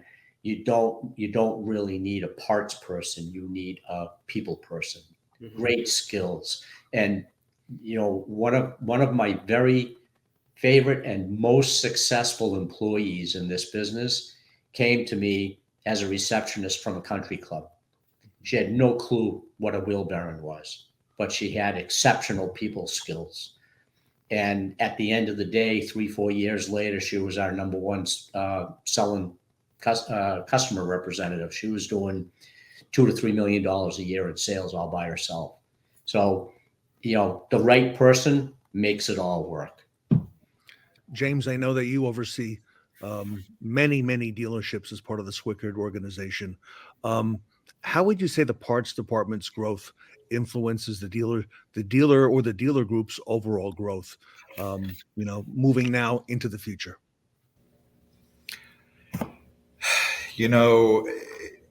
It's more important now than ever. Like I said, and I'll just paint the picture for you. You have these cars in our market that they're covered by warranty. They're going to come back to the service department. They're covered under warranty. Parts and labor, the only exception there is going to be wear and tear. Mm-hmm. We've seen a migration away from the service department. The second or the day that car runs out of warranty, they go across the street. If they need tires, they're going to go to Discount Tire, Costco, whatever. And the older the car, the less likelihood there is of that car coming back, right? Mm-hmm. Now, and I'm sure Kevin will agree with me, if that car goes across the street, across town, or across the nation, I can still sell the part, right? I think we said it earlier in today's webinar about we can't sell labor without the part, but I'm pretty sure we can sell the part without the labor, right? Mm-hmm. And so in the parts department, we have the best of both worlds, right? I'm in the parts business, right? And I want to sell parts. And if you look at the units in operation, just in your own market, and these older segment 3 and 4 cars, that if that doesn't put it into perspective, I don't know what else will. So, thank you, James. Kevin, your thoughts on the parts department's growth influencing the dealer's overall growth? Well, and I think James is 100% right, and I think we are more as parts guys, parts people, however you want to say it. We're more in control of our own destiny than we ever have been. We don't have to rely on somebody else for our marketing. We can go after, of course, we've always talked about anticipating the needs at the back counter. Oh, you need that gasket with that water pump or whatever. You can do that online as well, right? And that builds trust. You can, to a great customer, and their repeat customer, send them some cookies or you can make it really custom to them, right? And then as far as, I don't think it's completely out of the realm to think more in your backyard as well. You know, if you notice that you're shipping to somebody that's close to you, have a postcard made up to where it's like, hey, next time you bring your car in, we'll give you 20% off XYZ and have an expiration date. You know, you can, again, you're personalizing it to their experience.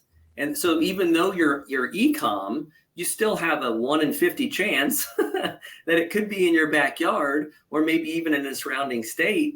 And you can pivot and maybe bring that customer in. So now you're not just selling parts, right? Maybe you're selling a car, not just service either. So it's a way for us. I feel like we're more in control of our destiny than we really ever have been. Kevin, great points. And yeah, not just e-com, but you're also automotive dealers, okay? Some of the most resilient people on the face of the earth, and think ways through this that others may not. Kevin, what a way to tie it all together. Yeah, that's what my job is, right? That's what we're supposed to do. Mike, your thoughts on some of the best practices we're hearing? Again, it goes. I can't help but echo Kevin's point. You know, it goes to that customer experience, and growth comes from repeat business, and repeat business comes from great customer experience. You know, at the end of the day, what we buy, where we buy it from, and of the approximate price that we sell it for is pretty much the same. I mean, at a parts, if you bring it right down to a parts level, we're not special. You know, I get the same water pump from the same warehouse, from the same manufacturer at the same price. So you can't give parts away online and stay in business, and you can't charge exorbitant prices and stay in business. But what you can do is offer that product for a great price with superior customer service. And then that's, again, is going to bring them back in, not only for parts, but to Kevin's point, if they are local, you know, now you might bring them into the service drive because maybe it's a repair above their head, or it's time to replace that car, and now it's time for a visit to the sales office. So e-com is a customer business. It is people skills, customer service, and communication. Gentlemen, last question for today. I'll make it a lightning round. I'd like to keep your answers to 1 minute or less. I'll go to Kevin first, and then James Holloway, and then Michael King to bring it home. Here we are, squarely in the fourth quarter, looking out over the balance of the year and into 2025. For your peers watching today, fellow dealers, fellow parts operations managers, people overseeing parts at their dealership, in specific to e-commerce, if you had to give some piece of advice to your peers watching today, what they should be looking out for, what they should be preparing for, you've got a minute or less. I'll go to Kevin again first, then James, and then Mike to bring it home. Kevin, if you would. Not much to say here. In my opinion, if you're not online in some aspect, you're missing the boat. You're doing yourself a disservice. Your general manager, your owner is going to figure it out sooner or later, and it's better that you're ahead of the curve and have a good something good in the works. It can fix a lot of problems. It can bring in a lot of money. Get with the program. I guess that's all I'm going to say. Love it. James Holloway. You know, if you ever talk to anybody who's won the lottery, the first thing they're going to tell you is you can't win if you don't play. I'm going to tell the dealers or anybody that's listening, you got to be in the game, right? You got to be online. Secondly, focus on your core competencies. If you don't have a set of established core competencies, well, then maybe we need to do some training. Focus on that. And then the last thing is it's not always about price. Mike said it earlier about service. Focus on providing value. Focus on providing the customer or the consumer a benefit, right? And those two things, value and benefit, is what's going to get the repeat customers coming back. And Michael, again, you said it correctly. Once you get that first customer in, they're going to buy from you over and over and over again.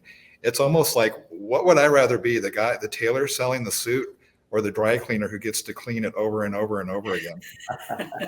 I love it. Very good. Michael King, bring it home.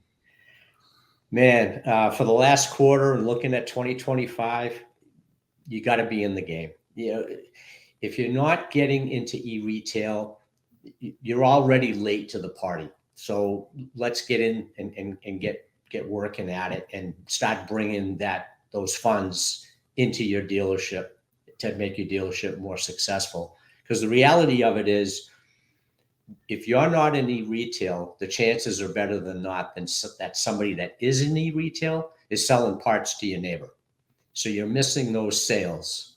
So get in, start perfecting your skills, especially those people skills, and build out that e-com channel that's going to just add another revenue stream to the dealer profitability.